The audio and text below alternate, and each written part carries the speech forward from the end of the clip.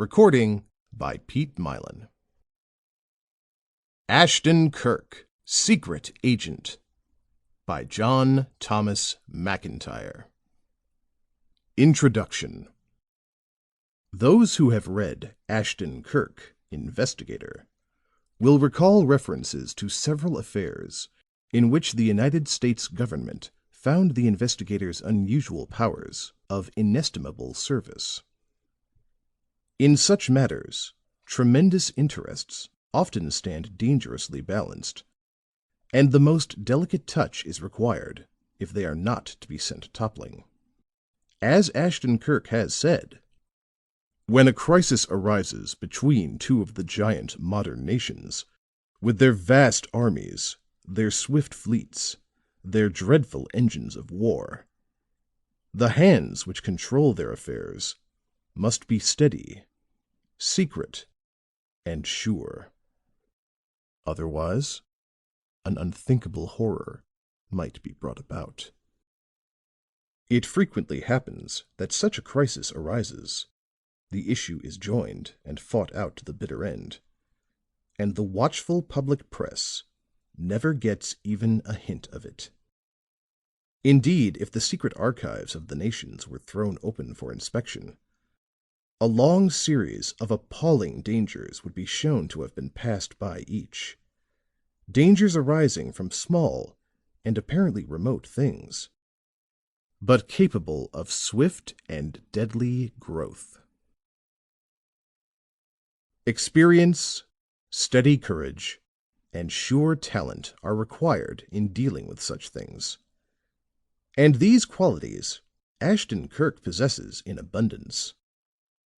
To be sure, the departments of the government have the Secret Service at their hand, but the specialist is called in when the general practitioner is at a loss, and he is as much a part of the structure as his regularly employed colleague. The adventure of the present story is only one of many to be told of Ashton Kirk.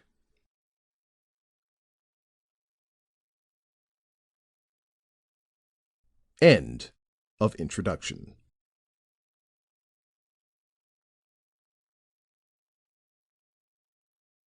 Chapter 1. Some Peculiar Circumstances. Fuller studied the heavy, decided signature at the bottom of the typed page. Then he laid the letter upon the table. "One who judges character by handwriting," said he, "would probably think the secretary a strong man." Ashton Kirk took the stem of the long German pipe from between his lips. "From your tone," said he, "you do not so consider him." Fuller was looking down at the letter. "With that looking me in the face, how can I? Here is a matter of tremendous importance. One of the most guarded secrets of the government is endangered. Yesterday, in what was undoubtedly a panic, he wired you begging help. Then, almost immediately after, he weakens and writes, requesting you to do nothing." Thick clouds arose from the Coblentz. The smoker snuggled down into the big chair luxuriously. "And from these things," said he, "you draw that he lacks force?" "Yes.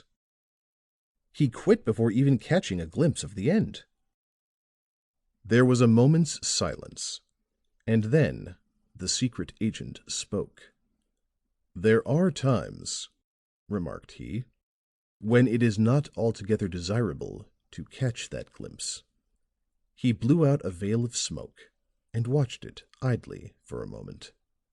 "It is possible, in pushing a thing to the end," he added, "to force an entirely unexpected result. Take, for example, the case of the Molyneux chaplet, some little time since. Could there have been more fire, more determination than that exhibited by old Colonel Molyneux in this room when he brought the matter to our attention?" And yet, when I showed him that his own daughter was the thief, he instantly subsided." Fuller regarded his employer with questioning eyes. "You think, then, that someone concerned in the government has been found out as—" But the other stopped him. "Sometimes," said he, "we are even more anxious to spare an enemy than a friend. And the reason usually is that we do not care to force the said enemy into such a position that his only resource would be an open blow." "Ah." Fuller's eyes widened. "They hesitate because they fear to bring about a war." He looked at the secret agent, the question in his face growing. "But with whom?" Ashton Kirk put aside the pipe and got up. "For years," said he, "the specialists of the Navy Department have been secretly working upon a gun designed to throw a tremendous explosive. That it was delicate work was shown by the quality of the men employed upon it, and that it was dangerous was proven by the lives lost from time to time in the experiments. 6 months ago, the invention was completed. The news leaked out, and naturally the powers were interested. Then, to the dismay of the heads of the department, it was learned that a most formidable plan to obtain possession of the secret had been balked by the merest chance. The agents of the government were at once put to work. Not satisfied with this, the secretary wired me to come to Washington at once. But I was in no haste to do so, because I foresaw what would happen." The questioning look in Fuller's eyes increased. "I knew that the agents of a foreign government laid the plan," proceeded Ashton Kirk. "Who else would desire information upon such a point? And at this time, there is but one government sufficiently interested in us to go so far." "You mean—" Ashton Kirk yawned widely, and then asked, "Have you seen the morning papers?" "Yes." "Perhaps you noticed a speech by Crosby, the Californian, in Congress. Rather a slashing affair. He continues to demand a permanent fleet for the Pacific and increased coast defenses." The windows were open.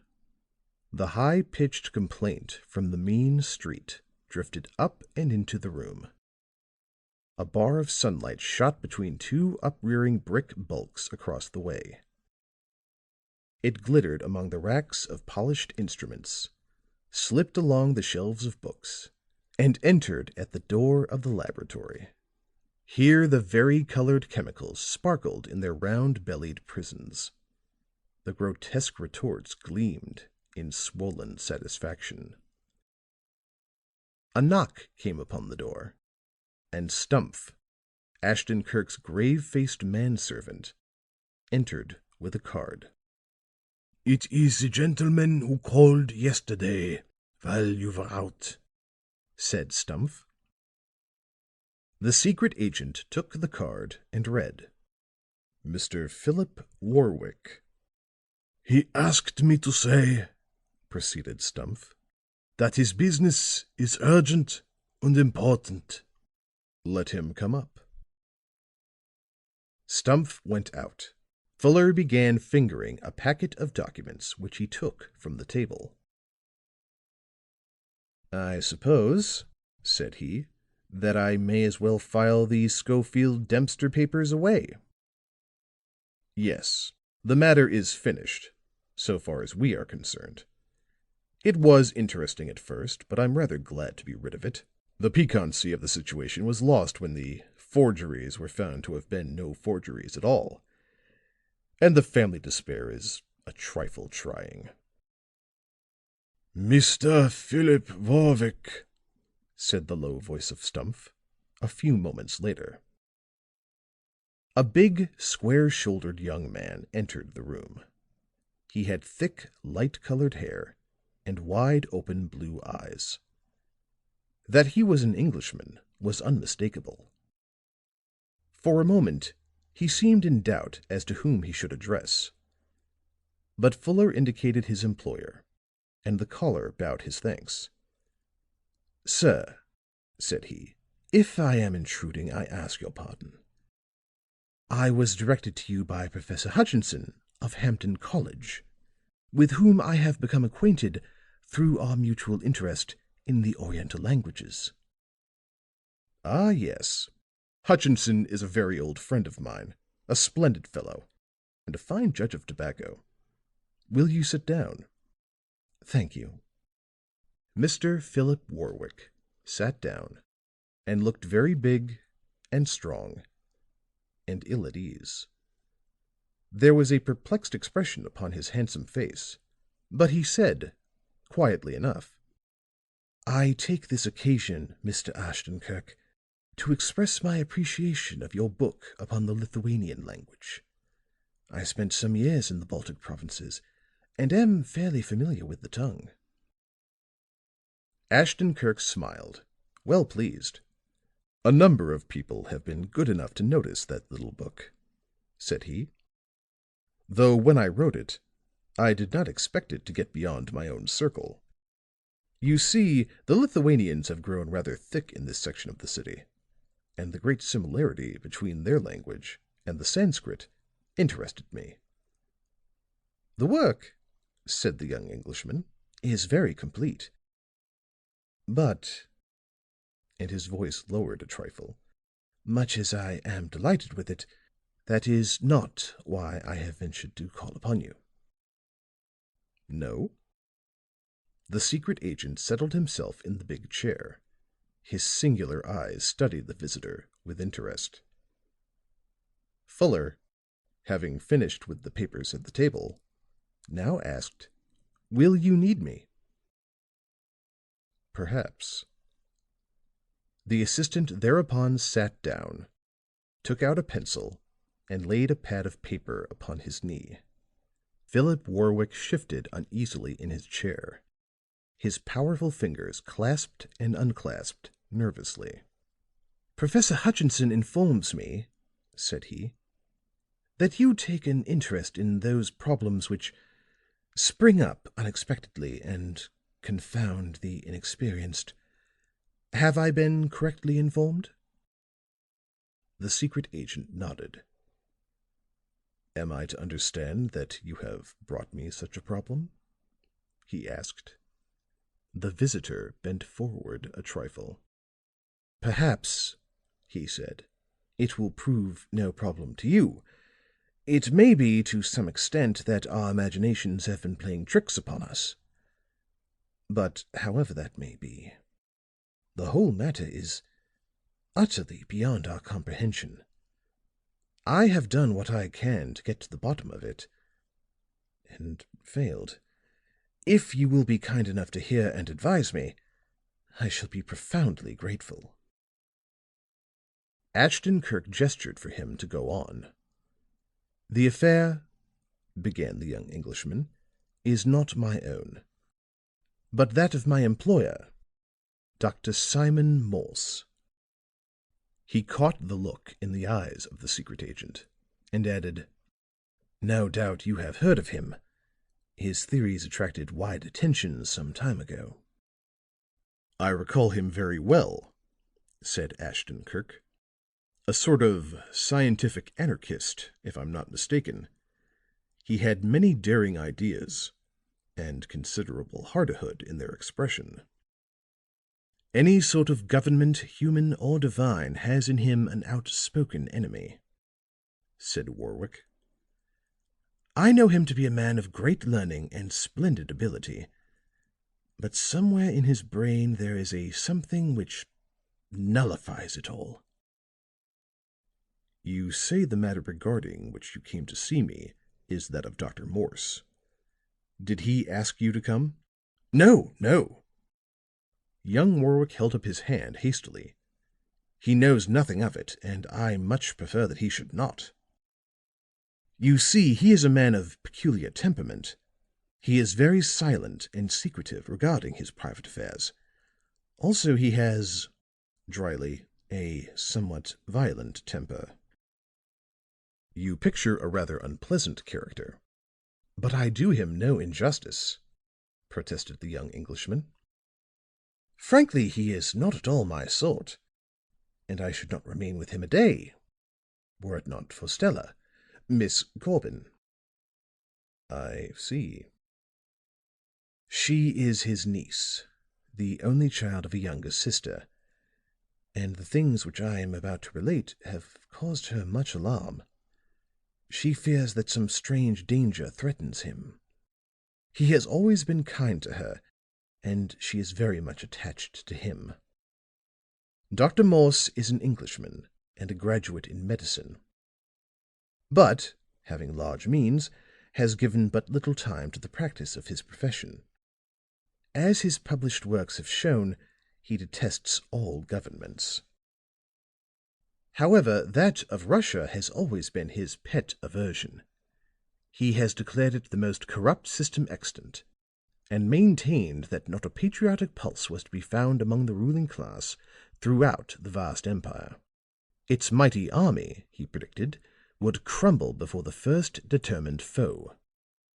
When the war broke out between Japan and Russia, Dr. Morse at once placed his niece in safe hands.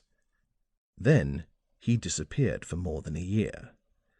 Upon his return, it was learned that he had, somehow, managed to have himself enrolled upon the medical staff of the Russian army, and had witnessed most of the operations in Manchuria. Though he came back rather worn, and with a slow healing wound, he seemed much elated. "I now have the direct proof which I desired," he said. "The Muscovite army reeks with chicanery, and the book that I'm going to write will set the whole world talking." But before beginning the book, he determined to have a long rest. He took a fine old house just outside Sharsdale in Kent, and with him were his niece and an old Frenchwoman servant who had been in the family for many years. They lived very snugly there for some 3 months. Then there began a most singular train of incidents. Of these I have but a slight personal knowledge, for, as I have said, Dr. Morse is a secretive man. But, little by little, Stella and I gathered up the fragments and put them together. The result was rather an alarming whole. Odd happenings became of daily occurrence. A peculiar, nameless something seemed hovering about the place. A vague agency was felt in the commonest things. The household began to live in the expectation of some indefinite calamity. Pardon me. You were at Sharsdale at the time, I take it? Yes, stopping at the village inn. My excuse was that I was doing some sketching, but with great simplicity. As a matter of fact, I was there in order to be near Stella Corbin. I see. Please go on. Gradually we came to know, from the doctor's manner more than anything else, that he fancied himself watched. Indeed, more than once I personally noted traces of what I can call mysterious visitations, and twice within as many months the house was broken into and ransacked from top to bottom. "A moment ago," said Ashton Kirk, "you spoke of odd happenings. Just what were the nature of these?" "What I consider the first," answered Warwick, "was the visit of Karkowsky.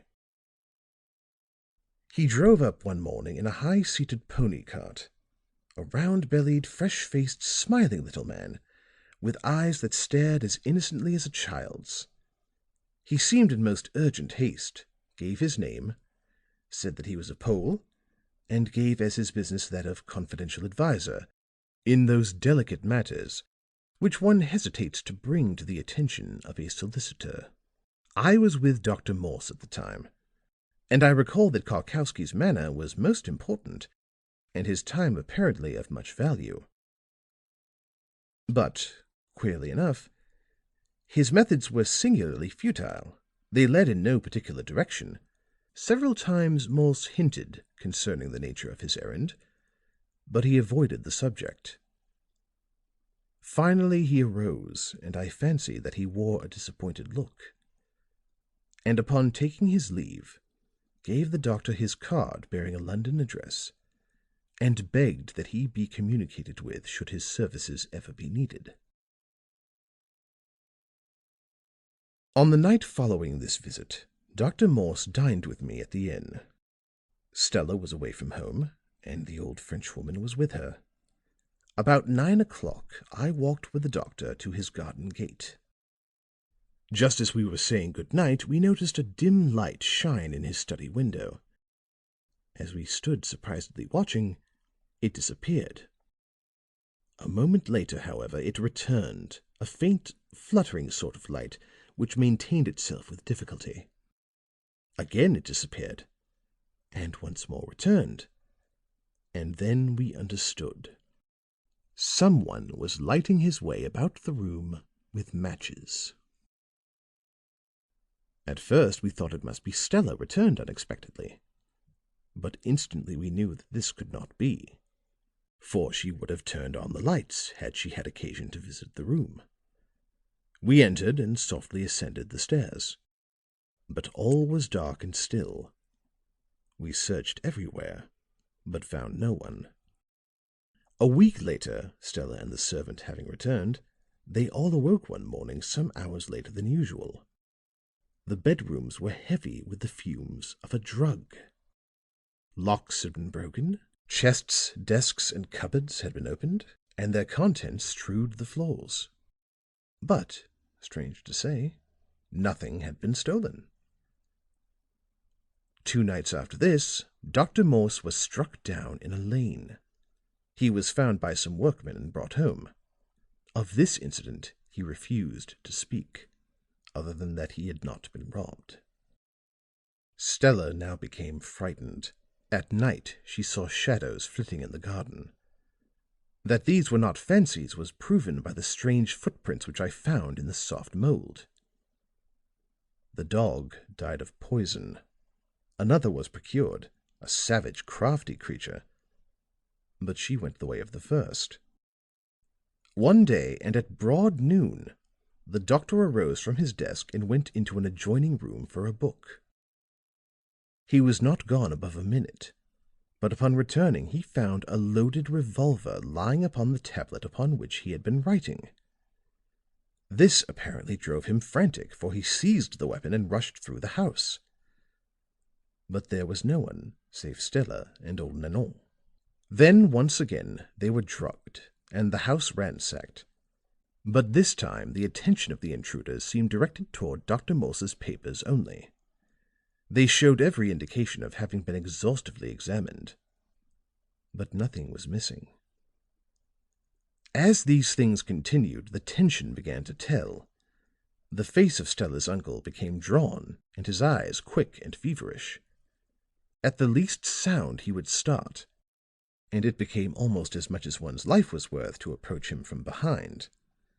Then, suddenly and secretly, he made up his mind to come to America. At the last moment he made me an offer to accompany them as his secretary. "The work upon my proposed book will be heavy," he said, "and I shall require aid." Here young Warwick nodded and smiled. "Nothing could have fallen in better with my desires than this," he said. And so, of course, I accepted the proposal. This was 3 years ago. At first we occupied apartments in the city here, but some 5 months back Dr. Morse took a house on Fordham Road, Eastbury. And there the work upon the book, the idea of which had greatly expanded, went on without a halt. But, and the young man gestured oddly, after the fashion of one curiously impressed, though the doctor had crossed the sea, he had not traveled beyond the reach of his mysterious persecutor. The happenings at Eastbury are every bit as queer as those at Sharsdale, and they began in the same way. As the doctor and I sat working in the library one day, a taxicab stopped, and Karkowsky, as cheerful, red-cheeked, and comfortable as before, alighted. And, as before, he seemed in great haste. Apparently, Dr. Morse had never marked, as I had done, Karkowsky's first visit as the beginning of his strange troubles. At any rate, he showed no resentment, but merely seemed surprised at so unexpected a visitor. The Pole talked volubly about the new country and of his prospects. The delicate matters, so he said, which it was his business to handle, were vastly greater in number in America. And I noted that he kept to this point. No matter what unexpected turn was given the conversation, he always came back to it. And all the time he kept his eyes fixed eagerly upon the doctor. But at the end of a half hour he arose. Again I sensed that he was disappointed, but he said nothing, merely handing my employer another card and begging that he be summoned any time his services were needed. Then he took his departure. It was next morning that I entered the library rather quietly and found Dr. Morse with a heap of mail before him.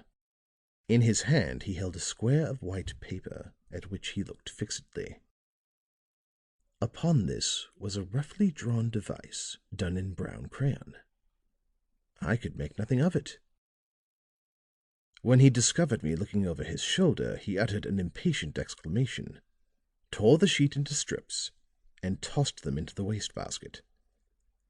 That same day I opened some mail matter, as was my habit when the doctor was not about. And in one of the envelopes I came upon a duplicate of the drawing that I had seen in my employer's hands. When I handed this to him a little later, I fancied that I caught a gleam of the old haunted look which I had so often noted at Sharsdale. "Have you, by any chance, one of these drawings?" asked Ashton Kirk. "I have." Philip Warwick took out a wallet, and from it selected a paper. "It is the third that came, and in every respect like the other two." The secret agent looked at the paper carefully. It bore a rough, hurried tracing done with a brown material, and looked much like this: a white rectangle with a shaded square on either end. Attentively, Ashton Kirk examined the drawing. But if it bore any meaning for him, he gave no indication of it. For placing the paper upon the table, he said, "Go on." "As I had suspected upon sight of Karkowsky," resumed Warwick, "the persecution of Dr. Morse was resumed. But, so it seemed, the matter had entered into a new phase. There was no more mysterious prowling, waylaying, and housebreaking. The mail only was used. But, so far as I know, duplicates of this drawing," pointing to the one which the secret agent had just laid down, "were the only things sent up to yesterday.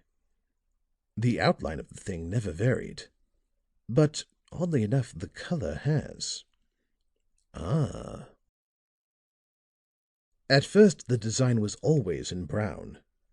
Then, finally, one came in light blue, and for a space they were all of that color. The next change was to black, then to red, and finally to white, drawn upon neutral tinted paper.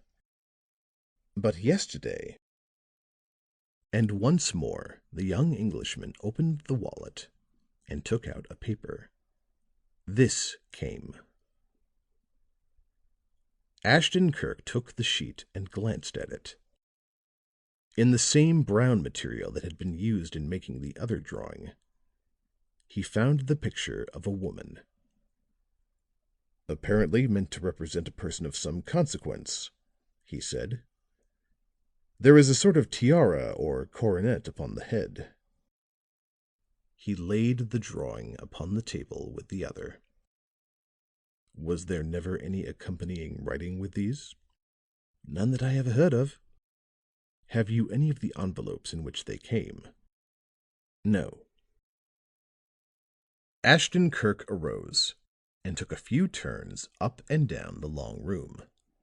Then, pausing at a stand, he opened a case of heavy-looking cigars, one of which he offered Warwick. "Thank you, no," said the young man. The secret agent, however, selected one, lighted it, and resumed his pacing. "That is about all I can tell you," said Warwick. "And now, if you can offer any explanation of it all, I beg that you do so. I shall be perfectly frank and say that I am not greatly interested in the matter beyond natural curiosity. But," and here the strong fingers began to intertwine once more, "Miss Corbin is filled with fear, and it is for her sake that I appeal to you." Ashton Kirk shot a quick look at him. "Your personal regard for Dr. Morse's possible safety is not very great, then." "I wish him no harm, but there is no warm feeling between us. If you knew him, you would understand the reason for this readily enough." He paused for a moment and then went on. "Perhaps," he said, "the matter, as I set it before you, seems absurd. But to Miss Corbin it is a continuous menace, a thing which throws its shadow across her uncle's daily path. To her it is impossible that what has happened and is happening has not a deep significance.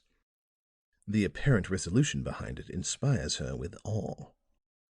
It is her firm conviction that if something is not done soon, unspeakable things will happen." Ashton Kirk paused by the table. The smoke from the heavy cigar curled pungently upward. "What address did Mr. Karkowsky's card bear?" he inquired. "It is in the Polish section, Corinth Avenue and 4th Street." "Do you know whether Dr. Morse has called upon him?" "I do not.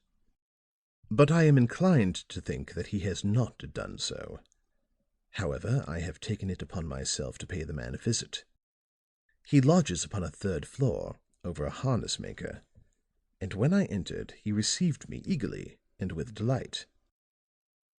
But when I began to question him, he grew enraged and ordered me from the place." "You have never repeated the visit?" "No." The secret agent drew softly upon the cigar. Its spicy aroma filled the room. "Coming into personal contact, so to speak, with this matter," said he, "it is but natural to suppose that you have formed some opinion as to the cause of it." The young Englishman nodded. "Yes," he said, "I have. It is my opinion that the Russian government is behind it all. They have heard of the proposed book." But Ashton Kirk shook his head. "The Russian government," smiled he, "is charged with a great number of things, and the foundations of most of them are as light as this. According to your story, Dr. Morse's papers were once examined very minutely. Were the notes for the book among them?" "Yes." "That, then, places Russia outside the probabilities. If that government had been sufficiently interested in Morse to have done the housebreaking, rest assured that the notes, if considered harmful, would have disappeared." "I have thought of that," said Warwick. "But," with a shake of the head, "St. Petersburg being denied me, I am at a loss." "There are two common causes for most things of a criminal nature," said Ashton Kirk. "These are robbery and revenge. The fact that nothing is known to have been stolen in either of the nightly visits to the house at Sharsdale seems to eliminate the first of these. And that Morse was twice drugged and once waylaid and still not seriously injured does away with the other." "It would seem to." There was another pause. The secret agent regarded Warwick intently. "Think carefully before answering the question I am now about to ask.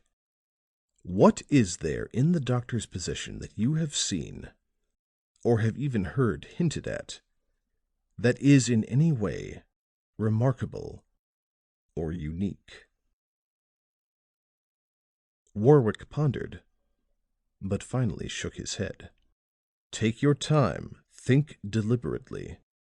What does he own that would excite the cupidity of persons of much power and great wealth?" "I know of nothing," replied the young man.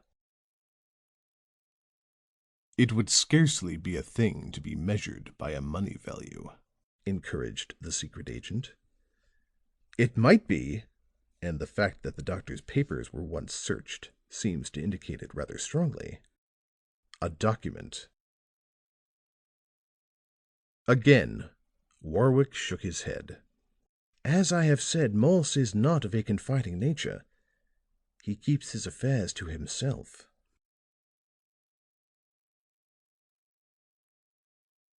Ashton Kirk laid his half-burned cigar upon a bronze shell, and as he did so, his eyes fell once more upon the drawing of the crowned woman. A sudden tightening about his mouth showed a fresh interest. Taking up the drawing, he examined it with eager attention. At length he said: "Previous to the first visit of Karkowsky at Scarsdale, Morse had never experienced any of the things of which you told me?" "No." "You are sure of this?" "Positive. Old Nanon would have been sure to have heard of them. She has been with him since he was a child." "You have mentioned that Dr. Morse is possessed of means. Did he inherit this, or did he accumulate it himself?" "He inherited it from his father." "Have you ever heard anything uncommon of the father? Any of the sort of things which you have just mentioned?" "No. According to Nanon, he was an extraordinarily gentle and simple-minded man." "Has Dr. Morse ever traveled in the East?" "In Egypt and the Holy Lands when a young man, seeking material for his anti-religious lectures. Then, of course, there was the war in Manchuria." "Have you ever heard him express any opinion as to Orientals?" "Only that they were intelligent and in many ways capable. The Japanese he only came within musket shot of, but," with a smile, "he thinks them very competent fighters." Ashton Kirk joined in the smile. "A remarkable race," he said, "and one of whom the last word has not yet been spoken."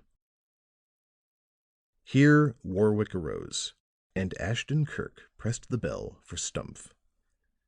"This," said the secret agent, "promises to be a very interesting matter.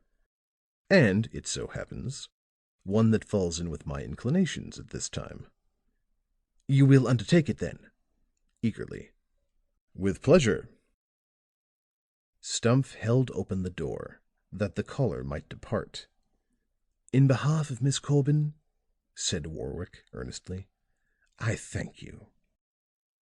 He hesitated a moment, and then said: "Before making a definite start in the matter, I suppose it will be necessary for you to visit us at Eastbury.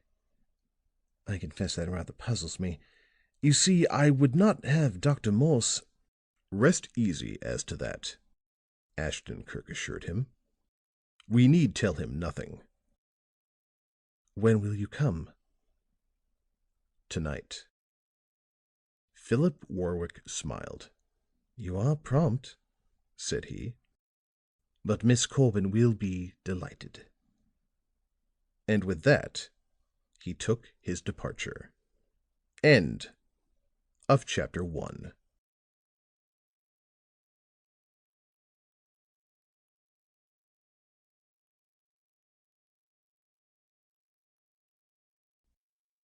Chapter 2.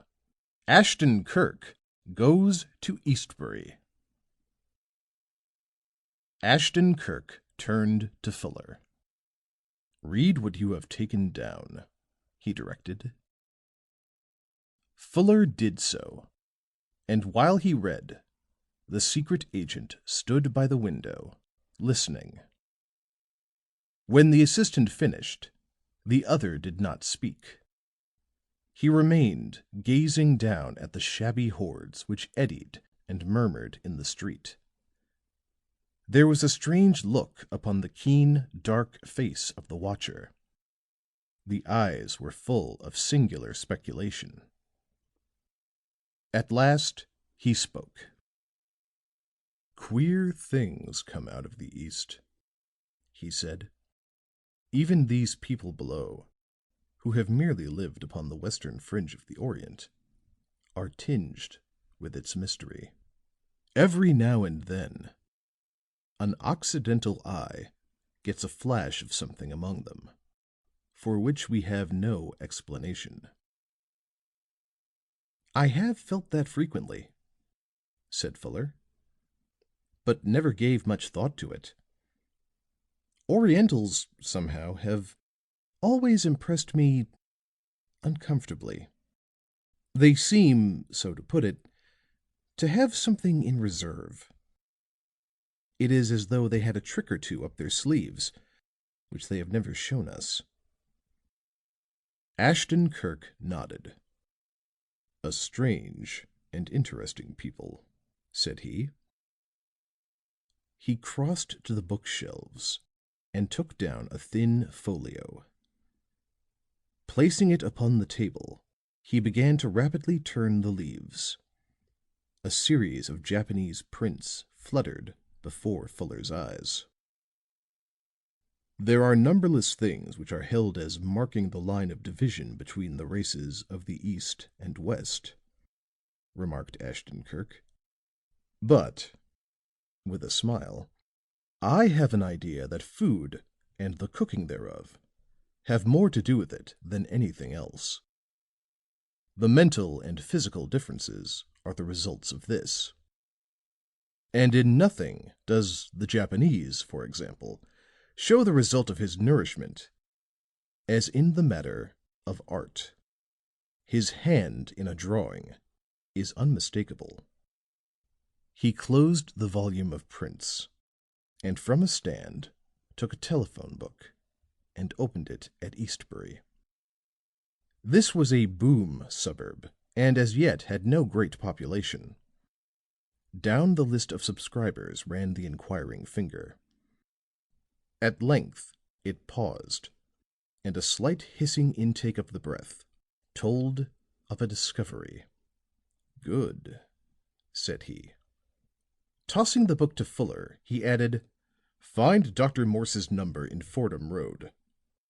While the deft fingers of his assistant ran through the pages, Ashton Kirk turned to a sort of rack.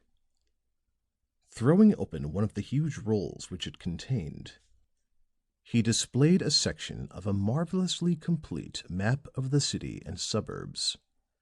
It was done by hand and in variously colored inks.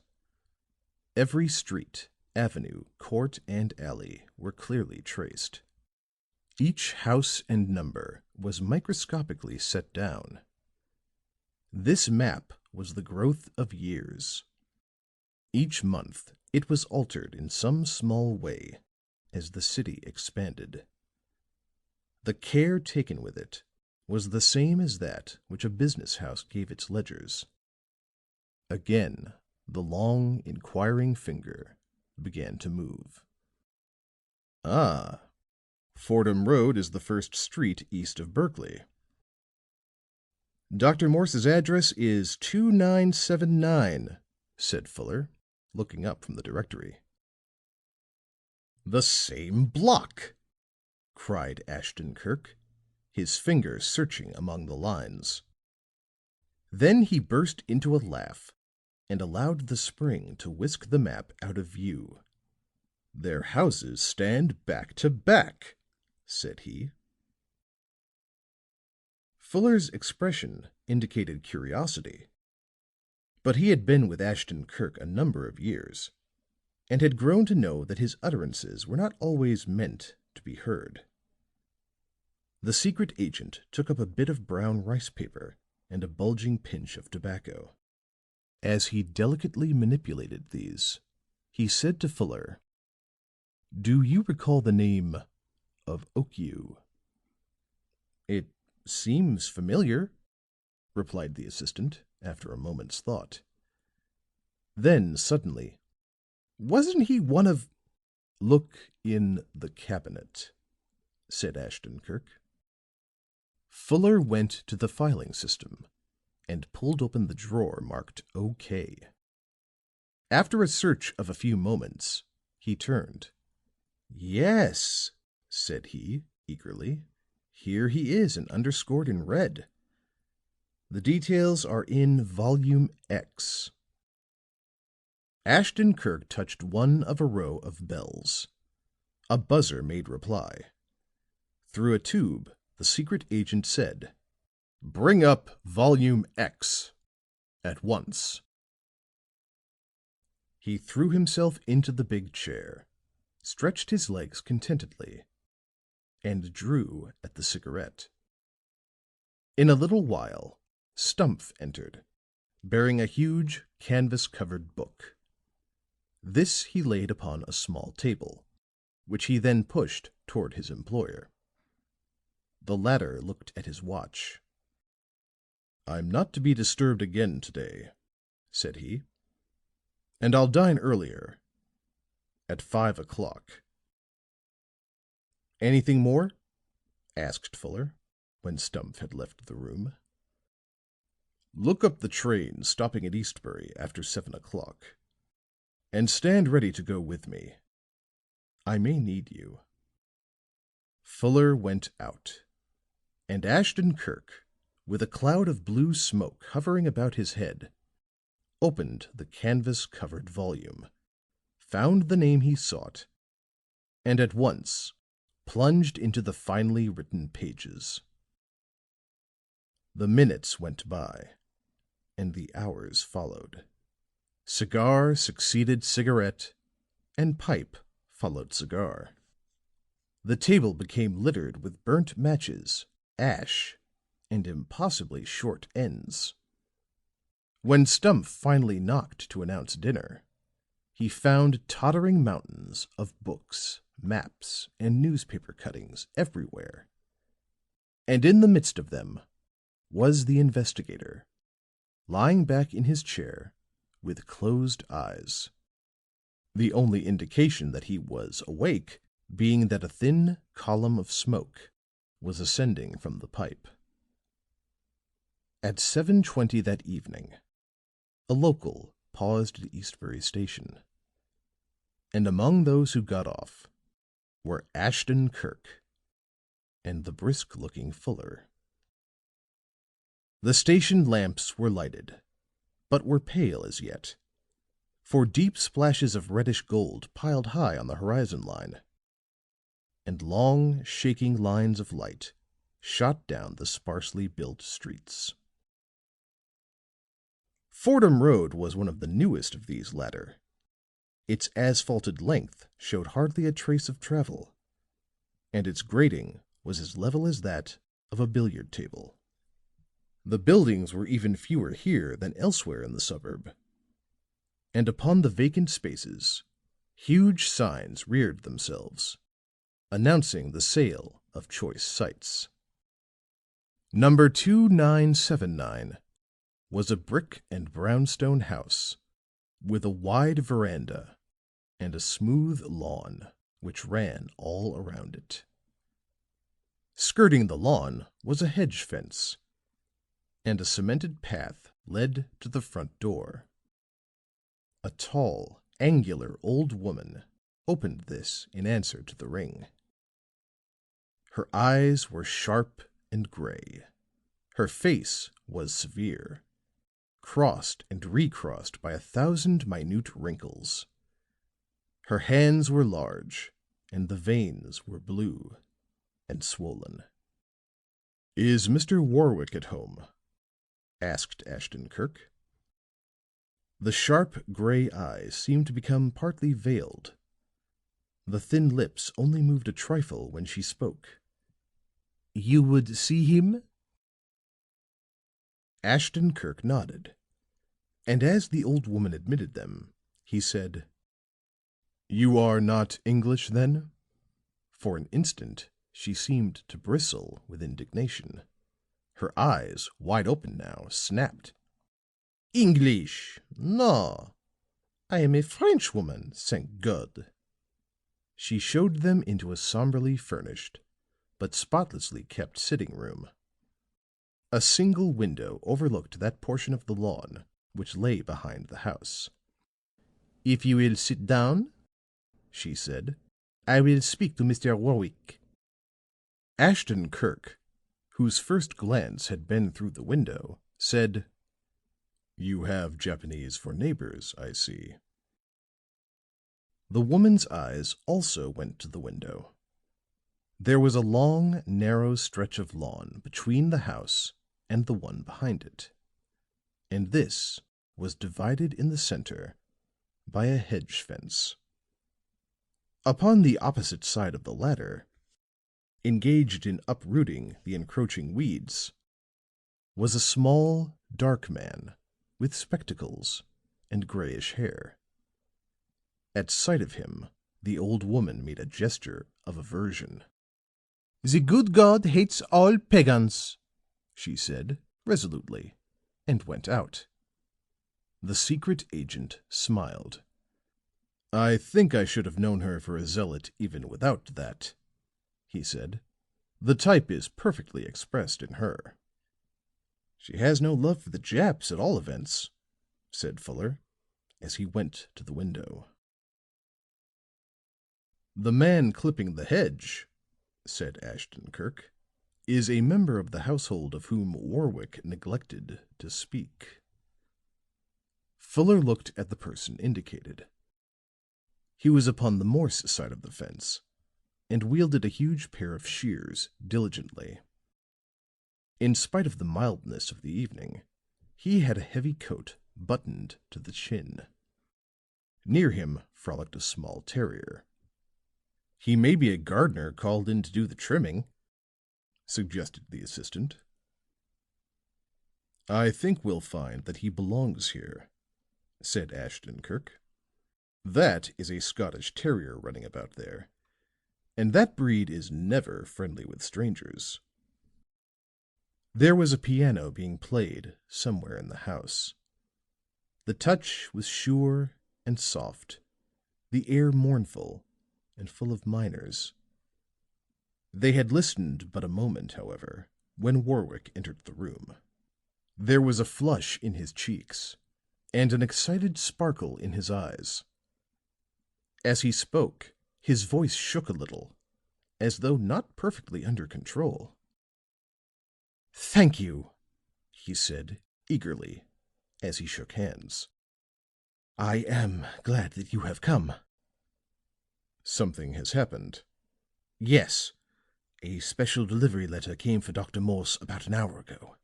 A few moments after receiving it, I heard him shouting aloud in the library, and apparently smashing things in his rage." "Did you go to him?" "No. When he is that way, we have found it a better plan to leave him alone. After venting his rage in the way I have just mentioned, he rushed from the place." Ashton Kirk did not immediately comment upon this. His eyes were upon the man clipping the hedge. "Who is that?" asked he. Warwick followed his glance. "Oh, a young fellow whom the doctor employs about the place. He is a Pole, and came about a month ago. He seems very intelligent, and I know he is hard up. Morse knew his father somewhere, I believe." "I see." The speaker turned from the window. "You were saying that Dr. Morse rushed from the house in a passion." "Yes, and I went at once into the library. Upon his desk I found this, which was, more than likely, the cause of the outburst." He handed Ashton Kirk a sheet of paper. In the center was a cross, the only peculiarity of which was that the downstroke was red and the other was blue. This the secret agent inspected with interest. "I believe you said that he cried aloud in the library. Did you catch any words?" "No, but Miss Corbin did. She told me that—" "Wait!" Ashton Kirk halted him. "I would like to speak to Miss Corbin personally." "Ah, yes.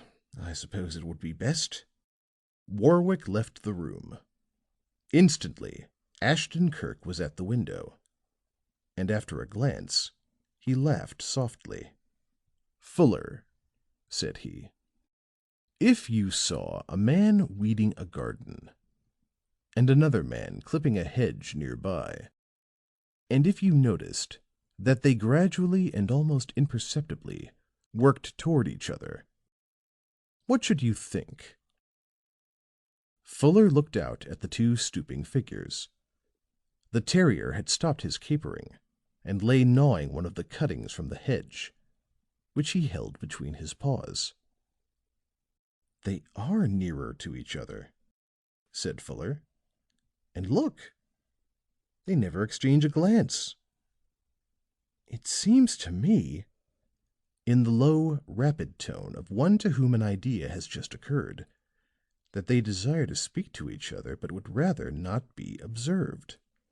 Before the secret agent could reply to this, Warwick re-entered, and with him was a girl. She was slight and dark, and dressed in white. Her most remarkable feature was her eyes. They were big and black and wonderful. Her manner was hushed and fearful. Her voice, when she spoke, was sunk almost to a whisper. "Philip tells me that you are a very gifted man," she said, after Warwick had spoken the words of presentation. "He says that hidden things are plain to you.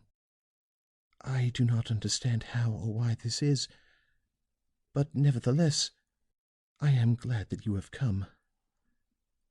And I only hope—" Here one of the slim, white hands trembled upon his sleeve, "that you have come in time." "I think," said Ashton Kirk quietly, "that you had better make an effort to control yourself. You are cold with fear. It is necessary that you answer a few questions. So try and calm yourself, even if only for that reason." "I can't. I can't." She made a despairing sort of gesture, the great eyes filled with a thrilling terror. "How can I be calm when I read such things in his face?" One hand was upon the arm of the secret agent, the other upon that of young Warwick.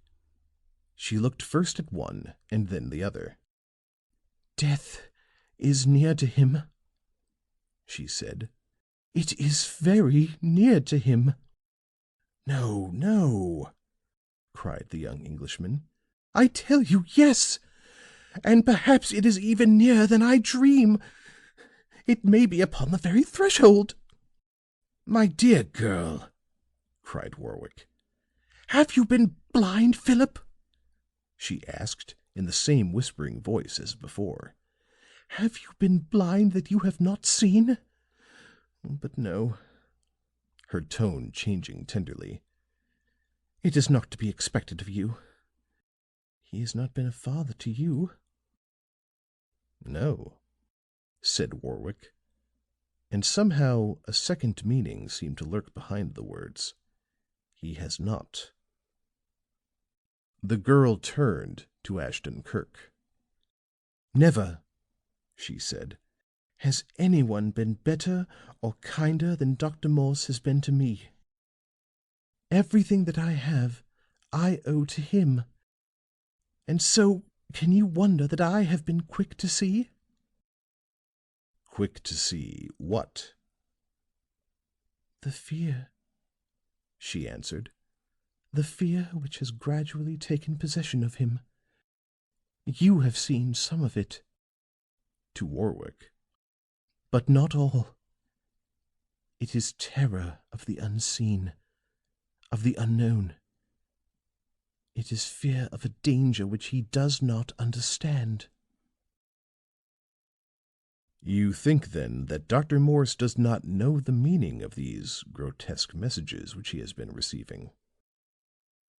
I know that he does not. I have always known it, but just how I cannot say. This evening, upon opening the letter, he rushed out of the library. I happened to be passing the hall, and heard him cry out, "Be plain! Who are you? What do you want?" Is that all you heard? Yes, for with the last word he threw open the front door and was gone. Ashton Kirk glanced at the two-colored cross. "Perhaps," said he, "if we could find the envelope which this came in, it would tell us something."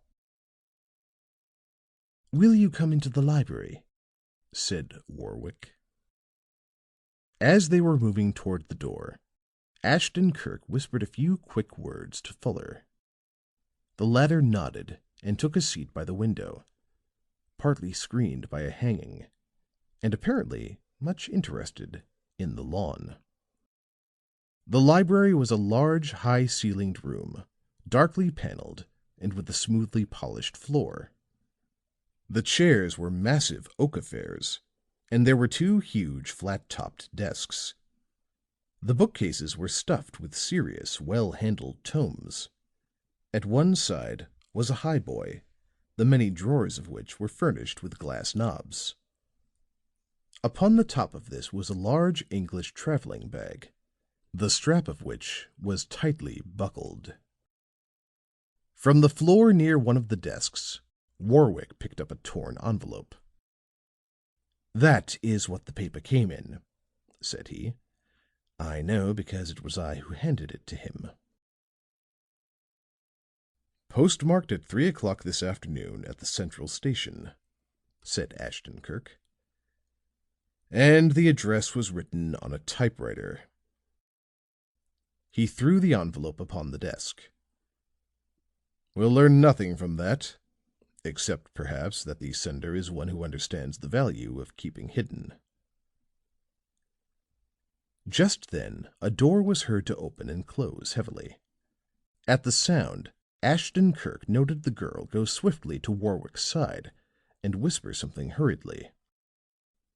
"No," said he, and there was just a trace of sharpness in his tone.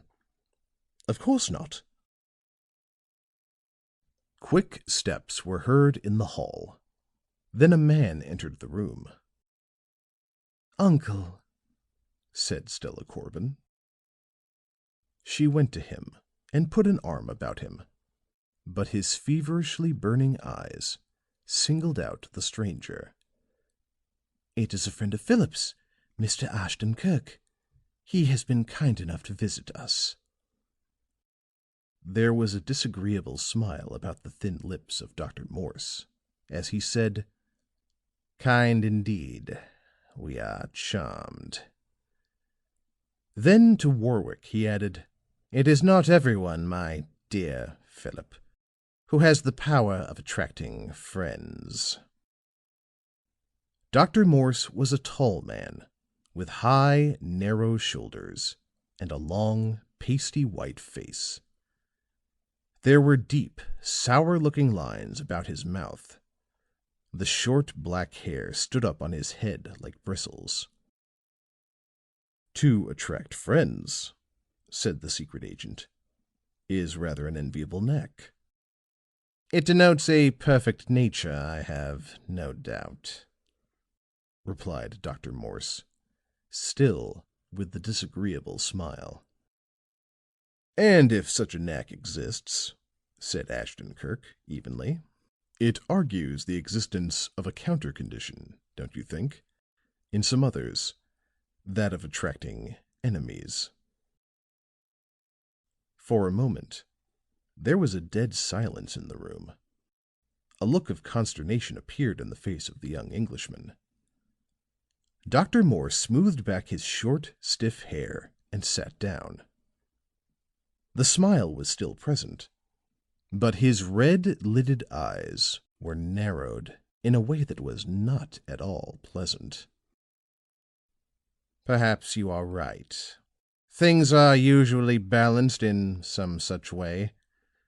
We all have our enemies," he added. "I have read somewhere that the fewer the personal foes, the weaker the man.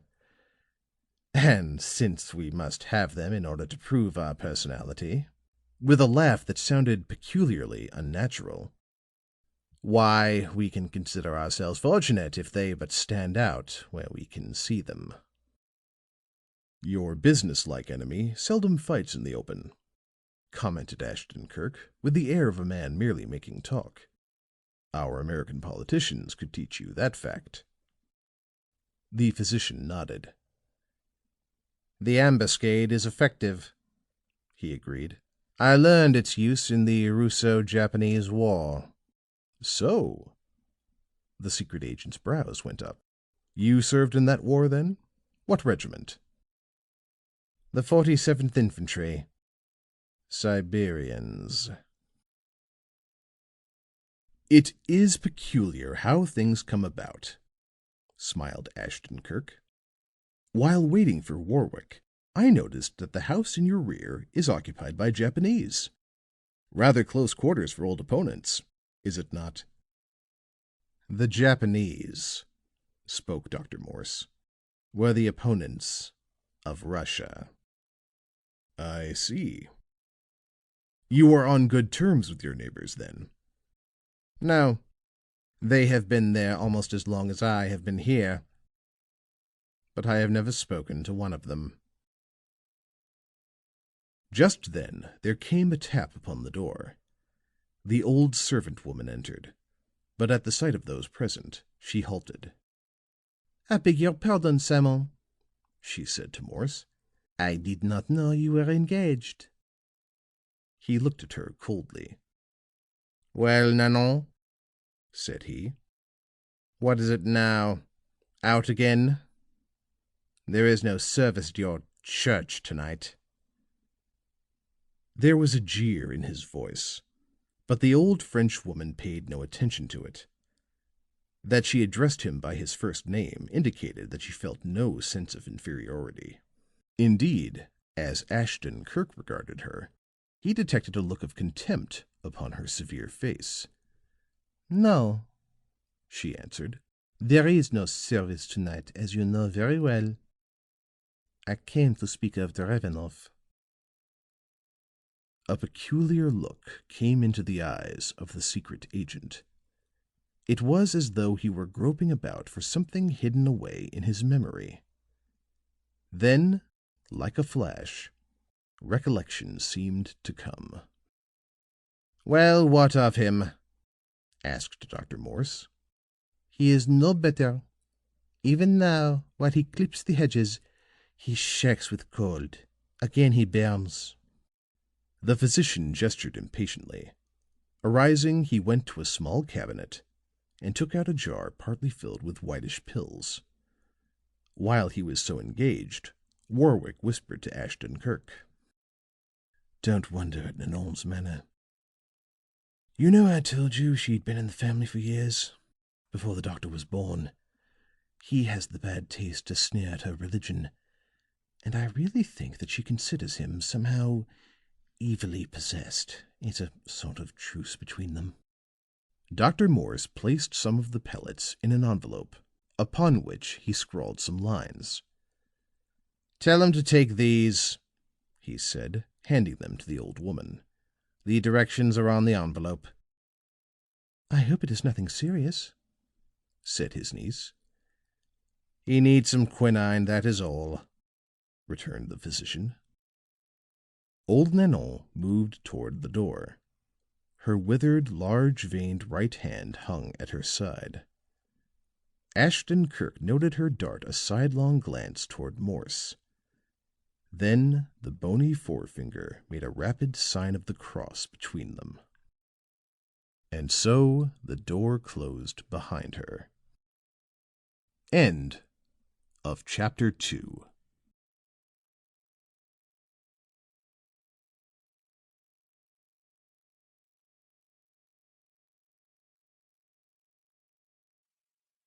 Chapter 3. An International Affair. Next morning, Ashton Kirk's car was drawn up at his door. In the hall, the secret agent pulled on a pair of gloves. At his side stood the alert Fuller. "You carried out my instructions?" asked the former. "Yes," answered Fuller. "I telegraphed the secretary that you would reach Washington by 11:40 and would call upon him at once.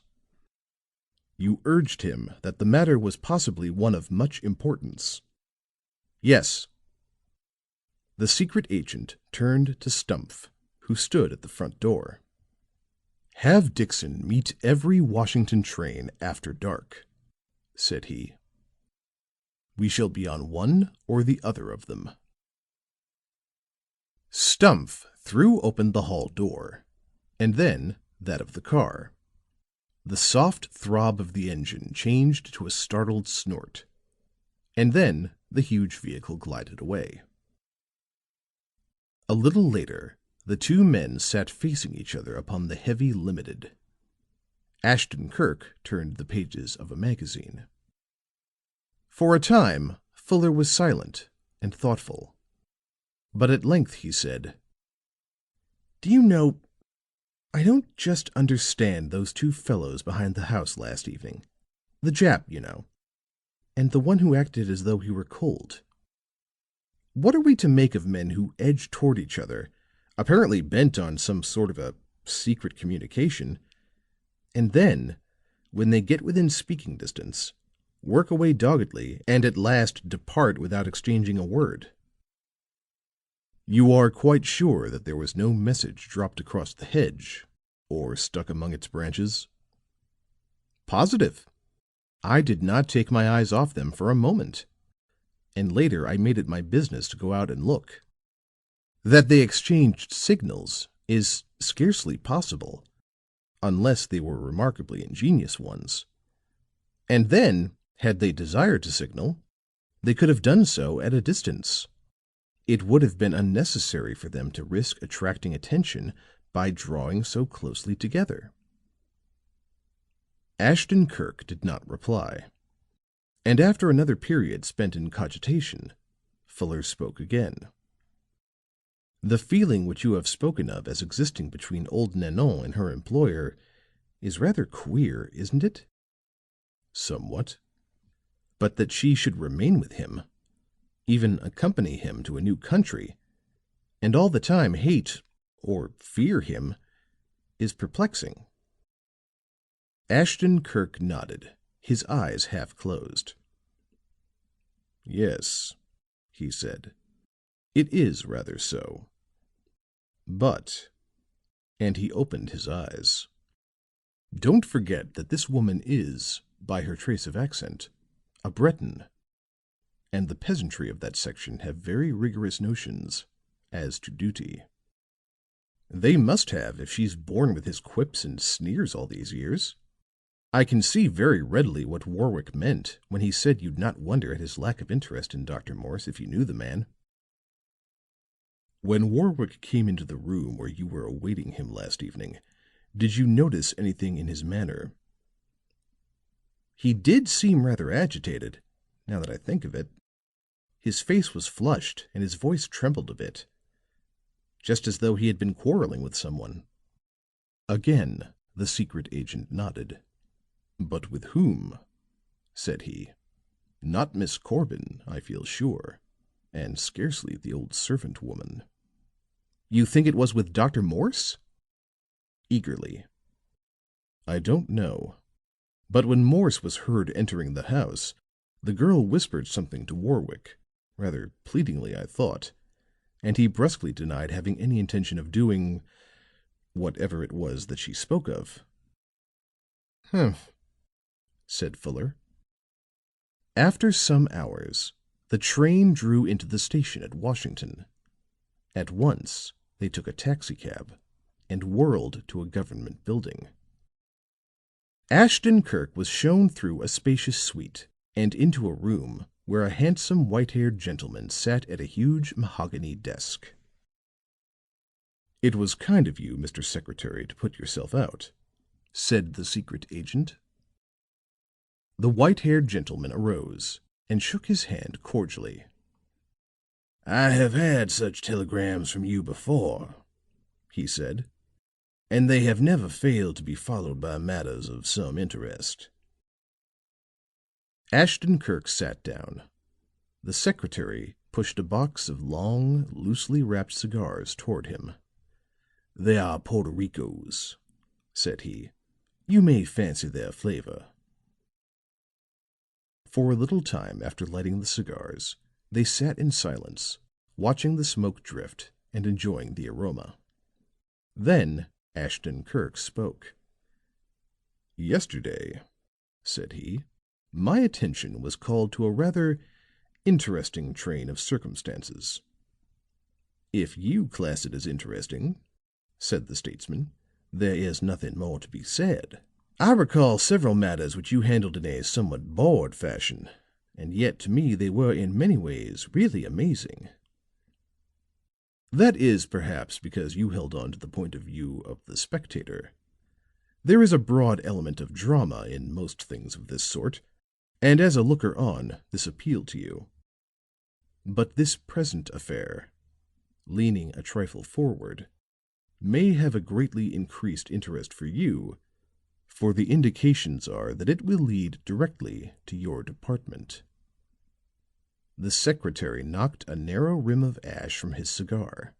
He examined the red end carefully, and then said, "Indeed?" "All countries have had their secrets," said Ashton Kirk after a pause. "Some never see the light. Others are only made known after centuries. If the hidden archives of the nations were thrown open to the world, history, perhaps, would have to be rewritten.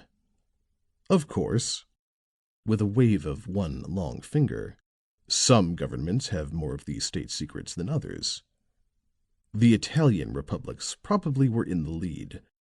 The United States I should place almost last." "You are very good," smiled the secretary. "But still we have some.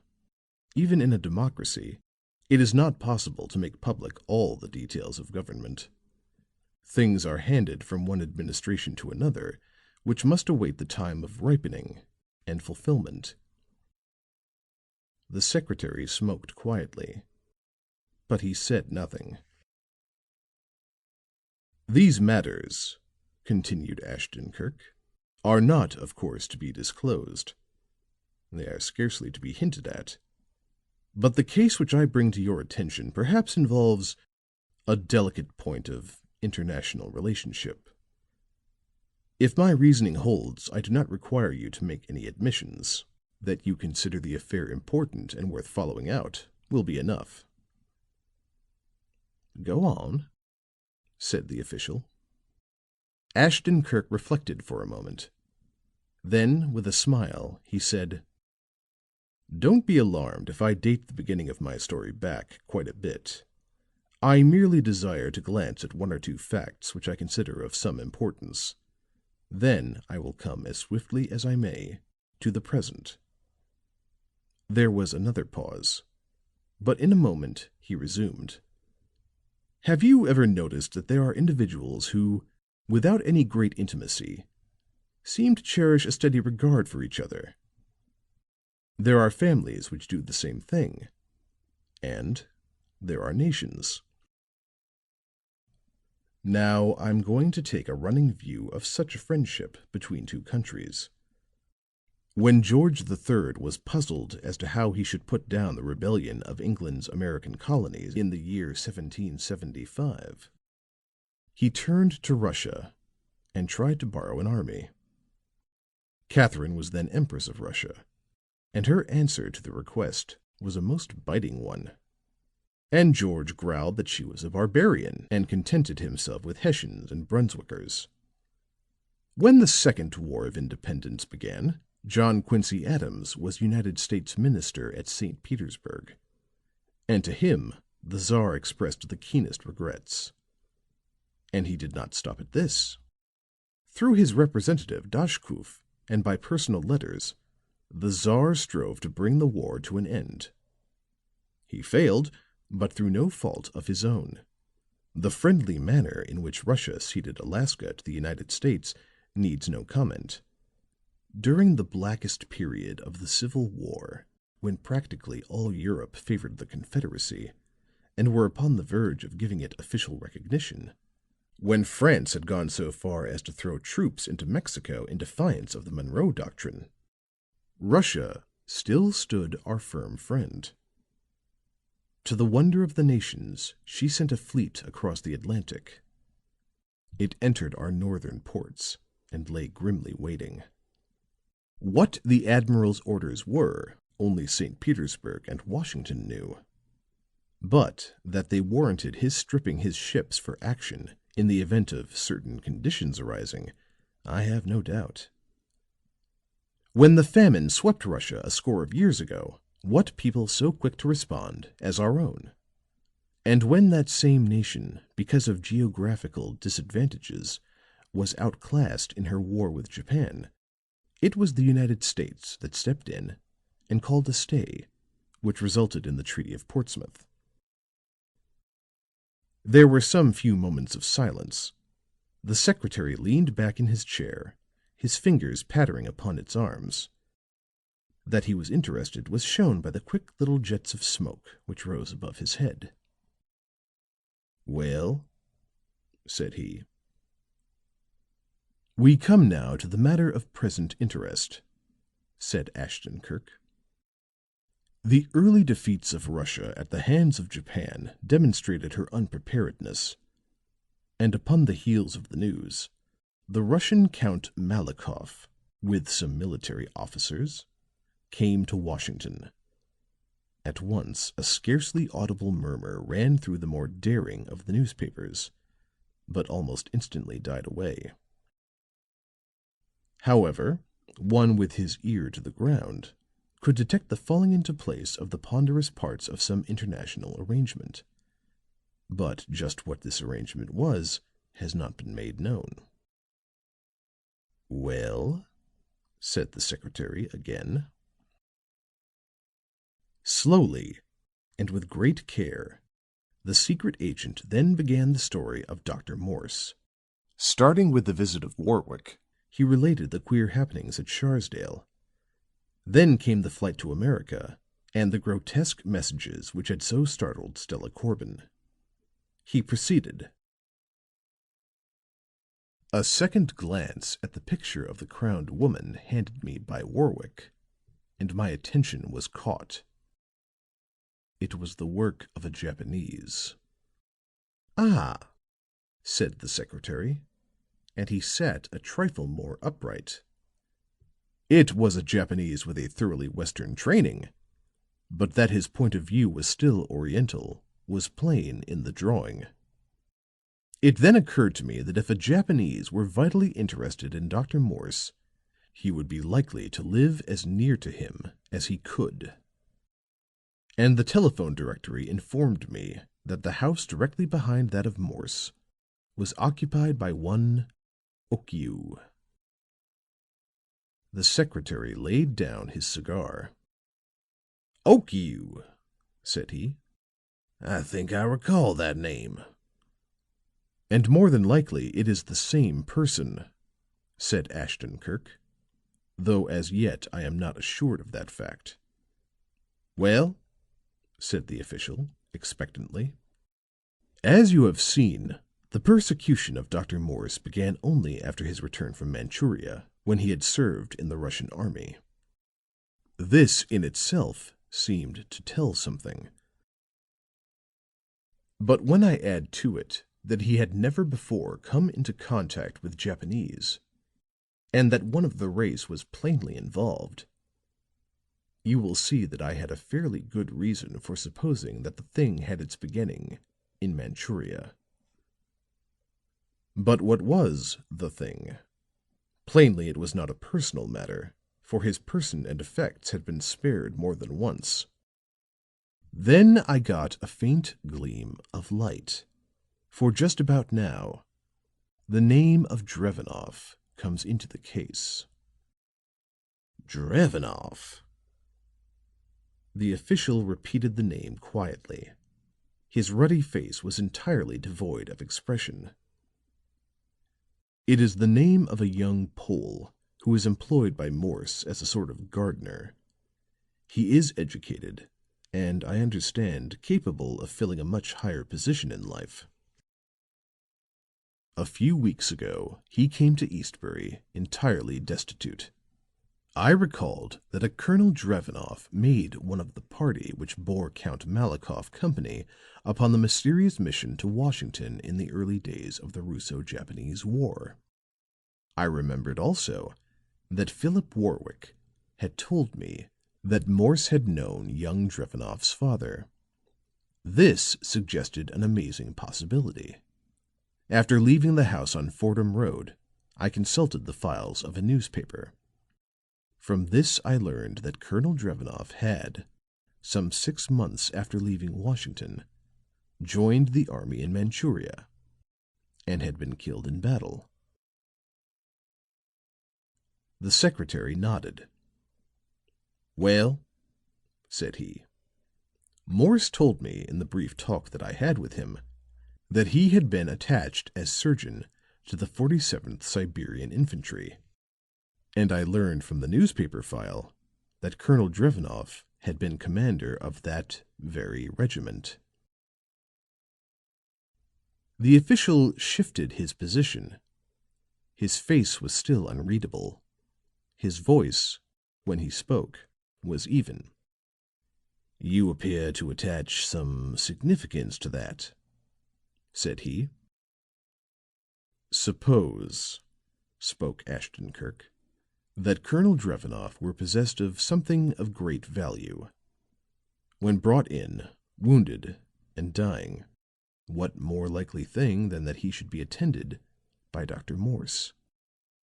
Also, it is not without the range of possibility that he should entrust this precious possession to the physician's keeping."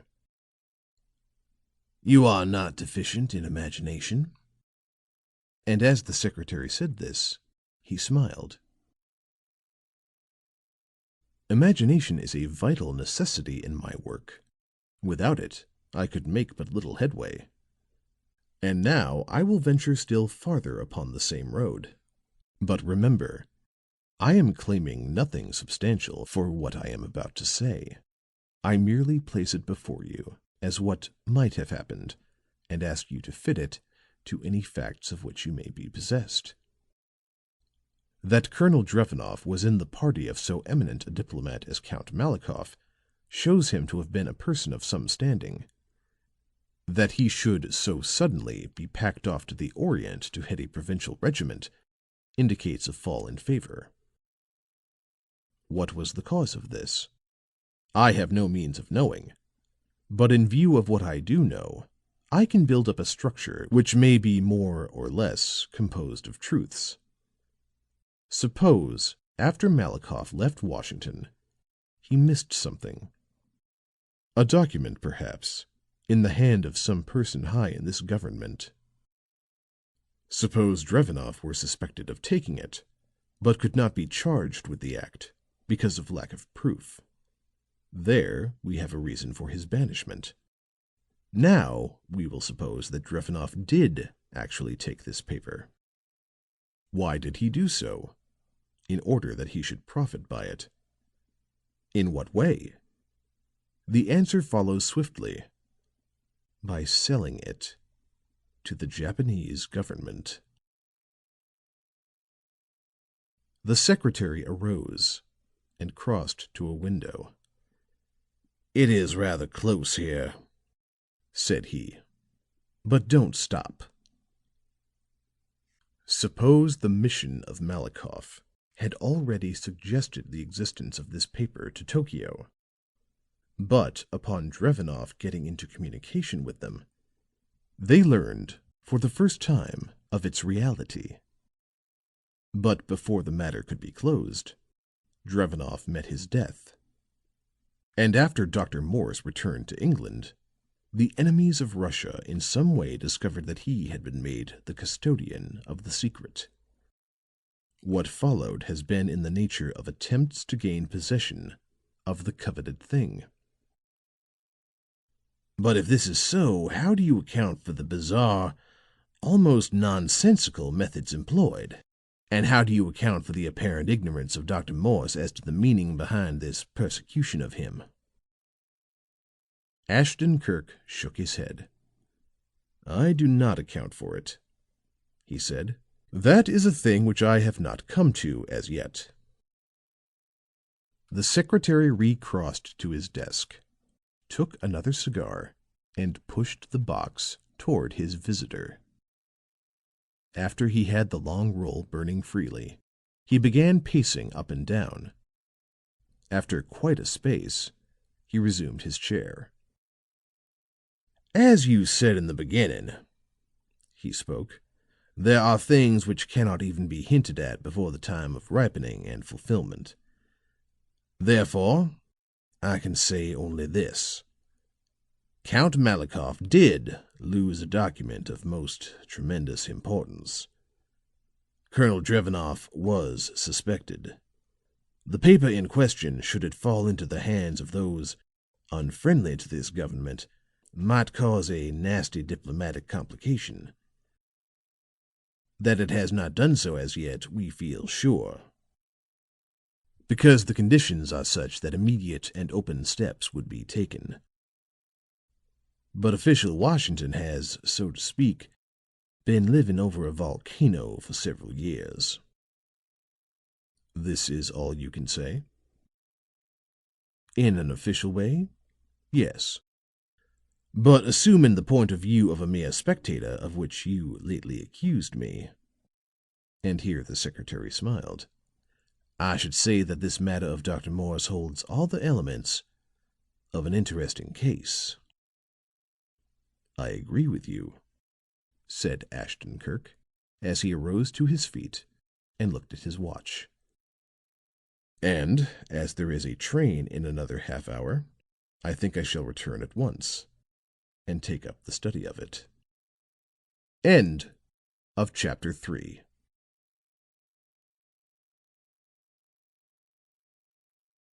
Chapter 4: The Taking Off of Dr. Morse.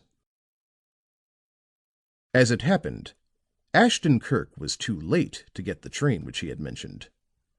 The next did not leave until 7:30, and even this was delayed on the way, so that it was rather an unusual hour when they stepped into the motor car which the waiting Dixon held ready for them.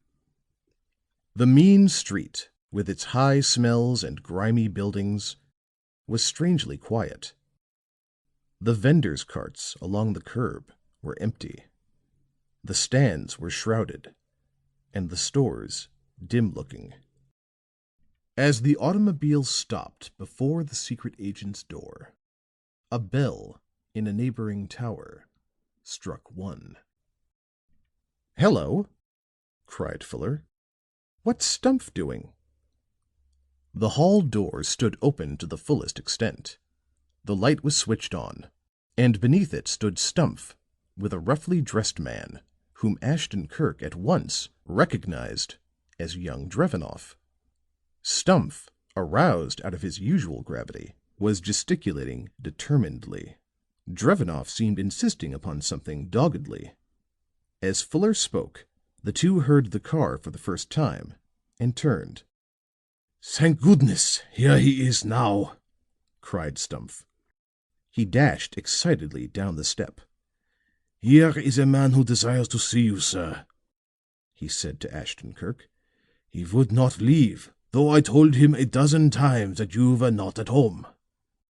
The secret agent followed by Fuller and the man, entered the hall, and the door closed behind them. "Well?" asked the former of Drevenoff. "You are Mr. Ashton Kirk?" "I am."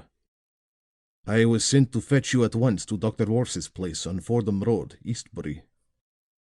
"Who sent you?" "Miss Corbin."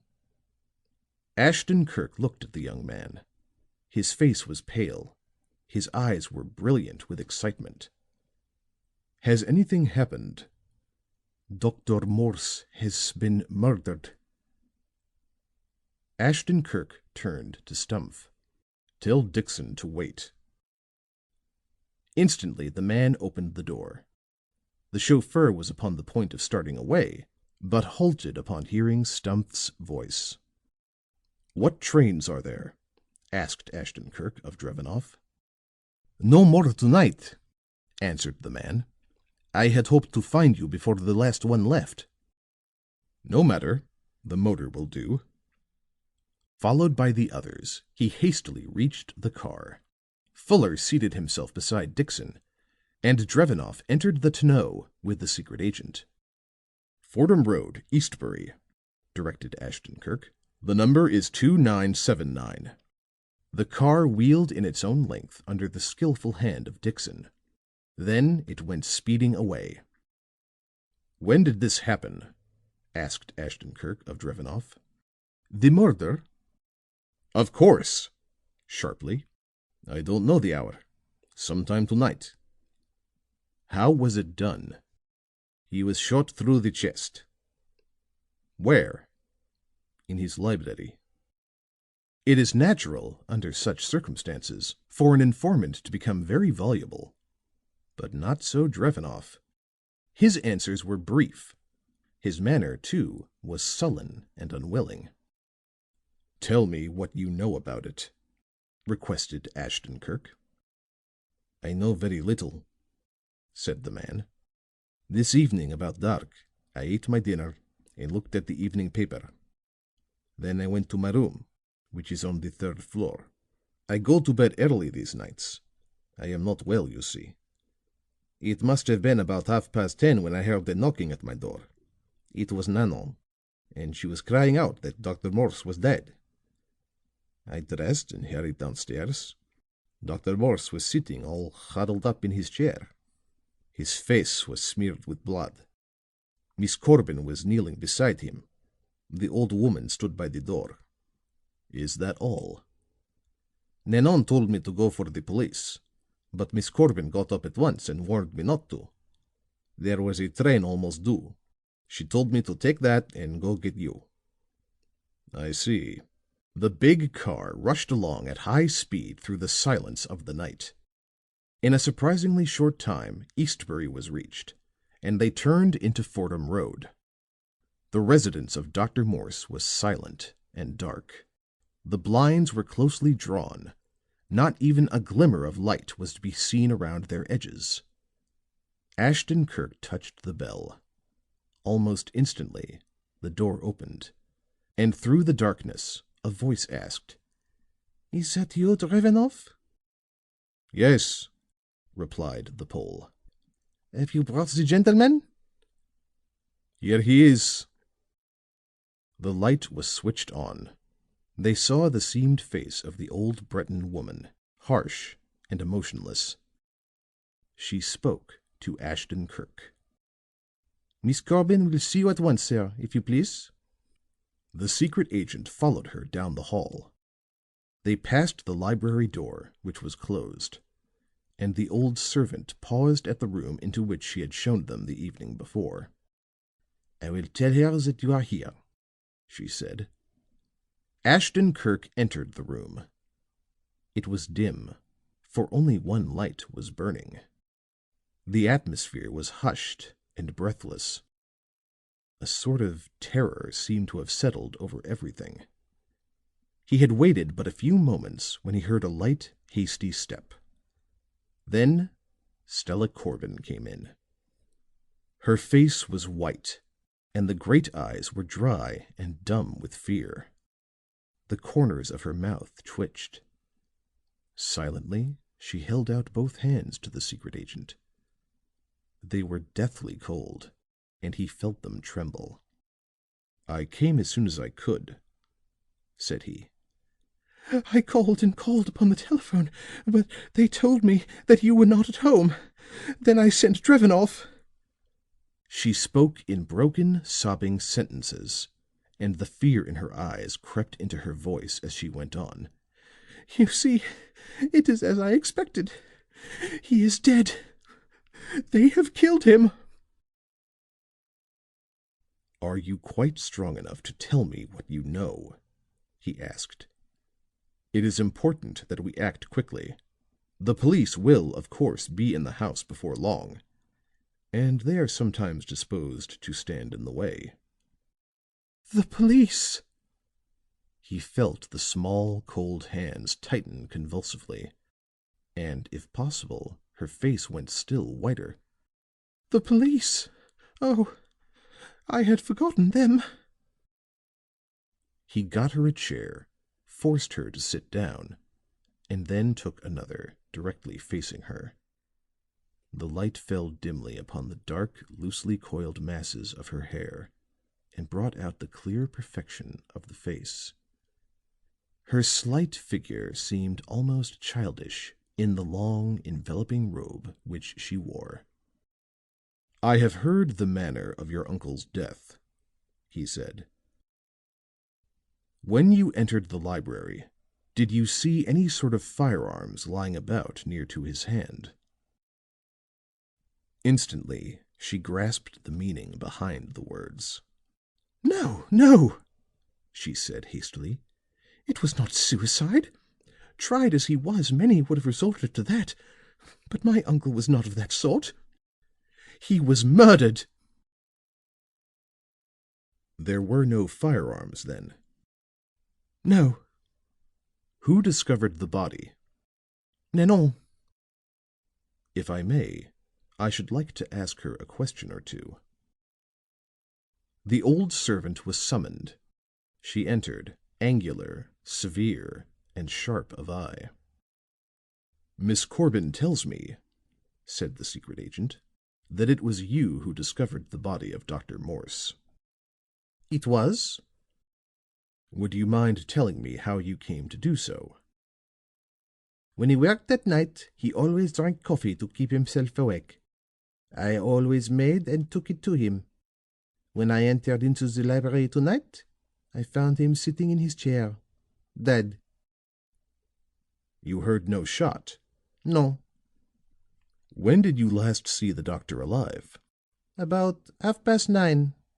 I had just finished locking all the windows and doors when he rang for me." "Is it your custom to lock up every night?" "Yes. I have always done so at 9 o'clock by the doctor's orders." "He was so urgent about this," said Stella, "that I have thought he feared a repetition of the entrances which occurred at Sharsdale." "You had seen that everything was fast, then?" said Ashton Kirk, looking at the old woman. "Yes. Every door and every window upon the lower floor, and every window overlooking the porch on the second floor. As there was no way by which the house could be entered by any of the other windows, we never bothered with them." "You say Dr. Morse rang for you as you finished locking up?" "Yes, sir, and I answered. He was in the library, and I was surprised to see that he was dressed as though he meant to go out, perhaps upon a journey. He had on his hat, an overcoat lay across a chair, and he was trying to turn a key in the lock of his traveling bag. The key was bent, and he had rung for me that I might bring him something to straighten it with. But as he was speaking to me, the lock turned, and he told me that I need not mind." "You say he was dressed as though to go out. Did he do so?" "No, sir, I am sure of that, because I went to the hall door and sat upon the step for some time. It was a fine night. So if he had gone out, I should have seen him." "How long did you sit there?" "About 10 minutes. Then I went to prepare the coffee." "While you sat upon the step, did you see or hear anything?" "I heard Dr. Morse talking." "With whom?" "I don't know." I heard the second voice, but not distinctly. I thought it must be Miss Stella or Mr. Warwick." Here the girl drew a deep, audible breath, and Ashton Kirk saw the old woman fix her sharp eyes upon her. "But," resumed Nanon, "Miss Stella tells me that it was not she." "You went directly from the library to the hall door after speaking to Dr. Morse, you say?" "Yes, sir." "Did you close the door while you sat upon the step?" "No, I left it open, thinking to hear if the doctor rang again." "No one else was in the library when you spoke to the doctor regarding the key?" "No one." "Was there a light in the hallway while you sat at the door?" "There was." "Should you have seen anyone entering the library?" "I should. To go into that room, he would first have to come through the hall." "There were no visitors in the house at any time during the evening?" "No," said Nanon. "I should have heard them ring, even if someone else had admitted them." Ashton Kirk turned to the girl. "It is necessary that I know everything that can be told me as to what took place in the house tonight. So you will pardon a question or two, I know." She inclined her head in answer to this, but her mouth twitched nervously, and her hands held tightly to the chair upon which she sat. "Where were you when you learned that Dr. Morse was dead?" proceeded Ashton Kirk. "In my sitting room, where I had gone to read immediately after dinner." "Who brought the news?" "Nanon. She stood at the foot of the back stairs and called to me." "Where is your sitting room?" "On the second floor at the back. The door was open, and I heard her at once." "Did you hear or see anything else previous to this?" "Very early in the evening I saw Drevenoff going to his room on the third floor. I sat facing the doorway and had a view of the stairs." "He did not come down again?" "Not until Nanon called him." "You are quite sure of that?" "Quite. I should have seen him had he come down." There was a pause of some length. The secret agent looked from one to the other of the two women, and finally he said to Nanon: "You say that you are not sure that the second voice you heard in the library was Mr. Warwick's." Again came the quick, deep-drawn breath from the girl, and again the gray eyes of the old woman sought her face. At the same time she replied: "I heard a voice. Whose it was, I cannot say."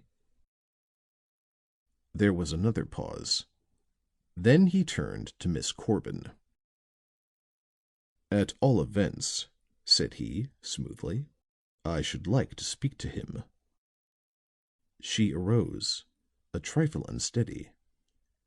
"I am sorry," she said in a low voice, "but I am afraid that is impossible just now." "Impossible?" "He is not here. He has gone away." "Gone away?" It was old Nanon's voice, and it was pitched a shade higher than usual. She took a step toward the girl, the thick gray brows bent over the sharp-sighted eyes. "Where has he gone? Why did he go?" The girl did not reply. She put her hands to her face, and the secret agent, as he looked at her, saw that she shivered as though struck with a chill. "I do not know," she said. For a moment the old woman stood looking at her, something like menace in her face. It seemed as though she were about to burst forth into a torrent of words. But Ashton Kirk rose. "If you don't mind," said he, calmly, "I should like to go through the house." Slowly the stern eyes turned from the girl to the speaker. "You will not see him?" indicating the direction of the library. "Not until afterward." Without another word she walked toward the door. Ashton Kirk followed her. As he was stepping into the hall, he looked back. Stella Corbin was standing erect, her hands clasped, her face white and drawn with what seemed suspense. And the great dark eyes, filled with terror, were fixed steadily upon him. End of chapter 4.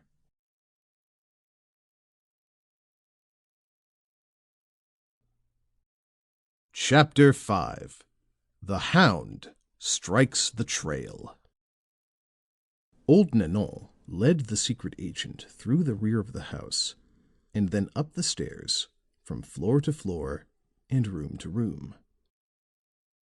His eyes seemed to take in everything, gauging, measuring, speculating. Now and then he asked a question, to which she returned a brief, illuminating answer. Finally, they descended, and Ashton Kirk examined the front door. Beside the ordinary spring lock, it had a heavy bolt. "When you left the step and went back into the kitchen to prepare the coffee, did you close this door?" he asked. "I did, and bolted it." "Did you look at it after the body was found?" "It was I who opened the door for Drevenoff when he started after you. It was still bolted." Both Fuller and Drevenoff stood in the hall, and as old Nanon paused at the library door, Ashton Kirk said to the Pole, "How far away is the nearest police station?" "About half a dozen blocks," answered the other. "I want you to go there at once and report what has occurred." "I can call them upon the telephone," suggested Drevenoff. "I prefer that you go in person," said Ashton Kirk, smoothly. "More than likely they will send a man or two. If so, please wait for and return with them." Nanon opened the library door, turned the switch which controlled the library lights, and then stepped back. "He is there," she said, one lean finger pointing to the empty doorway. "Will you not go in?" Ashton Kirk looked at her keenly. "No." She drew back further, and he noted her make the same furtive sign that he had caught upon his first visit. "He has filled the world with evil," she went on, "and you see the end of it. Who knows but what that room swarms with things that the soul should fear?" With this, she turned and retraced her steps down the hall, and they saw her re-enter the room where the girl had been left. "A queer sort of old party," commented Fuller, "and one that seems to stick to her opinions." The two went into the library and closed the door behind them. The hideous thing which sat huddled in the desk chair compelled their instant attention. The head lay tipped back, and the face was caked with dry blood. From one thing to another, the secret agent swiftly turned his attention. His singular eyes were narrowed, his nostrils widened, like those of a hound searching for the scent. "He was killed while he sat," said he to Fuller. "His position in the chair is too natural for it to be otherwise. And from the size of the wound, I should say the weapon was a small one. The fact that no one, not even a woman seated just outside the door, heard a report, also indicates the same thing." Around the library went the secret agent. The side windows were tried, but were fast, as were those opening upon the porch. A raincoat lay upon the floor. Upon the top of the highboy rested a dark, soft hat. "The bag," said Ashton Kirk in a low voice. "Was there a bag?" asked Fuller. In a few words, the other related what old Nanon had said. Fuller whistled through his shut teeth as he searched the room with a glance.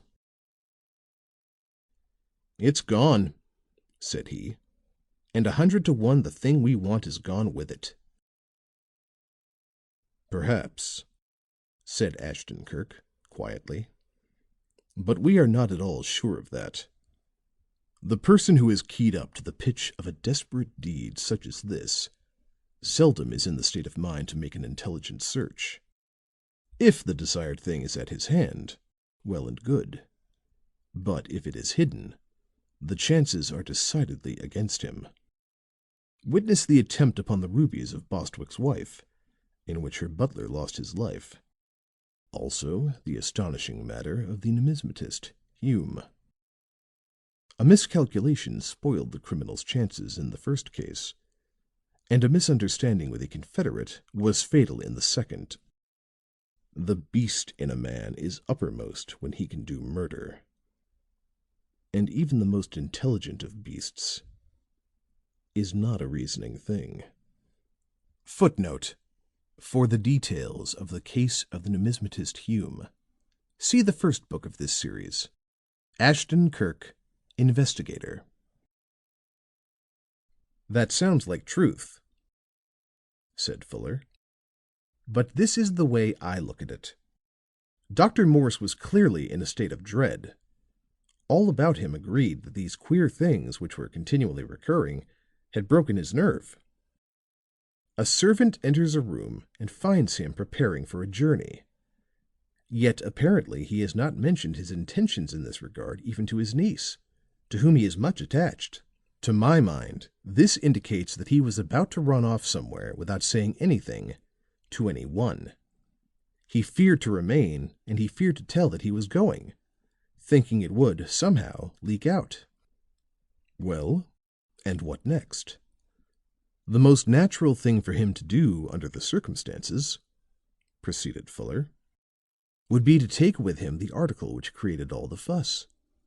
It would be against human nature to leave it behind. He was about to put it into the bag, or he had already done so, when the servant saw him endeavoring to turn the key."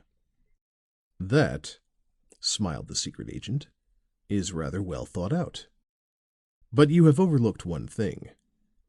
That Dr. Morse intended doing as you state would necessitate his knowing definitely what his mysterious communicants desired. His own acts, and especially his own words, as overheard by his niece, indicate the reverse of this. And if he did not know what they wanted," with a twinkle in his eye, "it is certain that he could not pack it away in a bag." Fuller looked perplexed, but nodded understandingly. "That's so," said he. "I forgot for a moment that the case had that peculiar phase." Again he looked all about. "However," he continued, "the bag is not here, and if the murderer took it with him, you can bet that he had an excellent reason for so doing." While Fuller was speaking, Ashton Kirk lifted the coat from the floor. Several of the pockets were pulled out. At once he examined the coat worn by the dead man. The inside pockets of this were also turned out, as were those upon the lower outside. "There was a search," said he, "but as before, when the house at Sharsdale was broken into, the personal valuables were not its object. Here is his watch in his fob pocket, and this," taking up a torn card case from the desk, "lies just where the criminal flung it in his anger at not finding what he wanted. Its contents," pointing to a tightly wadded heap of bills also upon the desk, "are there." "Suppose," doubted Fuller, "that the paper wanted was in this pocket case. The murderer would have taken it. As it stands, you do not know whether he found it or not." "I think I do," replied Ashton Kirk. "A man who has sought for a thing for a long time is delighted at finding it. The man who threw those bills upon the desk," holding up the tightly twisted lump, "was angry. That is plain in the vehemence of the act. He stooped and pulled open drawer after drawer in the desk. Their contents were tumbled, showing that a rough and hasty hand had been plunged into them. Fuller was gazing in fascinated silence at the long, supple, inquiring fingers as they deftly ran through everything. Then, suddenly, he noted them halt. At once his glance went to the owner's face. Ashton Kirk, his eyes turned in a sidelong look toward a door at the rear of the room, stood in an attitude of listening. Fuller was about to speak, but the other lifted his hand in a warning gesture. There was an instant's silence, the secret agent listening as before. Then he bent toward Fuller and said softly, "Switch off the lights." Stealthily, Fuller crossed the room and did so. Then he stood waiting. In a few moments he heard a slight creak from the hall and a muffled sort of jar. A minute or two passed. He was then astonished to hear the voice of the secret agent speaking in an unconcerned tone of voice. "Hello?" muttered the young man. "He is mighty cool about it, whatever it is. Turning off the lights to hold a conversation is rather new, I should say, outside of a spiritualistic séance." A short time passed. Then steps came along the darkened hall, and Ashton Kirk's voice said, "Now, Fuller, the lights, if you please." Fuller turned on the lights once more, and again the two entered the library. "I thought I heard you speaking to someone," said Fuller inquiringly. "Over the telephone," said the other quietly. "There was a little matter that I desired information upon." Again he resumed his inspection of the room. The furniture, piece by piece, passed under his keen eye. The floors, the walls, the hangings, the books and writing materials, nothing escaped him. At length he came once more to the highboy, with its numerous drawers and glistening glass knobs. First one and then another of the drawers he pulled open. Like those of the desk, they told of the same hasty hand. However, this seemed to be all they had to tell, for the secret agent did not spend more than an instant over each. But as he was about to open the last but one, Fuller saw him pause and bend nearer. Then out came a morocco case, and from this was produced a powerful magnifying glass. It was the knob upon the left-hand side of the drawer that had caught his attention. Putting the lens on this, it threw up a thick, dark splotch. "Blood," said Ashton Kirk. Fuller bent forward with great interest. "In searching the body after the shooting," said he, "the fellow, whoever he was, probably came into contact with the flow from the wound, and in opening the drawer he transferred it to the knob." But Ashton Kirk shook his head. "No," said he, "it is his own blood. Look." And he ran the glass from knob to knob upon the other drawers. "There are no marks here, and yet a man making a search would invariably start at the top, as I have done." Then the lens shifted back to the knob with the splotch. "Mark this one closely," he added, "and tell me what you see." "The knob has been broken," said Fuller at the first glance. "Exactly. All along its top there is a keen, ragged ridge. Probably seizing this to tear open the drawer, the criminal cut himself." For a moment the speaker stood studying the broken knob with its particle of dried blood. Then, like a flash, he turned to Fuller, his singular eyes ablaze, and snapped, On the desk there is a paperweight. Get it." Fuller, astonished, did as he was bidden. "What now?" he inquired. "Throw it through a bookcase door," was Ashton Kirk's astonishing reply. Fuller stood amazed. "What?"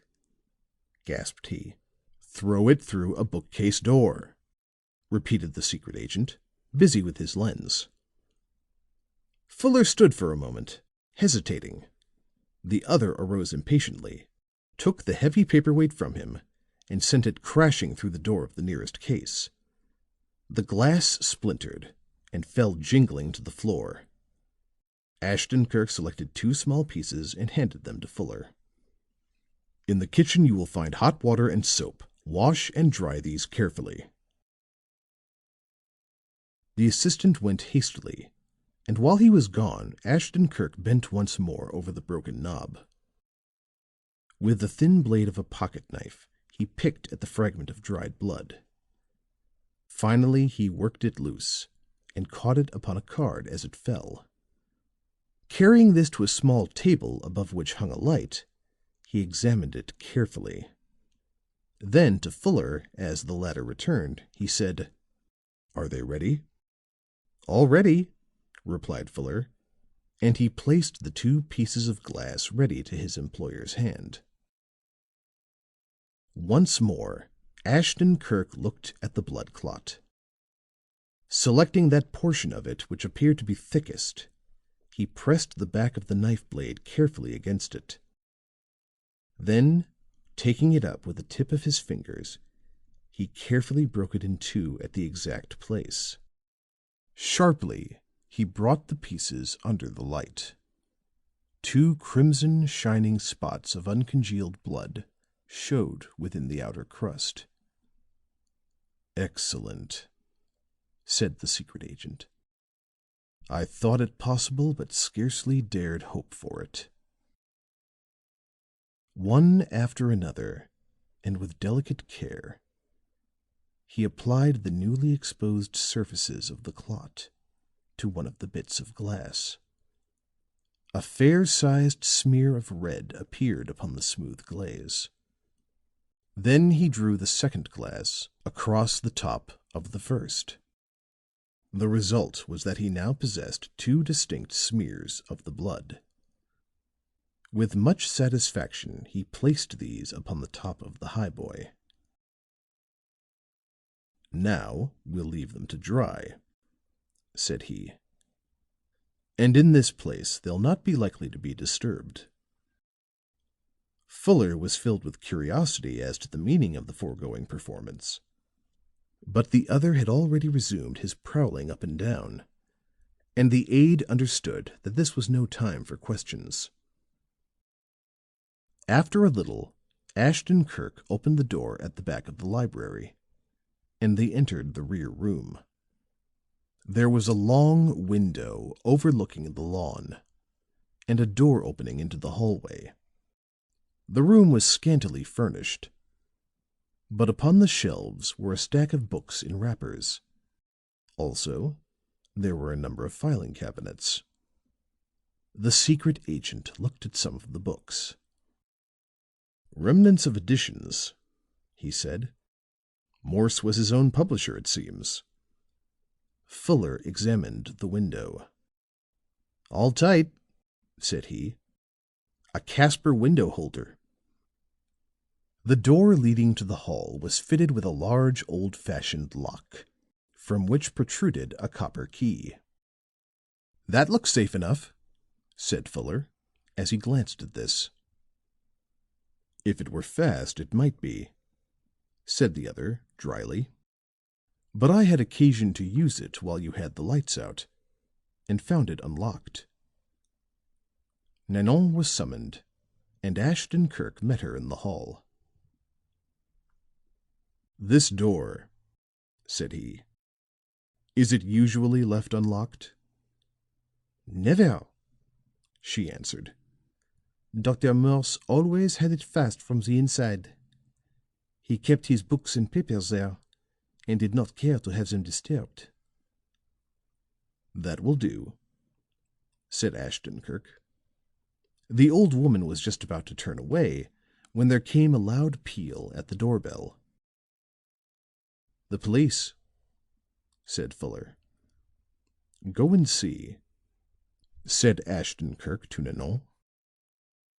Grimly she went along the hall, her spare, strong figure iron-like in its rigidity.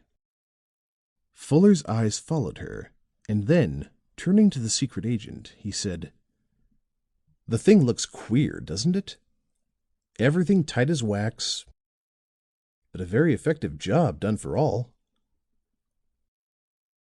Then, lowering his voice, he added, "There were only 4 of them inside, and from my way of thinking, the thing rests between them." The front door had opened in the meantime. They heard the murmur of voices, and then it closed sharply. The old Breton woman hurried back to where they stood, and as she came, the hall lights showed that her lined face had gone a livid yellow. Her bony, large-veined hands were outstretched. "Who is it?" asked Ashton Kirk. She pointed toward the door, quiveringly. "The Japanese," she answered. End of chapter 5.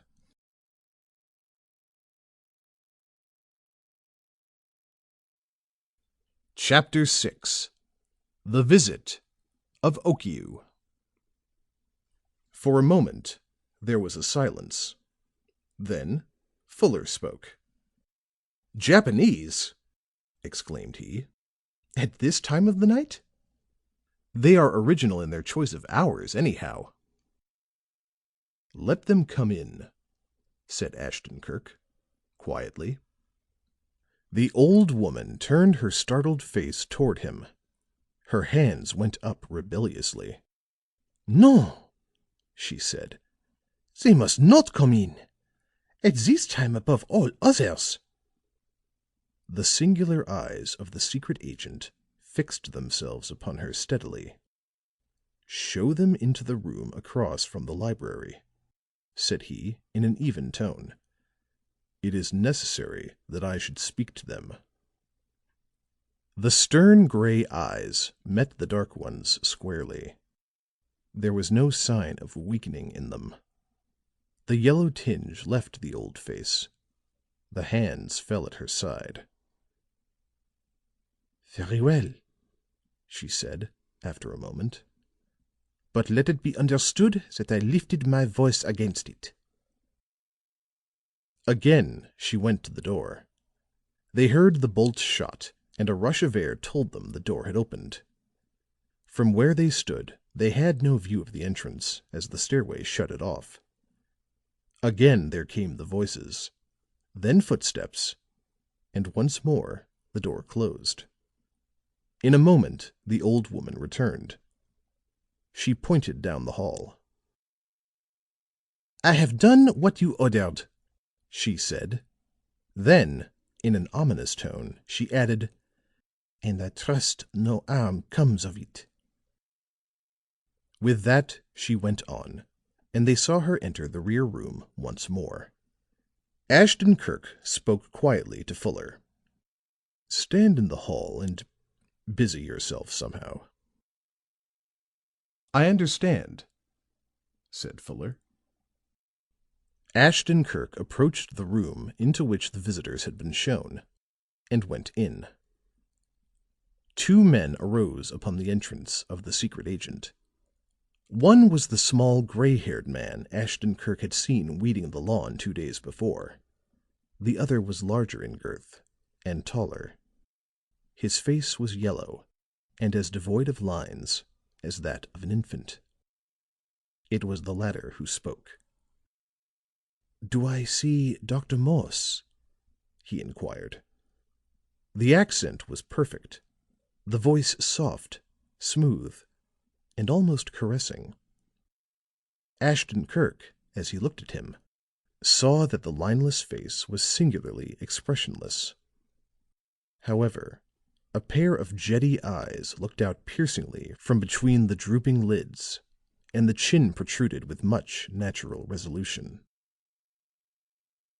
"I am a friend of the family," said the secret agent. "If there is anything that I can do, I shall be pleased." The Japanese smiled. "You are very good," said he. "But it is Dr. Morse whom I wish to see." The voice was soft and purring. It was as though he were speaking to a child. "If you will be kind enough to call him," suggested the speaker, "I will be obliged to you." "That," said Ashton Kirk, "is a thing which I should readily do if it could have any effect. But it would not. Dr. Morse is dead." There was complete silence for a moment. A tall clock ticked solemnly at one side. Its strokes now seemed to grow quicker and louder, like the heartbeats of a man fighting down an increasing excitement. "Dead," said the small man in a throaty voice. "Not that, surely," spoke the other, and one hand went out as though in protest. "He is dead," said the secret agent. "And more, he has been murdered." "No, no," cried the small man. "That is horrible." The other approached a step or two. Both hands were gesticulating as though he found it difficult to find words. And the hands were quite wonderful, slim and strong and beautifully shaped. Their color was a bright saffron. The fingers were long and as supple as those of a magician. Their tips were delicately pointed, the nails rounded and gleaming. "This what you tell us," said he, "is a frightful thing. Murdered. And by whom?" Ashton Kirk shook his head. "That," said he, "is yet to be learned." "But the police, they are not here?" "No." One of the wonderful hands touched the smaller man upon the shoulder. "Humadi," said the gentle voice. "Murder has been done, and the police are not here." The eyes of the gray-haired Japanese sought those of his companion, and a look as rapid as lightning passed between them. "The West prides itself on many things," said Humadi. "But in Tokyo, this would not be so." "The officers will arrive in due course," said Ashton Kirk quietly. "But in the meantime, if there is anything that I can do, I shall be, as I said before, much pleased." "Will you permit me to sit down?" asked the taller of the two. "Thank you. And you will sit there, will you not?" As he spoke, he smiled and pushed a chair toward the secret agent in such a way that it would bring his back toward the door if he sat in it. But Ashton Kirk took it readily, without a sign that he noticed anything studied in the act. "My name," said the Japanese, as he seated himself facing Ashton Kirk, "is Okiu. My house is on the next street. The back you can see from the rear windows of this. On the second floor there is a room where I read and smoke and study. It is at the back, and there," with a wave of the hand, "I sat tonight." Ashton Kirk nodded. "It is in the blood of all lands," proceeded Okiu, "to love its native literature. I have many quaint books and rare manuscripts. They are full of the, as you of the West call it, folklore of my people. I love it." The soft voice seemed to caress the subject on which it dwelt. "I sit and smoke and dream for hours. The bright legends of the samurai, sound like music to the mind, and forgotten heroes rise before me in all their ancient power." Here he laughed gently. "You see," said he, "how filled I am with the subject when I drift unconsciously into it at a time like this. Tonight I was so engaged. I was deep in a book lately sent me by a friend, a reprint of a precious writing that I had never before seen. I became lost in its pages. 2-3 hours slipped by before I knew it. But when the clock struck 10, I got up and turned off the light, for I live very strictly." Smilingly. "Much as one of the recluses of the waste places of our own island. The night was beautiful, however, and I stood for a little looking out. The shadows fell in long lines, and finally, upon the edge of one of these, the shadow cast by this very house, I saw something stir." The last word had hardly left his lips when there came a sharp, swift rustle in the hall, an exclamation, and the sound of a closing door. "What is that?" cried Okiu, as he came to his feet. "I'm inclined to think it's your friend," said Ashton Kirk, as he lounged back in his chair. I rather wondered why he went out into the hall. Humadi appeared in the doorway, his manner apologetic, but a heavy furrow between his eyes. Fuller glanced in over his shoulder. "The gentleman made a mistake in the room," said he. "If I startled him in putting him right, I'm sorry." "It is my place to ask pardon," said Humadi to Ashton Kirk. "While you talked to my friend, I stepped into the hall thinking to observe something which might be of value to the police when they came." "I thank you for your interest," said the secret agent. "It is kind of you to trouble yourself. The door across the way leads to the room where the body lies, and it is as well that it be kept closed."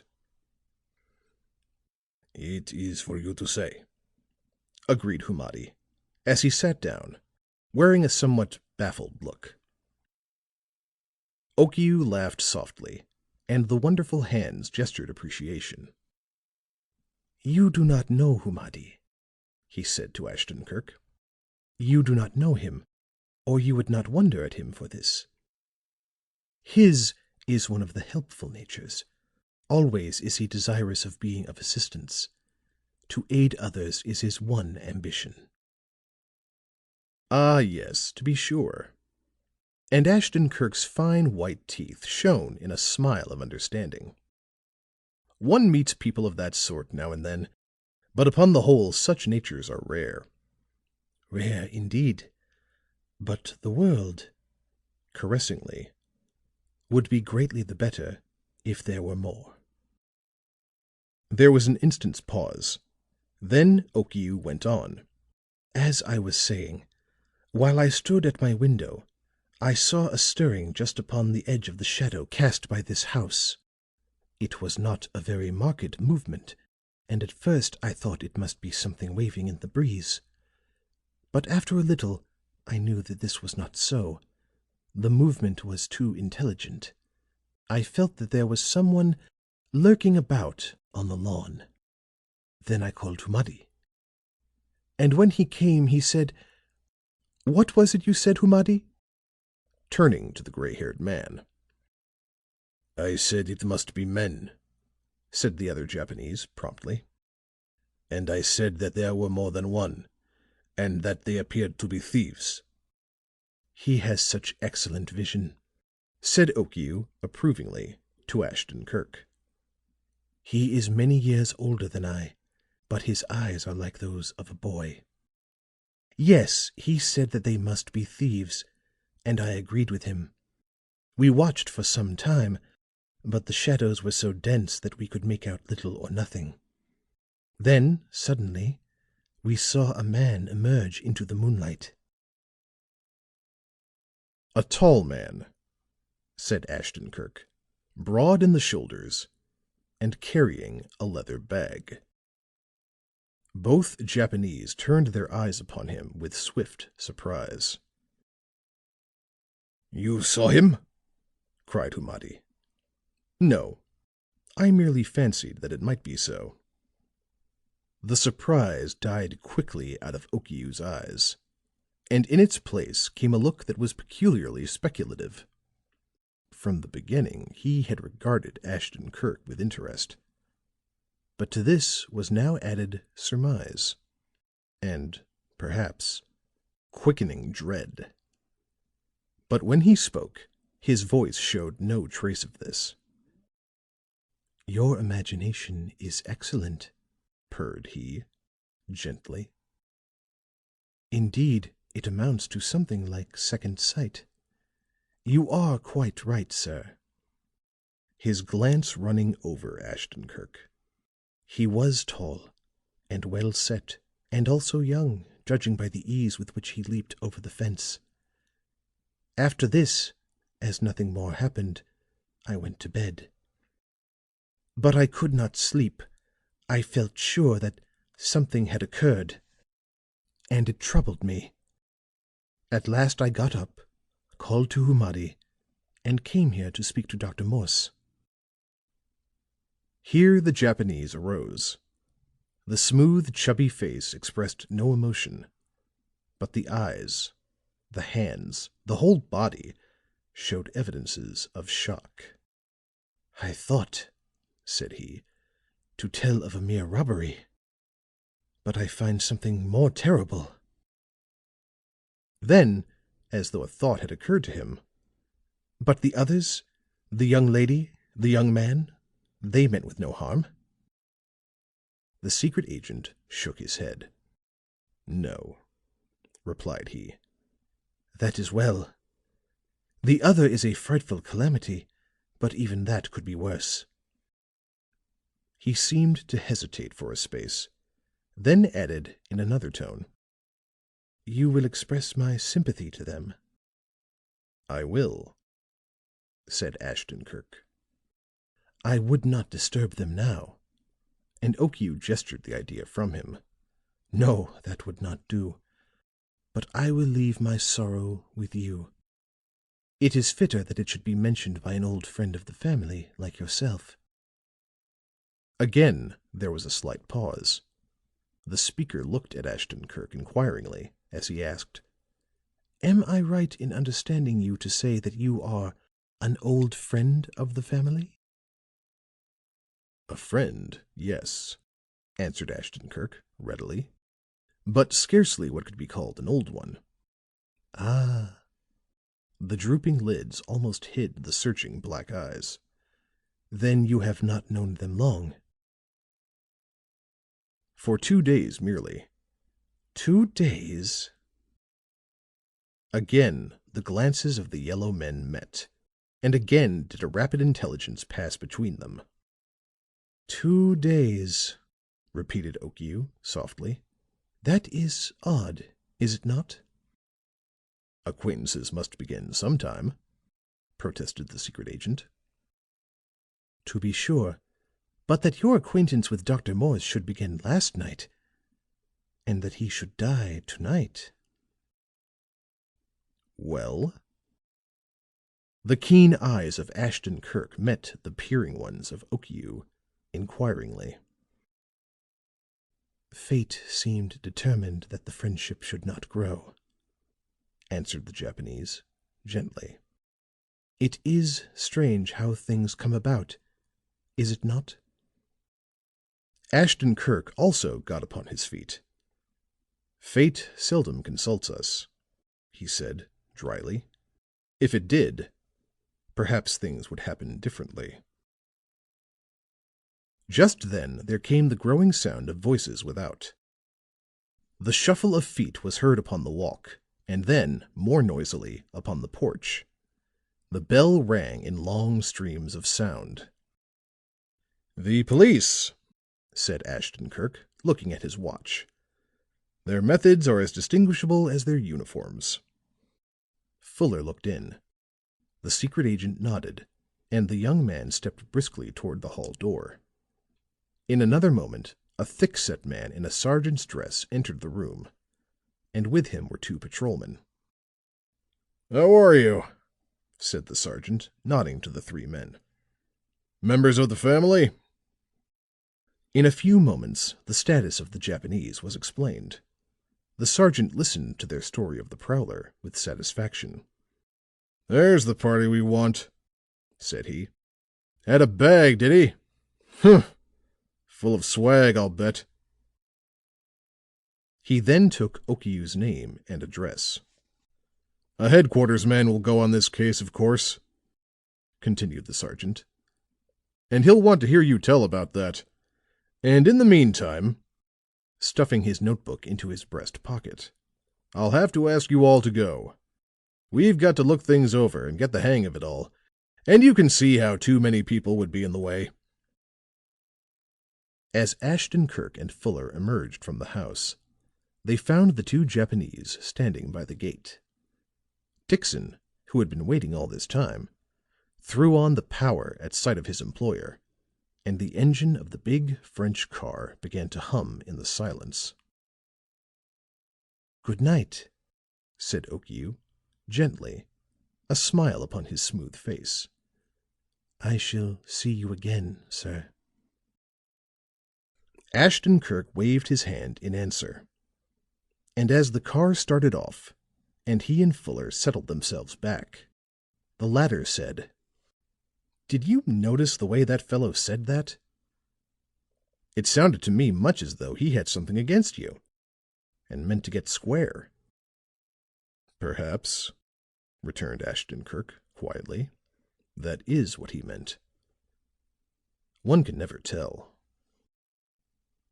End of chapter 6.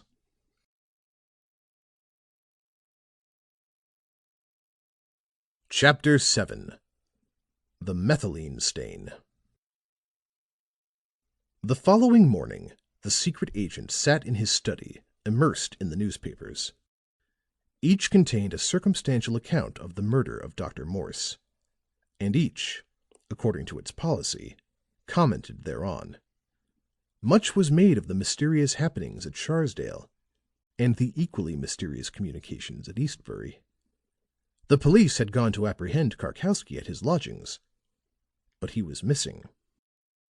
The Star, true to its enterprising spirit, contained front-page reproductions of the 3 drawings which young Warwick had shown Ashton Kirk.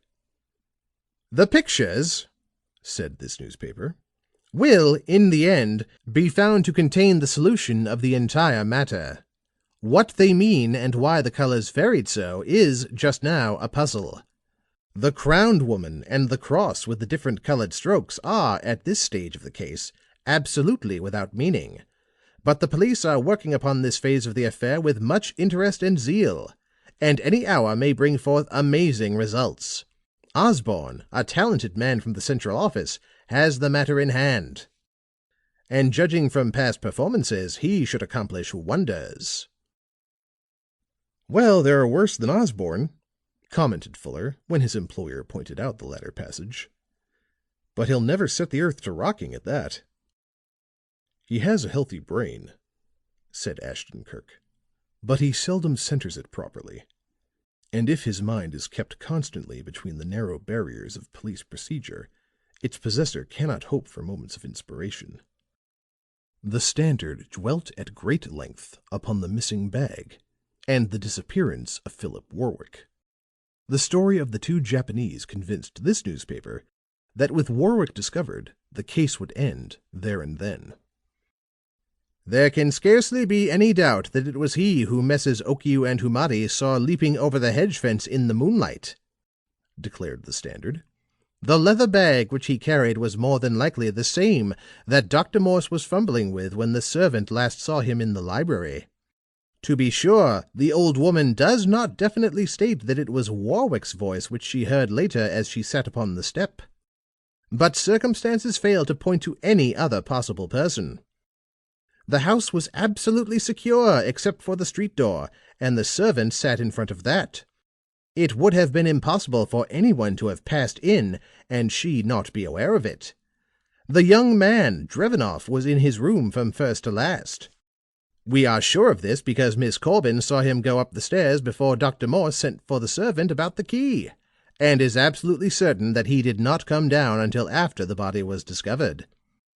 Warwick, therefore, is the only person unaccounted for, and the fact that a person answering his description, even if only vaguely, was seen stealing away shortly after the time the crime must have been committed seems almost convincing evidence of his guilt.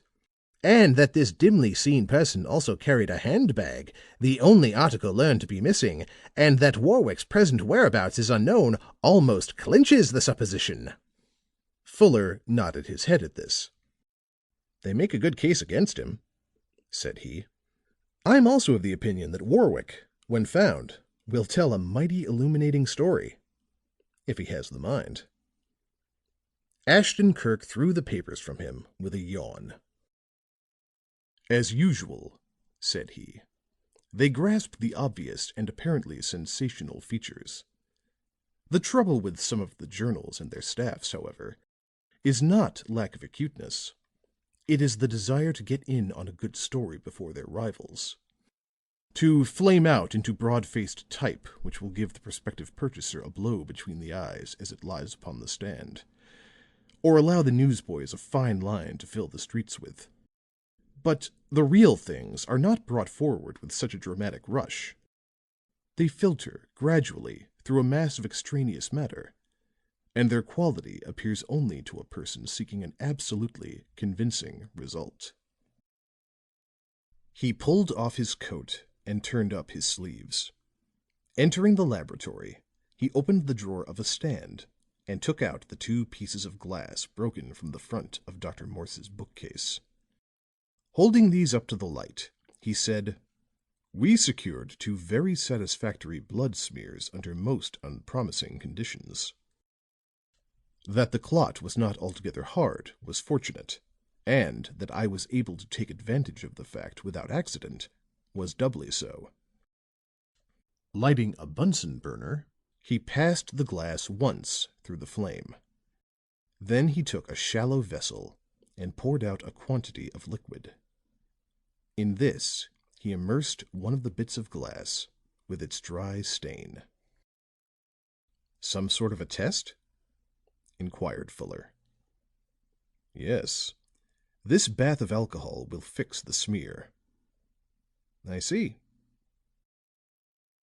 Fuller's curiosity prompted him to inquire as to what would follow this fixation, but knowledge of the other's habits of mind forbade this. "About all that is known of the parasite for which I am going to seek," said Ashton Kirk as he stood by the tray, watch in hand, "is due in the first place to a French army surgeon named Laveran. After him came the Italian Marchiafava, the German Koch, and a number of others. There is a monograph upon the subject by Manneberg which is most comprehensive." "What sort of a little beast is it?" asked Fuller. "A lively, wriggling atom, a unicellular organism, directly upon the borderland between the animal and vegetable kingdoms." "That sounds very exact and scientific," said the other, "but it means little to me. The young specimens of the plasmodia, as this particular germ is styled, develop in the red blood cells, and as they grow, they destroy their habitation. I could tell you of interesting changes of color in the blood corpuscles, of the active, joyous dancing of the parasite, and of its multiplication by sporulation. But not now. All this, however, is repeated again and again, and each sporulation of the parasite is usually associated with marked symptoms in the person whose blood it inhabits." "You speak as though you expected to find some such condition in this," and Fuller nodded toward the blood smear. "I expect nothing. I am merely about to prove or disprove a suggestion." At the end of 20 minutes, Ashton Kirk took the bit of glass from the fixing bath, threw the alcohol into a waste pipe, and ran some water into the vessel. "It will take some 10 minutes for the slide to dry," said he. "And in the meantime, we shall prepare the next step in the process." He took down a bottle filled with a dark blue liquid. This he held up to the light that poured in from the window. "Here," said he, "is the bloodhound upon whom I depend to find and mark the parasite. It bears the rather formidable name, in its present state, of aqueous methylene blue, and is in a 2% solution. Combined with it is a 5% solution of borax. I had a druggist send it in this morning." This mixture he poured into the small vessel until the bottom was barely covered. Then he added water until there was a layer of perhaps 1 centimeter in thickness, and the blue began to become transparent.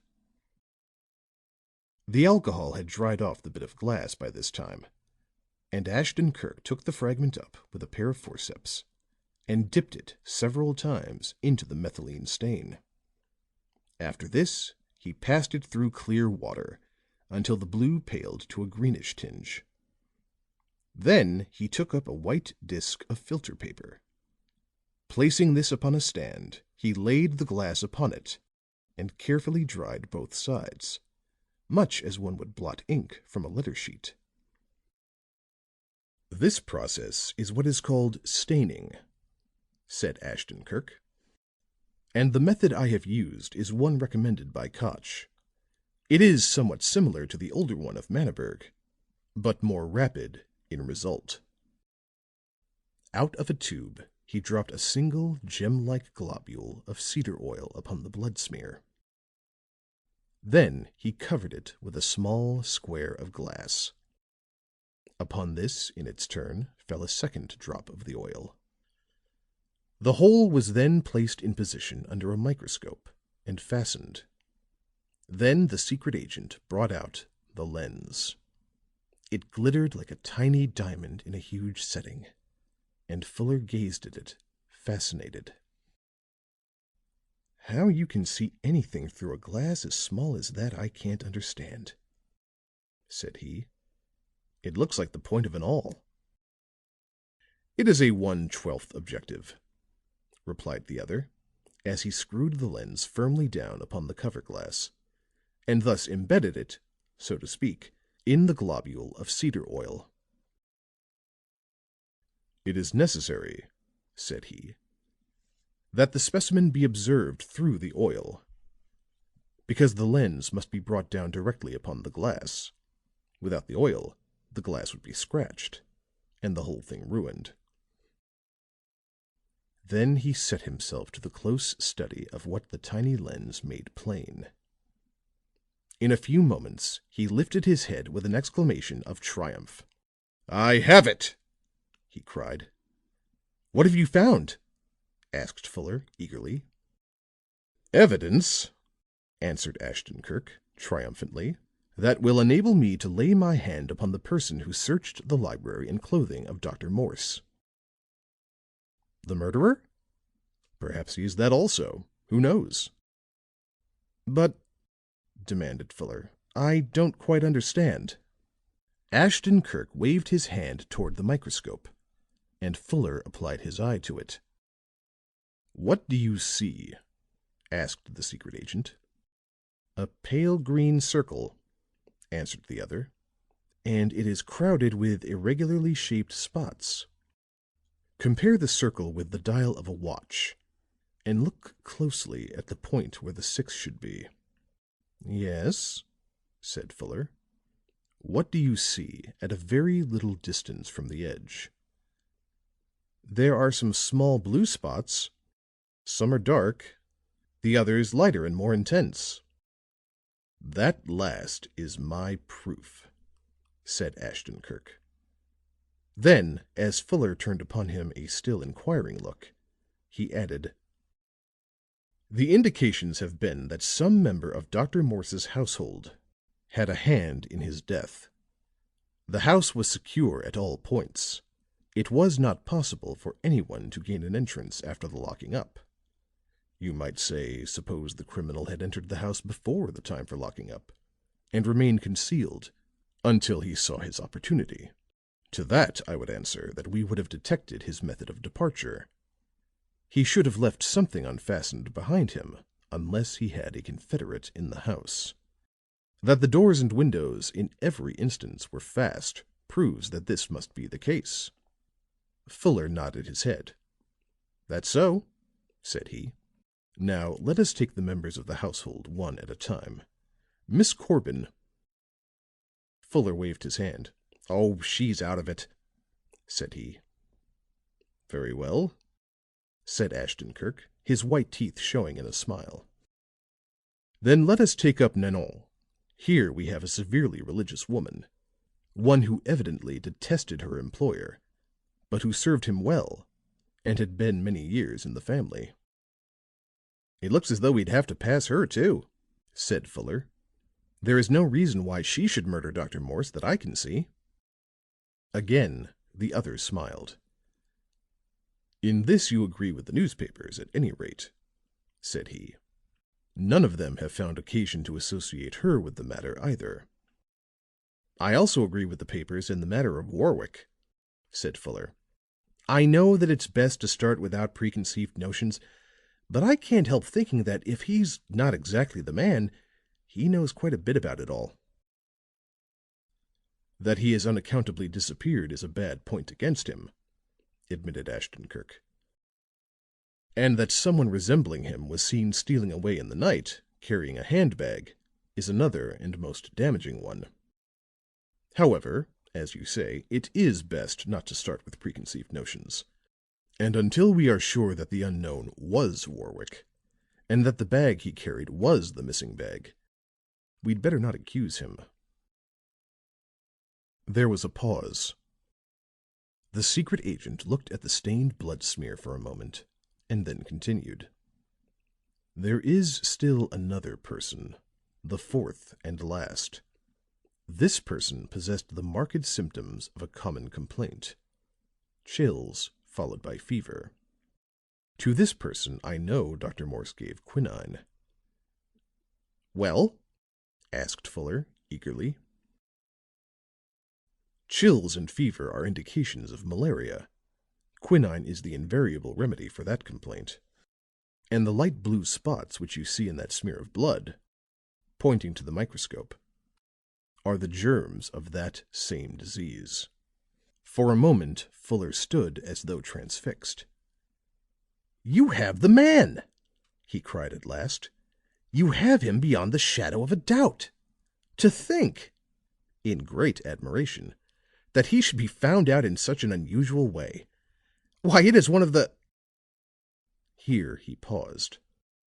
The enthusiasm died from his face, and he added slowly, "But suppose that blood clot was not left upon the drawer pull at the time you think? The man may have been in the library during the afternoon upon a perfectly legitimate errand." But Ashton Kirk shook his head. "No," said he. "It happened last night about the time of the murder. If it had been earlier, the blood would have been dry and hard to the core." "I see," said Fuller. "I recall that you were surprised at its having retained any softness even at that. But there is something else. If Miss Corbin is sure that Drevenoff did not descend from the third floor after once going to his room, how do you account for his presence in the library at that time?" "Miss Corbin was in position to see Drevenoff as he ascended the back stairs. She did not see him descend, and so concluded that he could not have done so. As a matter of fact, he could have gained the first floor without any trouble by passing through some unoccupied rooms upon the third floor, and using the front or main staircase." "Then that's it," declared Fuller. "He came down that way while the old servant was in the kitchen seeing to the coffee, did his work, and went back to his room by the same route. But," with a puzzled look upon his face, "what in the world ever drew your attention to Drevenoff in the first place? That is, what made you think it might be his blood upon the handle of the drawer?" Do you recall that while I was examining the desk, I stopped to listen?" "Yes, and told me to put out the lights." "The sound that I heard came from the room in the rear of the library.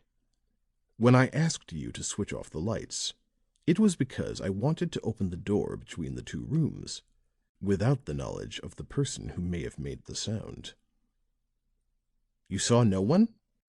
"No. But I heard something like quick footsteps going down the hall, and then the soft closing of the street door." "By George, I heard that too," said Fuller, remembering. "Someone had been in the room in the rear of the library," said Ashton Kirk. "What I heard in the first place was perhaps some sort of sound made as he was stealing away. Drevenoff was the last person I had seen in the hall, and naturally he was suggested to me as the cause of the sounds." "But you had told him to go to the police station." "Told him, yes. But if you will remember, he had not yet gone when we entered the library. He said that the police station was a matter of 4 blocks. If he had gone at once, he would have reached there long before I heard the sound in the back room. I at once went to the phone, which I had noticed in the back hall, and called up the station in question. No, he had not yet reached there. Would the sergeant kindly make a private note of when he did?" "The sergeant would." "And did he?" "He whispered it to me as I was leaving the house later." "Drevenoff reached the police station less than 10 minutes after I called them up. Just about the length of time it would take him to get there, if it were he who had been in the rear room." "Ah." "The man's actions seemed suspicious even before I received this apparent verification. Also, I had not forgotten the intelligence we had gathered concerning his father. So, when I came upon the blood clot, I naturally had him in mind. The symptoms of malaria and the quinine came back to me, and I at once determined upon this test, on the chance that it would turn out as it has." "I think you have sufficient evidence to have him taken at once."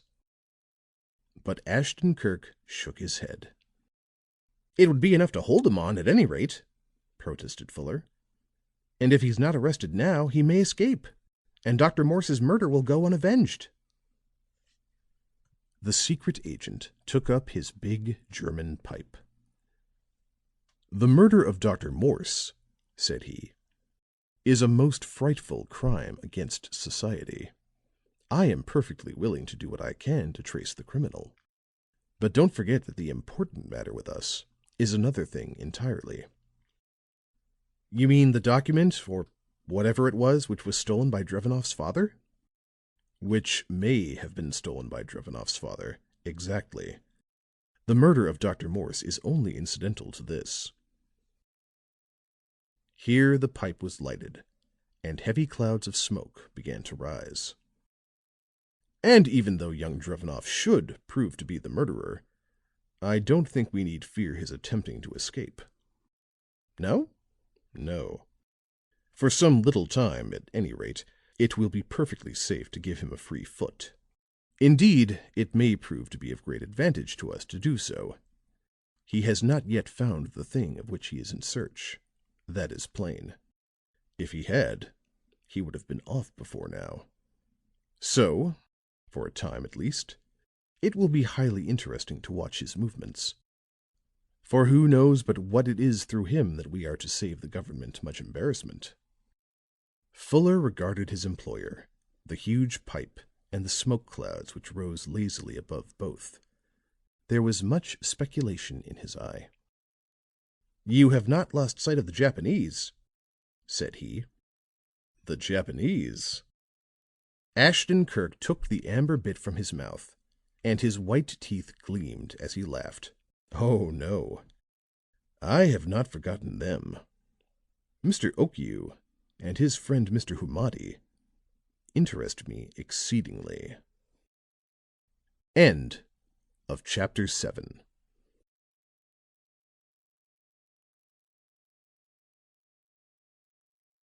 Chapter 8. The House on Fordham Road. It was a few hours later that the big car drew up at the house on Fordham Road. There was a crowd of loiterers at the gate, open-mouthed and marveling at everything they saw.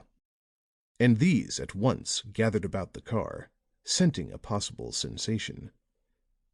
But Ashton Kirk, followed by Fuller, pushed his way unceremoniously to the gate. And a few words to the policeman on guard there admitted them to the lawn. One of the first persons they saw at the house was Osborne, the burly central office man, who stood upon the porch smiling expansively and talking with a couple of alert young fellows who listened with interest. "I see that friend Osborne has the ear of the reporters," said Ashton Kirk amusedly. "And to all appearances he is not losing any advantages which the situation might have." "He looks good-natured enough to have had some luck," commented Fuller. When Osborne caught sight of them, he broke into a laugh. "Hello!" cried he. He came forward and shook the secret agent by the hand. "I rather thought you'd poke your learned head above the horizon this morning." "It pleases me to be borne in mind," smiled Ashton Kirk good-naturedly. "But what are the developments?" "Oh, several little things have taken occasion to occur," replied Osborne, his broad face beaming. "One of them is that we have nailed the man with the bag. It was Philip Warwick, beyond a doubt." "Ah." "He was seen a block from here, walking rapidly along the road, the bag still in his hand, by a market gardener driving into the city. The gardener knows Warwick very well by sight, having been in the habit of selling greens to the Eastbury people along this way. He says he spoke to the young man in a friendly way as he went by, but Warwick paid no attention. The gardener says he went right on without even turning his head." "That seems to be definite enough," commented the secret agent. "But that's not all," stated Osborne, with a widening of his already broad smile. "You see, I got to thinking over what the market man said, and an idea struck me. Warwick was going north, while the Eastbury station is south from here. I asked a question or two, and learned that Hastings is the next station north, and a much more important one than this, by the way. A timetable told me that a New York train stopped at Hastings at 11:15. It was about 10:35 that Warwick was seen on the road. Suppose he was making for this train. I called up the Hastings stations and found that that's just what he was doing. The night operator sold the ticket to a tall young man in a light suit who carried a big leather bag and boarded the 11:15. "That," said Ashton Kirk, "sounds rather neat and complete. I congratulate you." Osborne coughed self-consciously. "I thought it was rather good myself," he said. "The New York police have a detailed description and are out looking for him. I'm trying to dig up a photograph or two to send them because they're a little shy of picking people up on a description alone."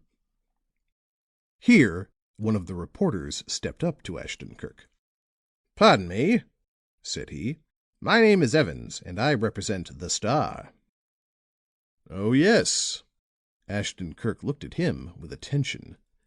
"I have noticed your work, as you are permitted to sign it. Your specialty is the comic aspect of things. Are you not somewhat out of your way on a murder case?" "It is unusual, but then it might not be altogether barren in results. If I can pick up a few points that will bear distortion, I might produce a novel column." He put his hands in his trousers pockets and swayed backward and forward. "I understand that you were here last night before the police arrived. Perhaps you could tell me—" But here Osborne interrupted him with a laugh. "If you listen to this fellow," said he to Ashton Kirk, "he'll have you saying things you never meant to say, and he'll be attaching meanings to them that you never meant to give them." "Now, just for that," said Evans, unruffled, "I'm going to give you a panning." "All right, my boy," said the big man.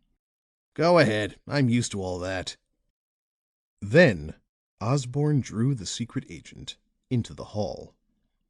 "I'm glad you've come," said he, his face more serious than it had been all along.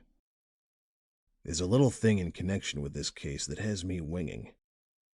It's all right to put on before them paper fellows out there," with a nod toward the porch, "because it don't do to let the people think the police can be put up a tree. It makes them lose confidence, you see." Ashton Kirk nodded.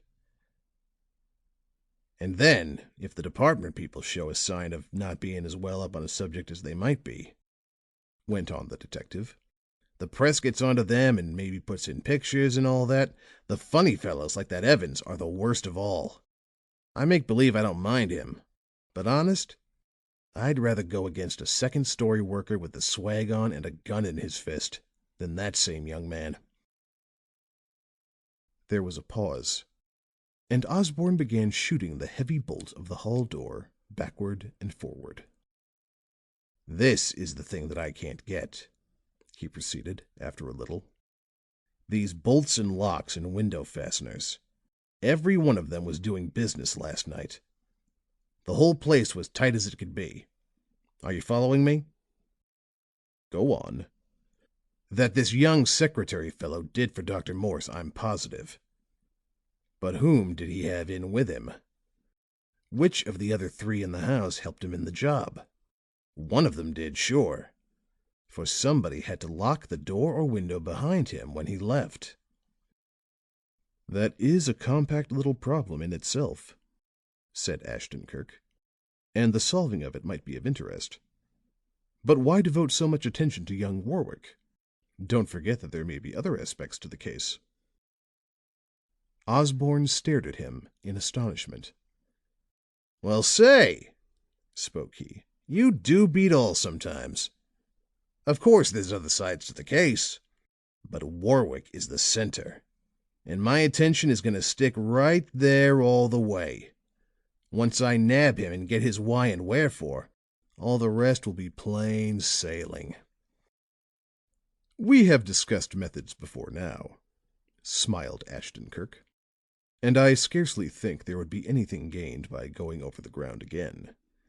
However, I will say this: nothing is gained by riveting one's attention upon one phase of a matter. The only effect it has is to blind one to everything else. Keep your mind open; then you will be ready to accept facts, no matter from what point they come." Osborne smiled broadly. "You sound good, anyway," said he. "I always did like to listen to you. It's like as if you were reading out of a book. But just the same, I'm going to stick to Warwick. He's the fellow for my money. The things that we've got on him don't happen just by accident, as you'll find out when the case comes to trial." The secret agent remained in conversation with the headquarters man for some little time longer. He learned that a deputy coroner had viewed the body, and that the inquest was to be held later in the day. "And say," said Osborne, as they once more went out upon the porch, which was now clear of the newspaper men, "don't think because I don't hold to your way of looking at the matter that I ain't glad to have you in this. The fact is, I'm just as tickled as can be. Because you've really got some moves that are rather smooth. I know because I've watched you work them. But don't waste the good gifts by chucking them all around. Get after Warwick. There's the profitable end of this hunt. Take it from me." Osborne then went to speak to the policeman at the gate, and with Fuller, Ashton Kirk made his way around upon the north side of the house. Holding to the hedge, they slowly skirted the lawn. After a little, the secret agent paused. "So," said he, and Fuller fancied there was a note of surprise in the voice, "our friend Okiu was not drawing entirely upon his imagination. Here," pointing to a ragged place in the top of the hedge, evidently only recently made, "is where Warwick leaped over the fence. His foot caught, and he almost fell. "See there," pointing to the opposite side. "The soil is bare and soft, and his feet sank deep as he landed. The lawn was smooth and hard at the front and sides, and the grass cut very short. No trace of any sort was to be seen upon it. But at the rear, and especially close to the house, there were a number of bald places. Servants are never so careful as the family," said the secret agent. Here there were numerous tracks, one upon the other. After only a glance, Ashton Kirk passed on toward the south side of the house. Away from the rear doors, the confusion ceased, but some of the footmarks continued. "Osborne has been looking about," said Ashton Kirk, pointing to a broad, blunt-toed impression. "Here is his track, apparently coming from the rear door. But he did not put in much time," as the track halted and doubled upon itself. "His coming out at all was merely perfunctory, I suppose. For the fact that the doors and windows were fast before and after the crime was done is enough for him." They drew nearer to the window which opened from the room in the rear of the library. Then Fuller heard an exclamation and saw his employer bend close to the ground. "What is it?" he asked. "A woman," said Ashton Kirk. Fuller examined the ground. Sure enough, there were the tracks of a slim, delicately shod foot, the high heels having sunk deep into the soft earth. "There's a man's track, too," cried Fuller, as he noted a series of heavier prints. But Ashton Kirk made no reply to this. A few rapid steps took him to the window above mentioned, and he searched the low sill. "It may mean nothing after all," said Fuller. "Curiosity probably induced some people to venture into the grounds this morning in order—" "A man and woman entered the back room by this window," said Ashton Kirk. "I don't like to put myself in an attitude of continued protest," said Fuller, "but these low windows are commonly used that way.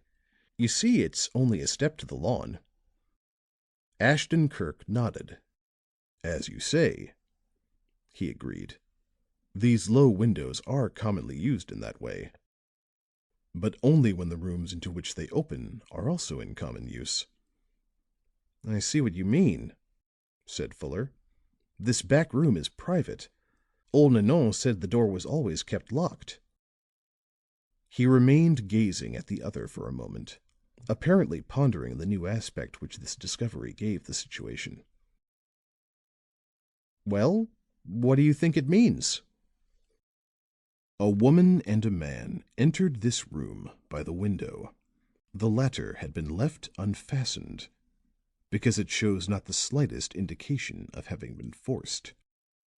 And when they departed, the window was refastened. Perhaps not at once, but as soon after as possible." "You think—" Fuller paused, his eyes wide. "If you heard a slight noise in the back room while you were in the library, some time after the murder, what would you think?" "Why, we discussed that this morning," returned Fuller. "It was Drevenoff, beyond a doubt. He waited in the hall after you told him to go to the police station. Then he stole into the rear room and replaced the window catch. And this being so, it was he who admitted the woman." "And the man?" Ashton Kirk smiled as he asked the question. "The man?" Fuller's face grew blank. "Why, the man must have been Warwick.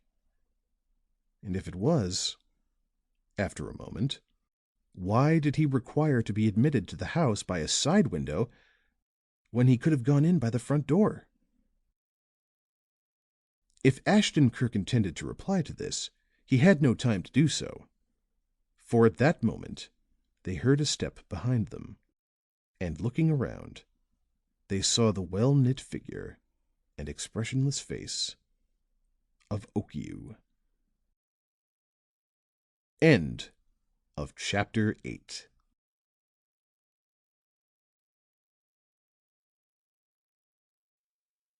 Chapter 9. Okiu once more. The Japanese nodded and smiled in his peculiarly meaningless fashion, the black, intent eyes going from one to the other. "I was getting a breath of air," said he, "and reading a favorite book, when I happened to see you here. I trust you are well?" "Quite well," returned Ashton Kirk with equal politeness. Okiu laid a heavy book upon a bench, patting it gently as he did so, as though it were a living thing. "The old books," smiled he, and his voice was soft and purring, "are always hard to handle. The ancient makers did not know their trade as well as these of modern days. But," and the gracefully flexible hands gestured a pardon, "they had something to put into them. The old poets told of wonderful things in most wonderful ways." "Every age has its own excellences," said the secret agent. "And perhaps mechanical efficiency is the high mark of our own." "I fear that it is," said Okiu in a gentle, regretful tone. "Even in my own country, once so peaceful and content with the old things, this fierce desire to perform wonders has taken root. Everywhere you see the sign of the times, in the people, in the schools, in the governments, and—" Here Ashton Kirk saw the heavy lids quiver over the intent eyes. "in the army and navy." "Ah, yes," said the secret agent. "The army and navy. We have heard of them." "And Russia," said Okiu softly, "has also heard of them." Fuller, a flush staining his cheeks, was about to reply to this, but a look from his employer restrained him. And after a moment's pause, Okiu went on in another tone. "Last night I offered my services if they were needed. Today I repeat the offer, sir." "You are very good," said Ashton Kirk. "But the police have the matter in hand, and they resent interference, as I have found." "I have read the morning papers with great attention," said the Japanese. "The matter as a whole is a most singular one. But no doubt the arrest of this young man, Warwick, will shed a light upon a great deal that is now shadowy." "It will explain some things, no doubt." "Some things?" The Japanese bent his head forward inquiringly. "Then you do not think it will explain all?" "What I personally think," said Ashton Kirk, "is of no great consequence."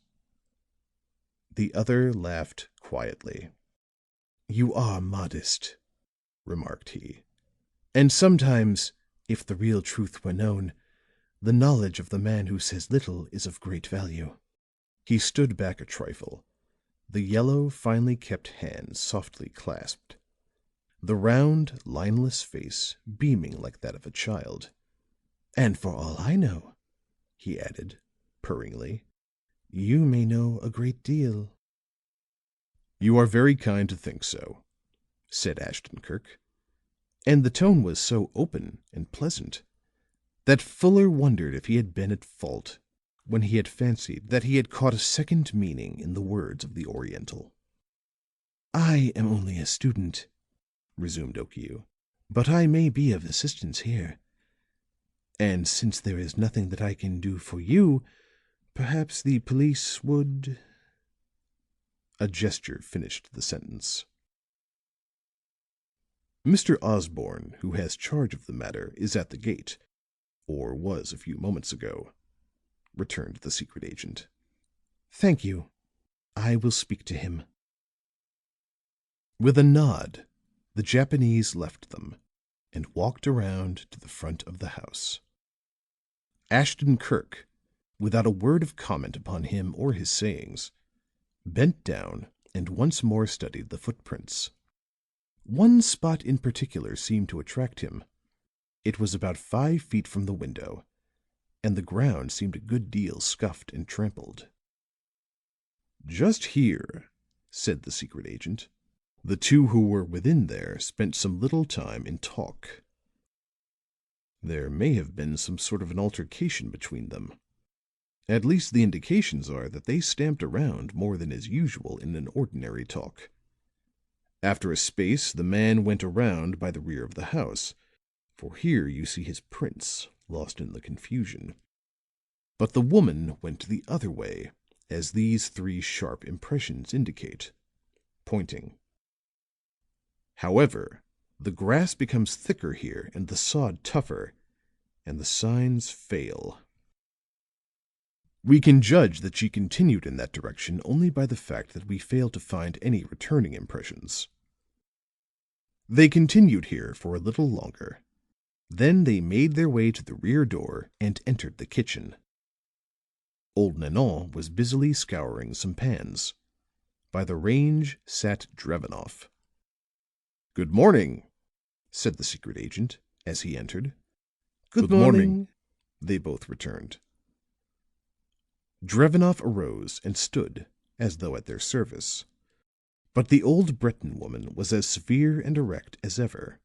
Her thin-lipped mouth was set firmly. Her keen gray eyes looked out from under the thick gray brows.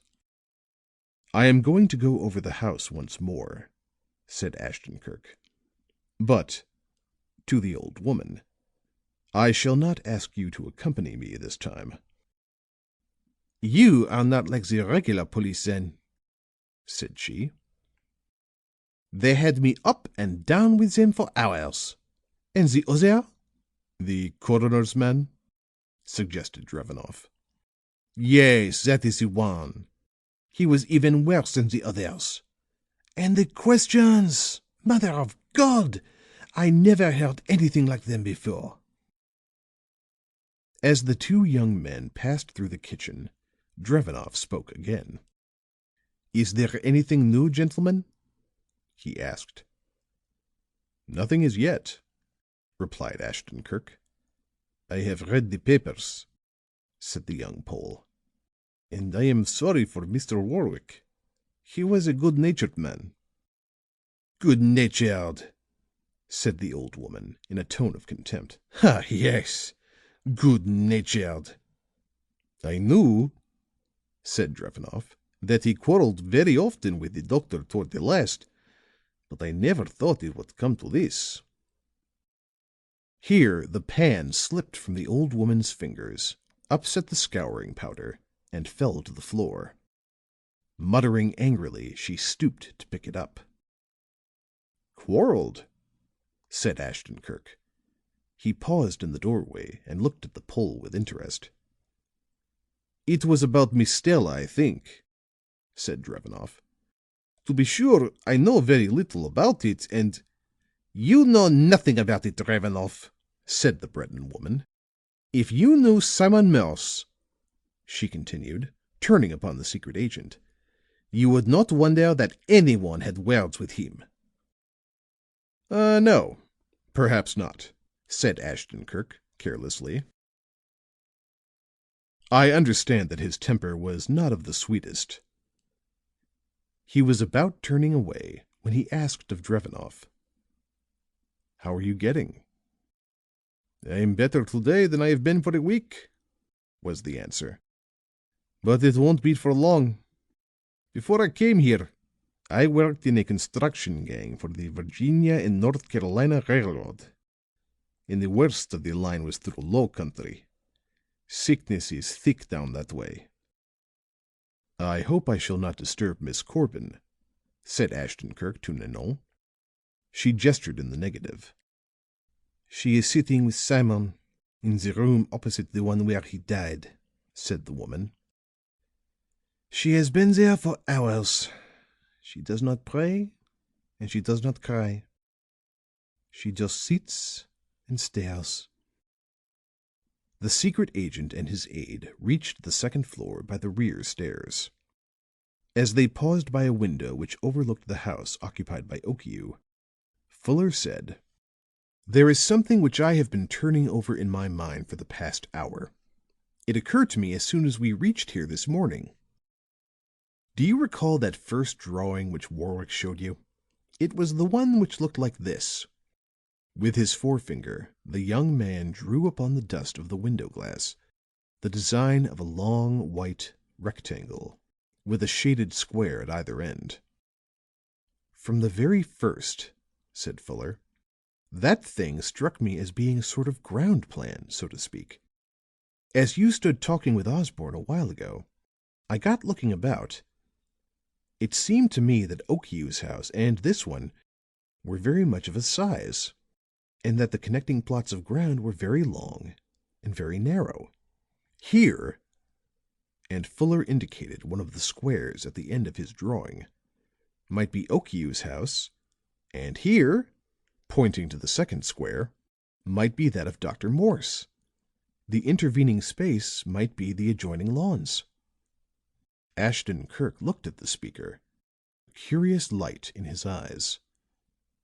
"I wonder," said he, "how far you are from the truth." Fuller entered the bathroom to remove the dust from his fingertips, and as he was toweling briskly away, he caught a glimpse, through the partly open door of a closet, of a pair of soiled shoes. In an instant he had them out.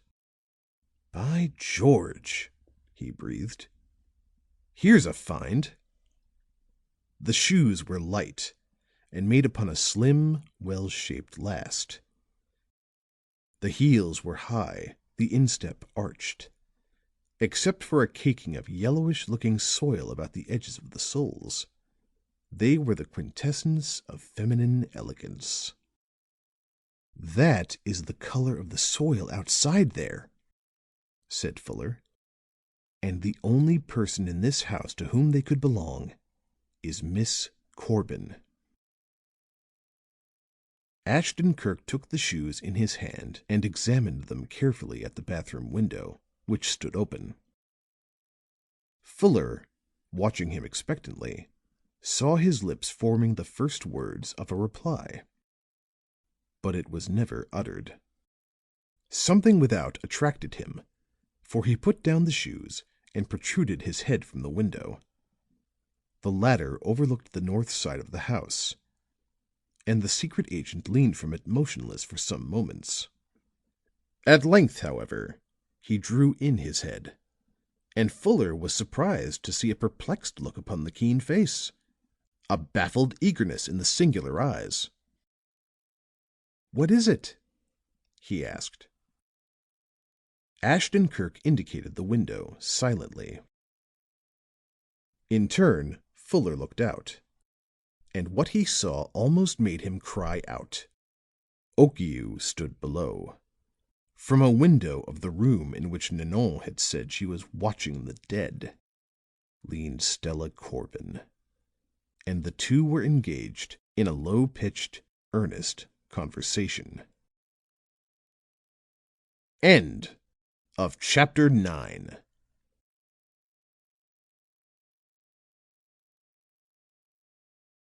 Chapter 10. Some Startling Intelligence. The conversation between Okiu and Miss Corbin was too low-voiced for Fuller to catch any of it, and in a few moments he also drew in his head. "Well," said he, "here's a state of things. First we find tracks which might be hers. Then we come upon the shoes which she might have worn when she made them. Now we see her engaged in secret conversation with a man whom we know to be—" But Ashton Kirk, with an impatient gesture, stopped him. "Indications are not proof," said he, as he went into the hall. "Don't forget that we, ourselves, have also made tracks round about the window below. Our shoes are also more or less caked with earth, and we have both spoken to Okiu." "Of course that's so," said Fuller. "But nevertheless, the facts are peculiar." He followed the other along the hall and into a room at the front of the house. "But for that matter, everything having to do with this case is peculiar. I never saw a trail so snarled and crossed and recrossed. First, you get the idea of a Japanese. Then Warwick is plunged into the thing so deep that I fail to see how he's ever going to extricate himself. Thirdly, we have enough proof as to Drevenoff's complicity to put him behind the bars. And now, the probabilities are that the girl is also concerned."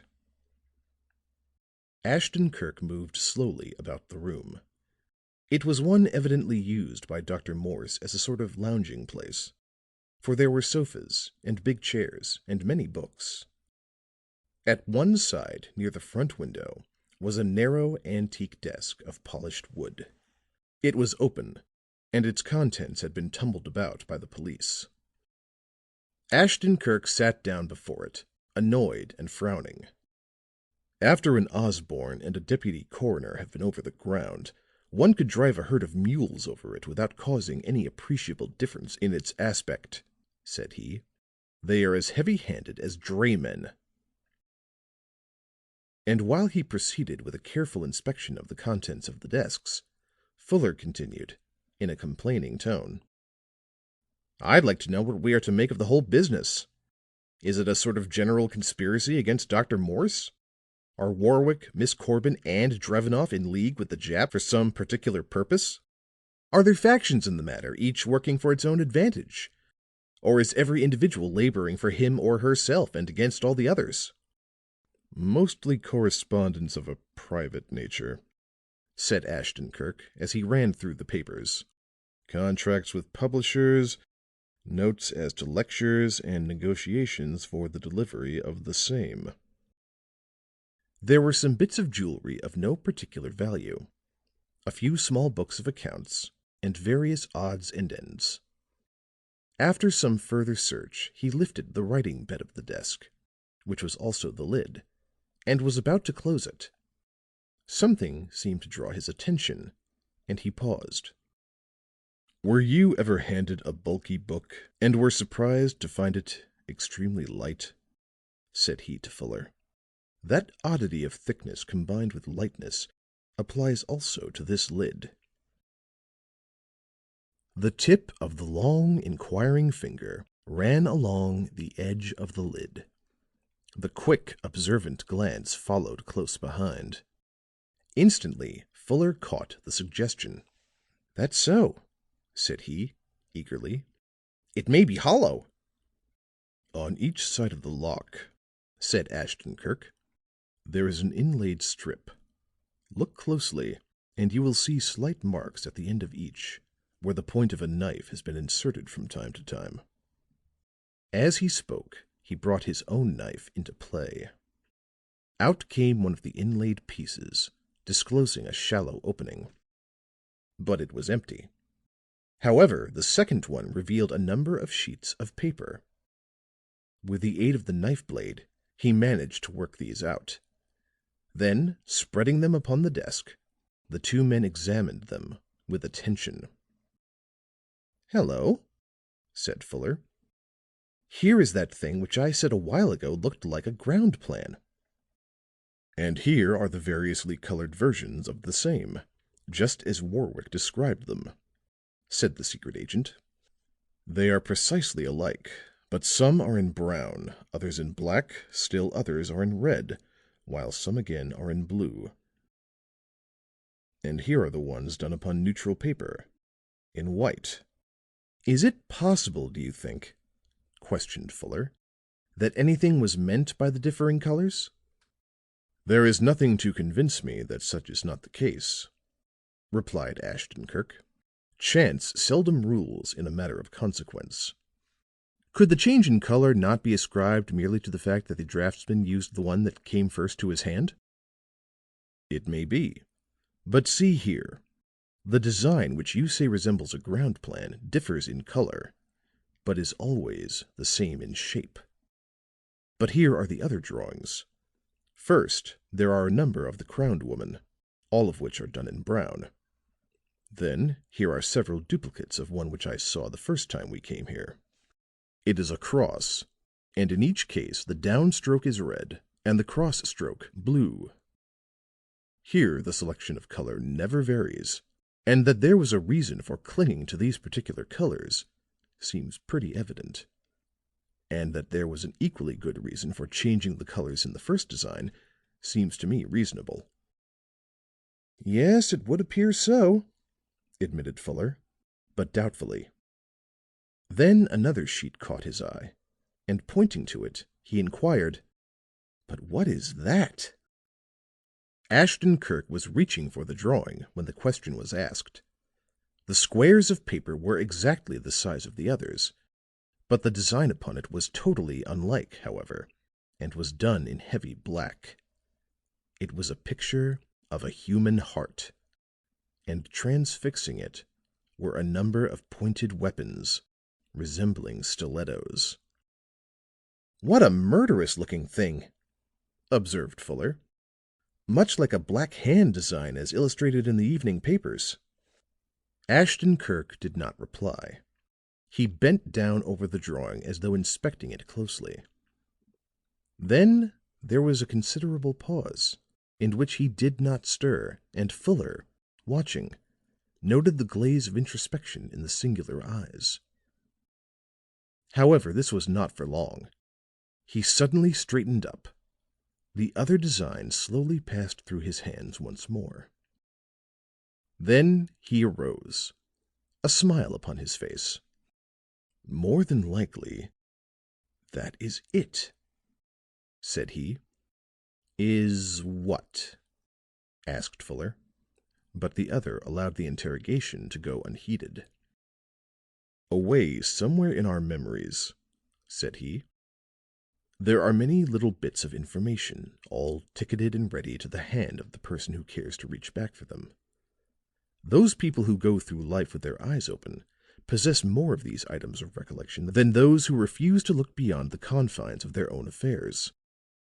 But the impressionable person, the one who makes no conscious effort to retain the things that buzz like bees around him, and yet catches them all much like the record of a phonograph, has the greater resources to draw upon." "I would not call you one who made no effort," said Fuller. "And things must be more or less proven to make an impression upon you." "I make my effort in the particular line along which my interest runs at the time," said Ashton Kirk. "And it is true that the things which I then accept must be more or less solidly supported by facts. But a newspaper casually picked up, a novel read as a time killer, a spoken word, the gesture of a stranger in the street, or the unstudied action of a child may convey us something that will stay with us for life." "And just now," said Fuller, curiously, "you came upon one of those little incidents, a sort of unattached thing which throws some light upon these." And he pointed to the drawings upon the desk. Ashton Kirk nodded. Placing the sheets of paper in his coat pocket, he closed the desk. "The police will have little use for these," he said. "Nevertheless, I suppose I had better call Osborne's attention to them." He spent another half hour in the upper part of the house, but nothing of interest met his eye. Then they descended to the first floor, and as they did so, met Miss Corbin upon the stairs. As she saw them, a startled look came into her face. "Good morning," said Ashton Kirk. "I did not know that you were here," she said. "There were a few trifles which I knew only daylight could show us," he returned. "We came more than an hour ago." "I did not see you go upstairs," she said, and to Fuller there was a sort of confused resentment in her voice. "We took the liberty of using the back stairway, that being the nearest," explained the secret agent. There was a pause. The slim, girlish figure blocked their way. The great dark eyes were fixed upon them observantly. "You were in my uncle's room?" she asked. "Yes, we fancied that there might be something there of interest." "Ah, no doubt," she replied, and again Fuller's attention was called to a peculiar something in her voice. However, she said nothing more, and then, as they stood politely aside, she passed on up the stairs. The telephone bell was ringing furiously as they reached the hall. Osborne hastened from somewhere in the rear to answer it. There followed the usual one-sided and enigmatic telephone conversation. But this one was interspersed with high-pitched questions, amazed ejaculation, and wondering adjectives upon the part of the headquarters man. At last he hung up and turned to Ashton Kirk. "Well, what do you think of that?" he cried. "What is it?" "That was the chief. He's just had a wire from New York. They got on Warwick's track an hour after hearing from us, and traced him to an uptown hotel." "Ah, and have they taken him?" "Two plainclothes men went in and a couple more stood outside. The clerk said yes, he was in his room, was registered under the name of Gordon. They went up and knocked. No answer. Knocked again. Still no answer. They broke down the door and found—" "What?" asked Fuller. "That Warwick was gone. On the floor lay a traveling bag like the one he took from here, slashed open and empty, and beside it lay an unknown Japanese, stabbed through the heart." End of chapter 10.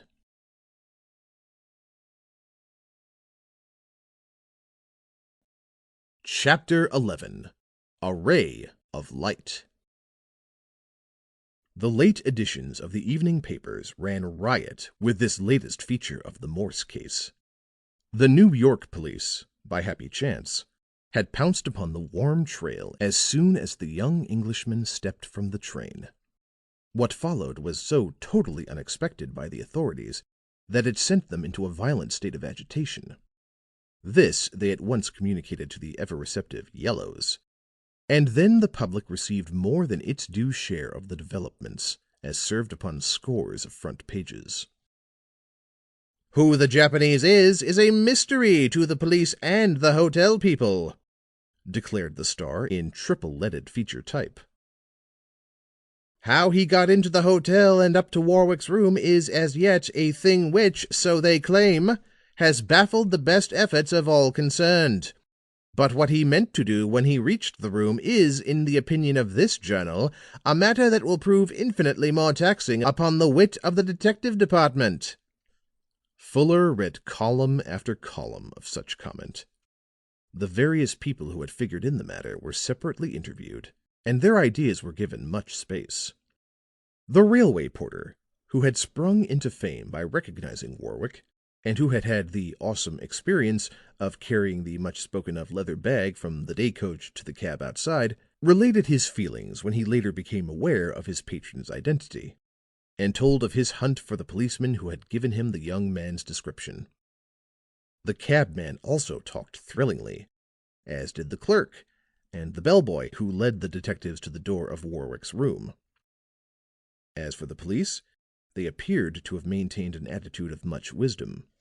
What utterances they condescended to make were of a peculiarly Delphic character, and, as is usual, they hinted at astonishing revelations which limited periods of time would bring forth. "They are now deep in the case," stated the Standard, hopefully, "and a little time may work wonders. A half-dozen experienced man-hunters are running out the various fine threads which stretch away in as many directions. Each of them has a hopeful outlook and is confident of ultimate success. And this intelligent force has been recruited by Osborne, a local man of acknowledged parts, who is handling the parent stem, so to speak, of this exotic crime growth. Mr. Osborne will familiarize himself with this new phase of the case, and will then be ready to take up his task here with renewed vigor." "For experienced people," commented Fuller, as he cast the sheets from him, I think the publishers of newspapers are the most gullible in the world. Day after day they apparently stand for the same old explanation. Day after day they seem to be taken in by the same old conventional lies." A short man with a bulging chest and surprisingly broad shoulders sat opposite the speaker. He stroked his prominent jaw as he remarked, "They are as wise as anyone else, and they feed that sort of pablum to the public because they think it wants it. They know how the regular police work, but they say nothing because they don't think their readers are interested in hearing about it. The fellow who takes an evening paper home to read after business would much rather believe that Osborne is a remarkable detective than just a fair mechanic who was dragged away by ward politics from his natural job of gas fitting." "I suppose you are right, Burgess," replied Fuller. "There is more interest in the first, I admit. But between you and me, I don't think Osborne ever cleared up a case yet that he didn't get the rights of just by sheer luck." "And he knows it," said Burgess. "And what's more, he is firmly convinced that that is the only way a case can be cleared. He trusts to luck in every instance." "I expected that you would be sent to New York to look up this hotel matter," said Fuller, as he sat back in Ashton Kirk's lounging chair and stretched his legs out in luxurious comfort. "Oh, I've been looking up that fellow Karkowsky," said Burgess. "The boss sent O'Neill over on the Warwick end. O'Neill is pretty smooth, you know, and is just the fellow to get along with the regular police and work all they know out of them, if there is anything." "How does Karkowsky look?" questioned the other. "I haven't got sight of him yet. Seems to be a queer sort of bird, and flies only at night. And now that the police have got so interested in looking for him, he's apt to get more difficult to outguess than before." "Have they muddled up the trail?" "In the usual way," with a disgusted wave of the hand. "Brass band methods, you know. They follow him with drums beating and then wonder why they don't catch him." At this moment there was a step at the door, and Ashton Kirk entered. He wore evening clothes with an overcoat over them. A silk hat was on his head, and he carried his gloves and stick as though he had just come in. There was only one light burning in the room, and it threw his gigantic shadow upon the wall. "How are you?" he said to Burgess. "Anything to report?" "There it is in the envelope as far as I have gone," replied Burgess. "But there is nothing very vital. Karkowsky seems as elusive as anyone that I know of." Ashton Kirk nodded. He took up the envelope and opened it. There were several closely typed sheets, and his eye ran over them quickly. The report was as follows: "Notes on Karkowsky. The keeper of the harness shop at 4th Street and Corinth Avenue is of the name of Andrew Brecklin. He is a Pole and has been in this country for 5 years. Karkowsky was unknown to his landlord in every way, save that of a lodger. He rented a 3rd-story room and lived in it almost a month. He had few callers. The harness maker does not remember anyone of the name of Drevenoff, and is quite sure that no young man of the description which you gave me of Drevenoff ever came there. I made a great many inquiries in the neighborhood, but learned little. A grocer told me that Karkowsky purchased many articles from him and appeared to have plenty of means. He also said that while the Pole was voluble upon most things, he never spoke of himself or his affairs. Then I found from the harness maker that Karkowsky had spent a good bit of his time at a branch of the city library, which was no great distance away from his lodgings. Thinking this might, on an off chance, turn some light on the matter, I went there. The young woman in charge recalled Karkowsky perfectly, although she did not know his name. He had always been good-natured and smiling, and always read the one kind of books, scientific philosophy of the most modern type. Once he told her that all the other books in the place should be burnt." Having reached the end of the report, Ashton Kirk took off his coat and hat and laid the report upon the table. "Have you made any further attempts?" he asked of Burgess. "I've been hunting for some trace of him all day," replied the man. "But it's tough work. He went off without anyone seeing him, and I haven't a thing to dig a claw into." Was there nothing left in his room? Nothing that would indicate what his intentions were? Not a shred of anything. You see, he had rented the place ready furnished, and the police were there ahead of me. Take the matter up again tomorrow. If nothing develops, let me know, and we will make a fresh beginning over the same route. Mr. Karkowsky has been, so it appears, an important figure in this matter, and it would be just as well to know where we can put our hands upon him when we want him." After a brief conversation relating to the details of the work that Burgess had done, that gentleman departed.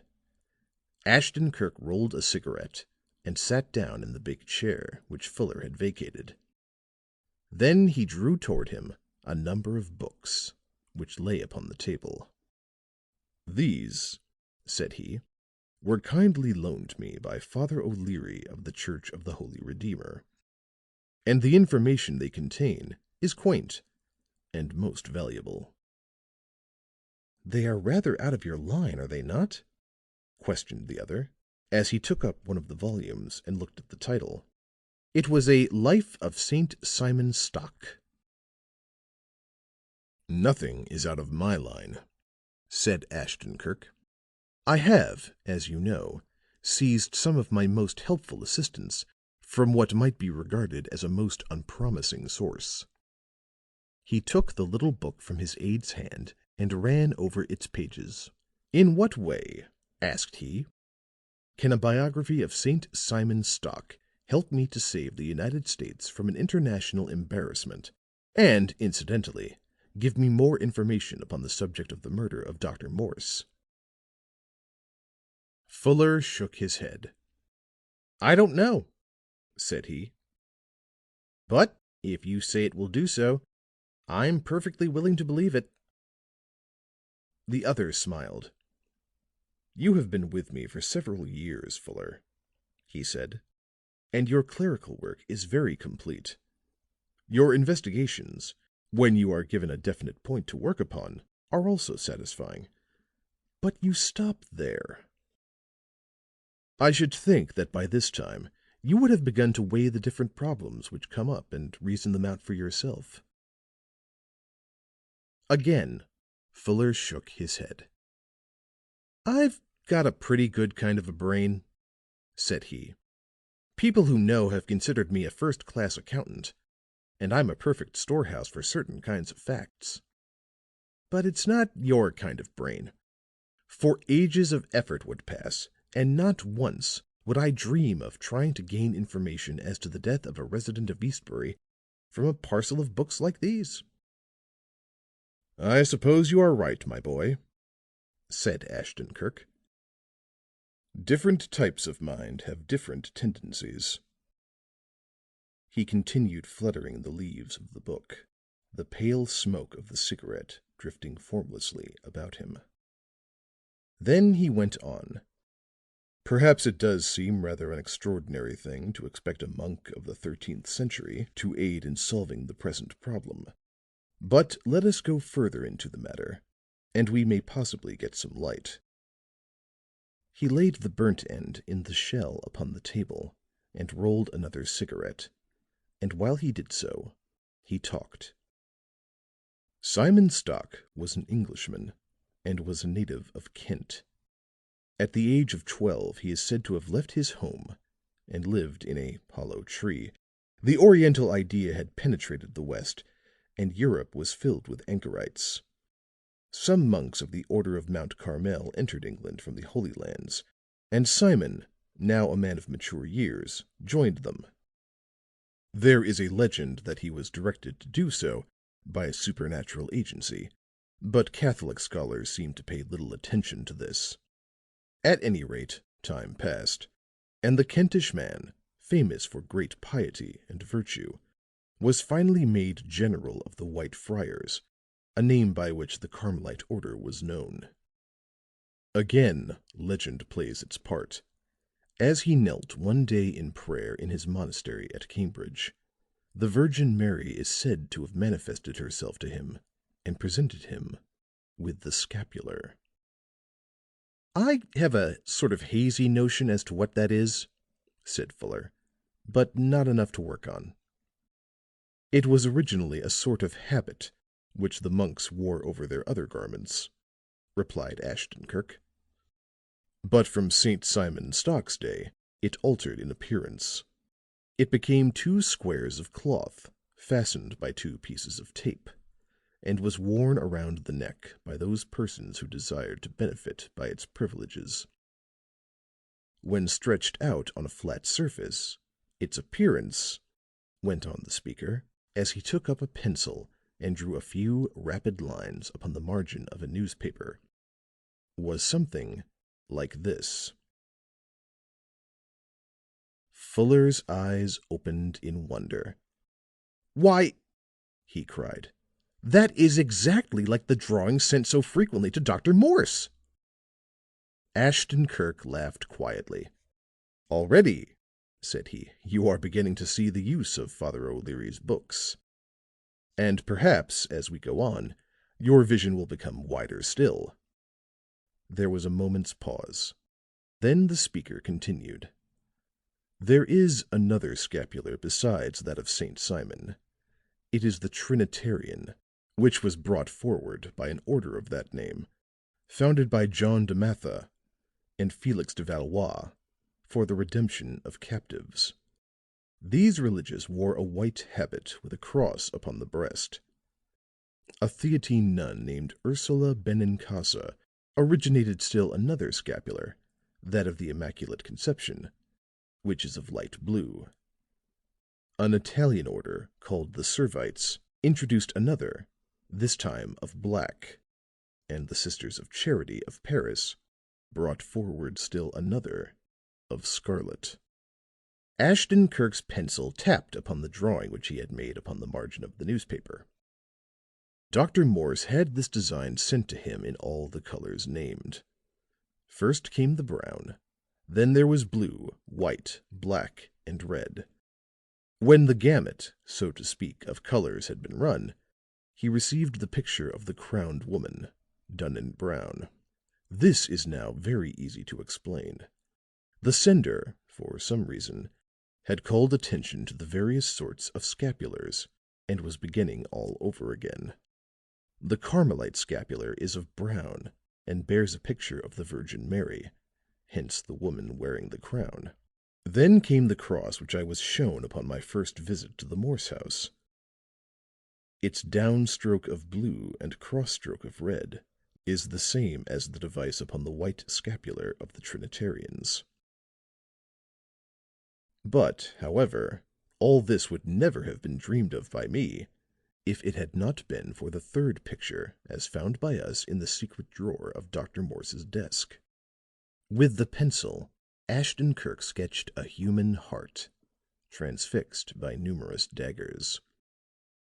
"When this caught my eye," he continued, "I could feel the stirring of a memory, one of those which I spoke of as being ticketed and ready to hand," with a smile. "Was it the heart which awoke this dim feeling of familiarity? No. Was it the daggers? Again, no. Then it must be the general idea, a heart pierced by daggers. At this, I felt the memory struggle desperately in the brain cell. Then, suddenly, it broke out. I had seen the design upon a bit of laced card in the show window of a religious goods store when a boy. I recalled the title printed at the bottom of the card perfectly. It was the 7 Dolours. The memory of this was specially keen, for I had not known what was meant by dolours, and had gone to a dictionary and found that they represented sorrows or pangs. This all came back like a flash, and instantly I counted the daggers transfixing the heart in the drawing. They were exactly 7. I was now convinced that the whole matter of the drawings had a religious aspect, and looked at them with a different eye. The cross was self-evident. The crowned woman could be none other than the Virgin Mary. However, it was not until I had consulted Father O'Leary that I got to the bottom of the matter. With the other things made plain to him, he instantly recognized this as the outline of the scapular, tapping the marginal sketch upon the newspaper. For a few moments, Fuller was silent. Then he said, "That was a clever stroke, and it might go a long distance toward making some other things plain. But," and he shook his head in a rather hopeless way, "I confess that I don't see the reason for all these things being sent to Dr. Morse. In fact, there doesn't seem to be any sort of reason in it." Ashton Kirk arose. "There is seldom any reason in things which we do not understand," said he. "But it often happens that when we do come to understand them, we find the reasons behind them solid and far-reaching enough." End of chapter 11.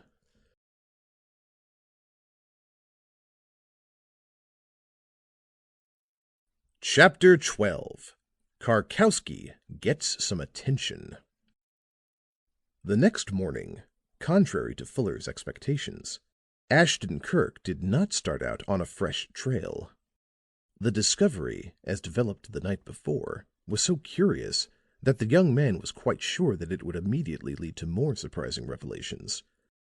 So he was greatly astonished when he reached the old-fashioned house to learn from Stumph that the secret agent had gone into the country. "He took his fishing rods," explained Stumph, "and went to Jordan's Mills. He said he'd be back tomorrow."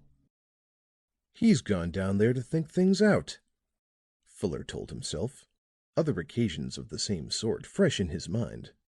A pipe, a green bank under a tree, and a painted float to watch are fine things to make thoughts run. They just seem to drift along with the current. Sure enough, the next afternoon Ashton Kirk came back. There was a keen, vigorous look about him that told of a freshening such as his aide had pictured. He heard what Burgess had to say regarding his hunt for Karkowsky as soon as he arrived, for the man was waiting for him. "He's gone completely, so far as I can make out," the broad-shouldered man informed him. "There's not a trace to be found in any direction. I've questioned everybody I could find in the section who was acquainted with him, but they knew only his name and thought him a pretty good sort of fellow." Ashton Kirk said little in reply, but his manners showed that he was far from satisfied. After dinner he smoked and walked about his study. Then he went to his room. A half hour later, a tall, cadaverous-looking person, in a black coat and with a silk hat, the nap of which was well worn, came down the stairs. To Stumph he said, "I shall be back in a few hours, perhaps, but should anyone call, say that I will see him in the morning." "Very well, sir," said Stumph gravely. It was just fading from the late twilight to the early shadows of evening when the cadaverous man turned the corner and headed toward 4th Street. His shoulders were bent and his gait was shuffling. The thread gloves which he wore were broken in places here and there, and the black coat was a trifle short in the sleeves. But he attracted little or no attention, for in that neighborhood shabby characters were frequent enough. When once he got into his stride, it was astonishing to see how he covered the ground for all the shuffle. At 4th Street and Corinth Avenue, he halted and looked about. It was now dark. The streetlights were throwing their pale blue rays into the hidden corners of the dirty highways. Upon stoop and cellar doors, throngs of soiled-looking men and women were congregated. Hordes of children were all about, and their cries were shrill and incessant. "Brekling?" said a man with a peddler's cart. "Oh, yes. His place is there on the corner." A yellow gas light burned dimly in the harness shop when the man in the worn top hat entered. There was a heavy smell of leather and oil.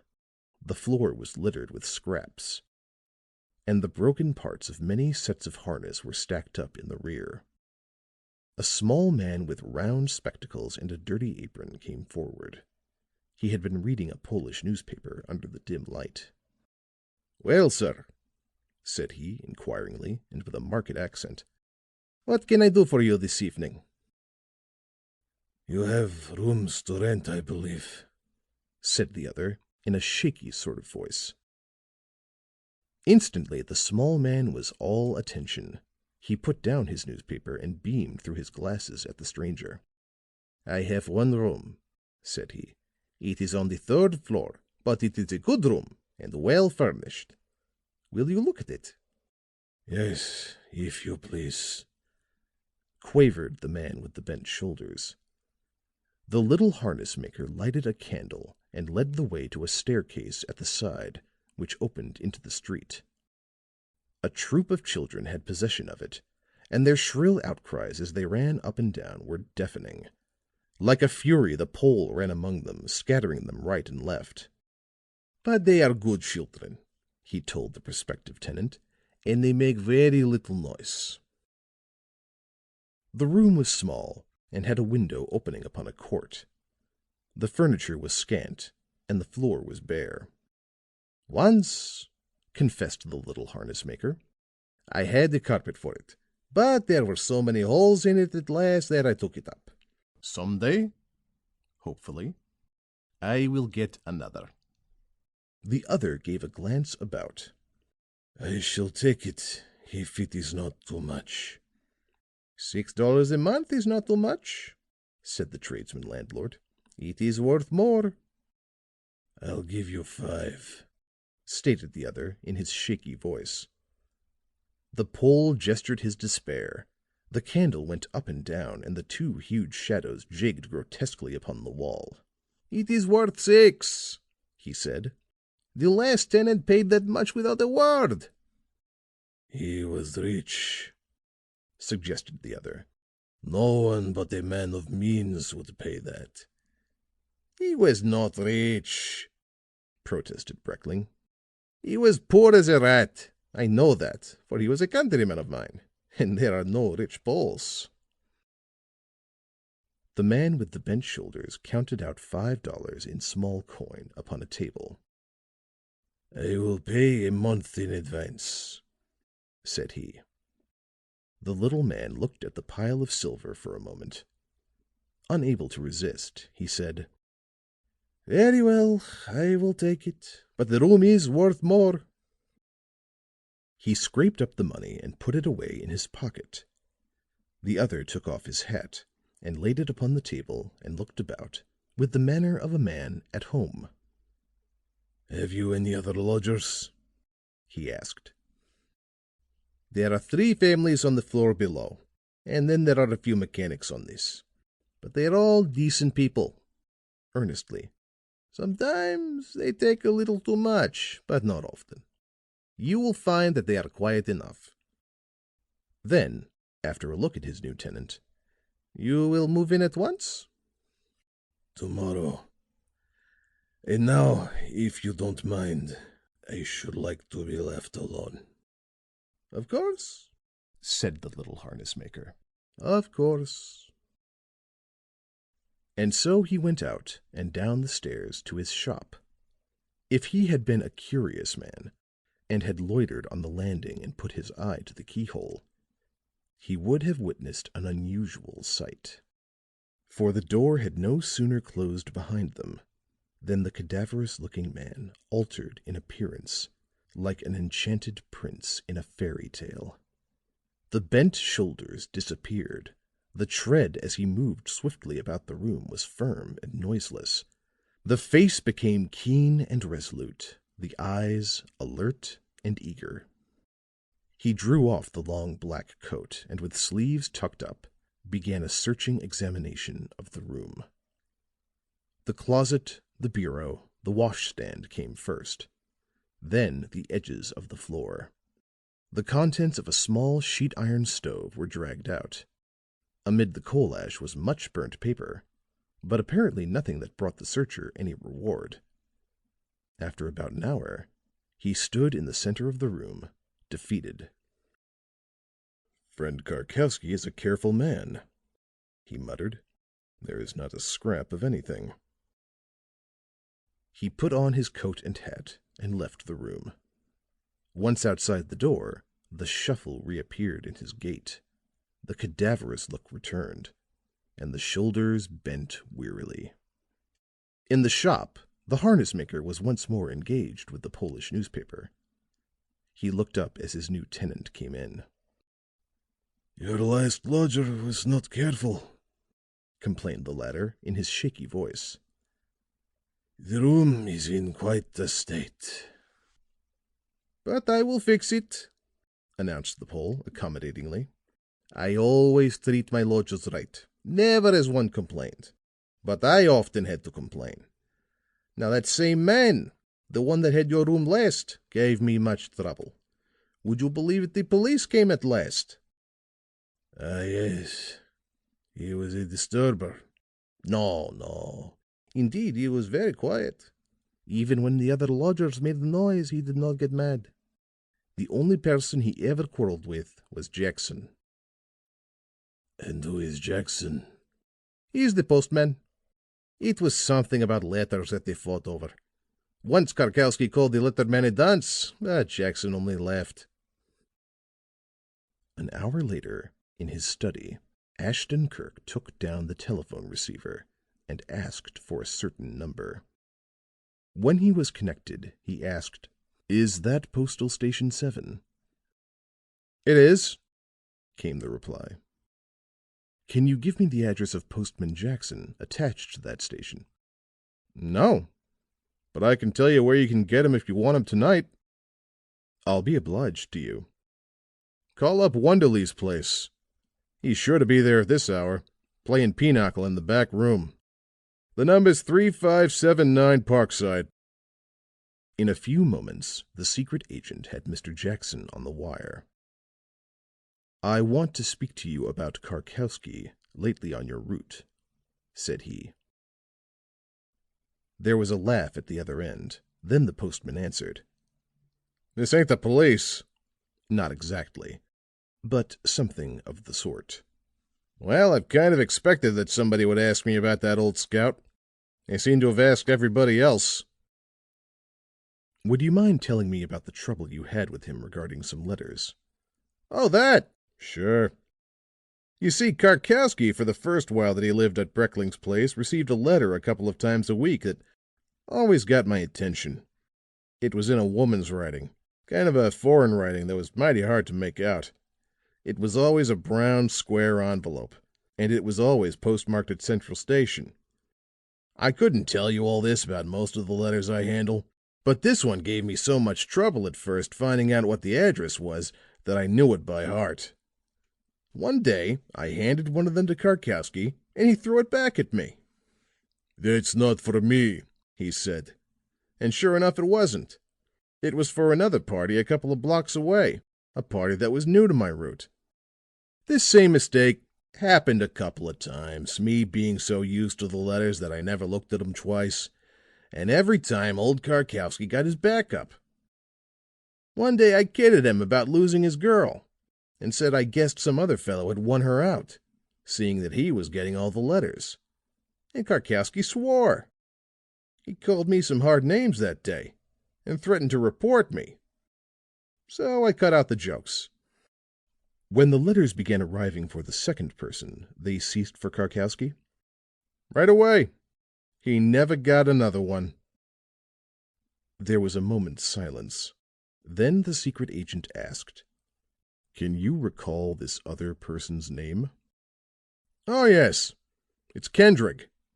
He lives on the top floor of 424 Low Street."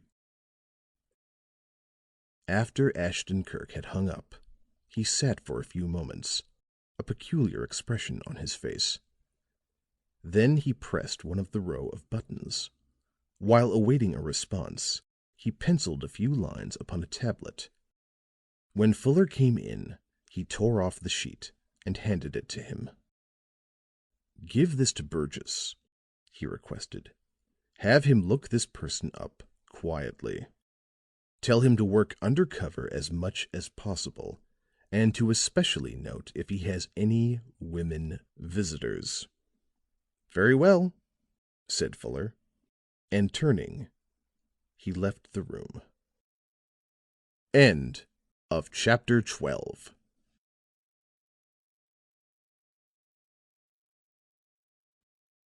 Chapter 13. Old Nanon Speaks. Ashton Kirk was at breakfast next morning when Fuller entered. "I beg pardon," said the assistant, "but I've just had a call from Burgess, and I thought you'd like to hear what he had to say." "Good. Let's have it." "He went to 424 Low Street last night, after I gave him your instructions. It's a large building, once used as a factory, but now rearranged as an apartment house. There was a gas-lighted sign over the door which said rooms might be had. Burgess took one on the 4th floor, and in a conversation with the caretaker, mentioned that he had a friend, a Pole, who had lived there. 'Do you know Kendrick?' says the caretaker. 'He's right across the hall from you.' But Burgess says no, that's not the name. And when the man went away, he waited a while, and then knocked at the door opposite.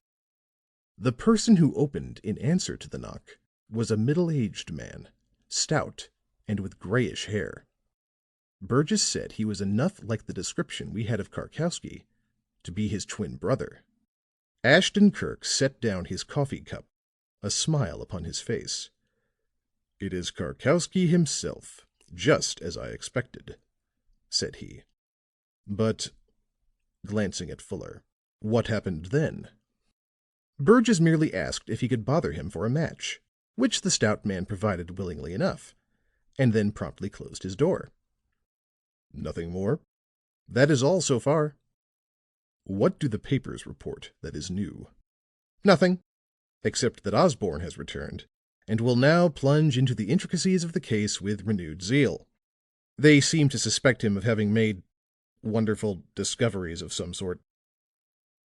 "Have you heard anything from Purvis?" "Yes.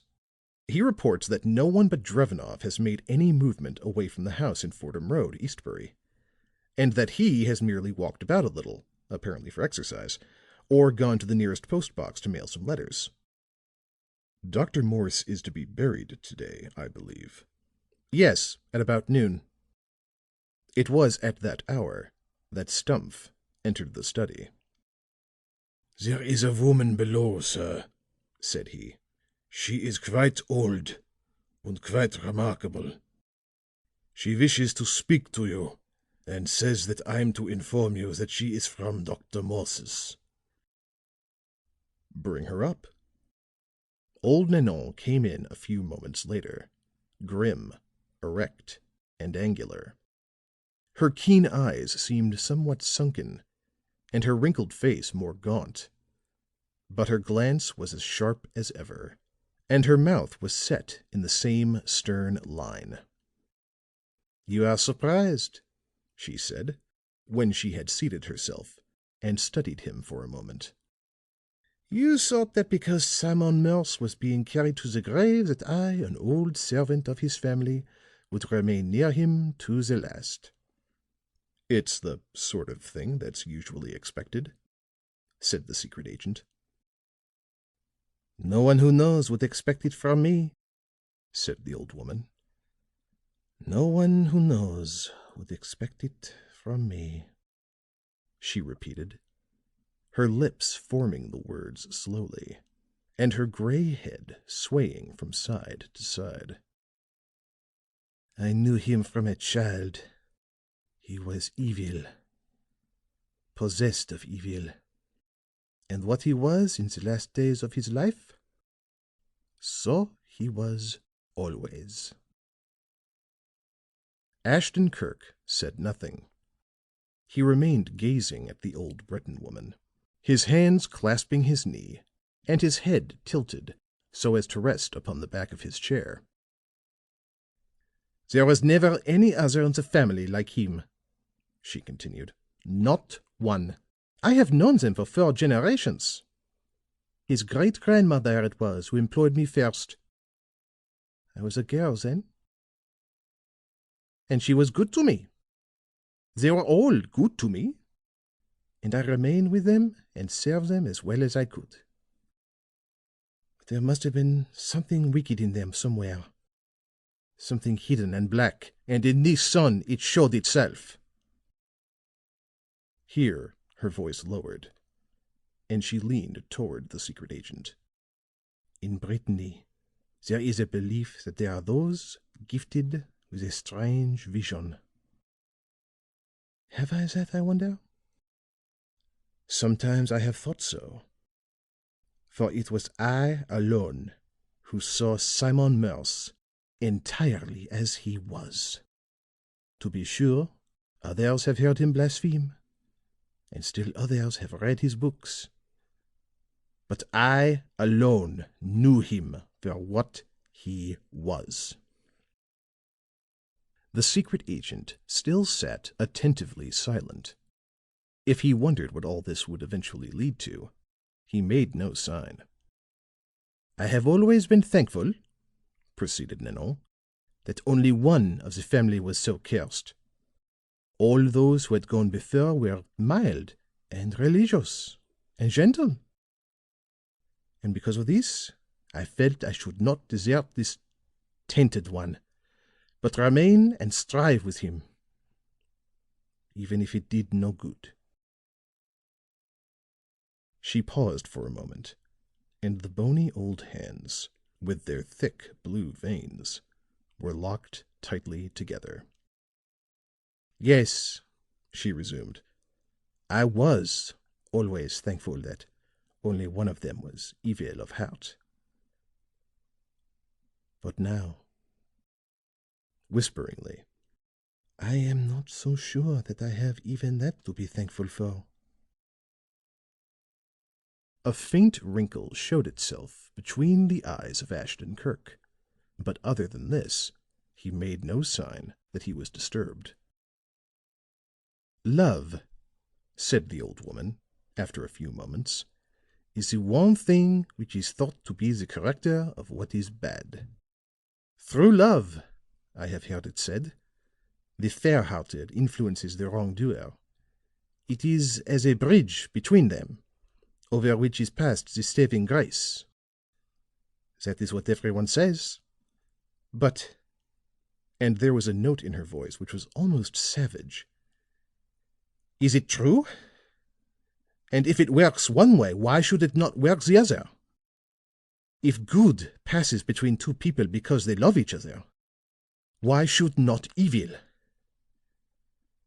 And," very slowly, "Simon Morse and his niece were much attached to each other."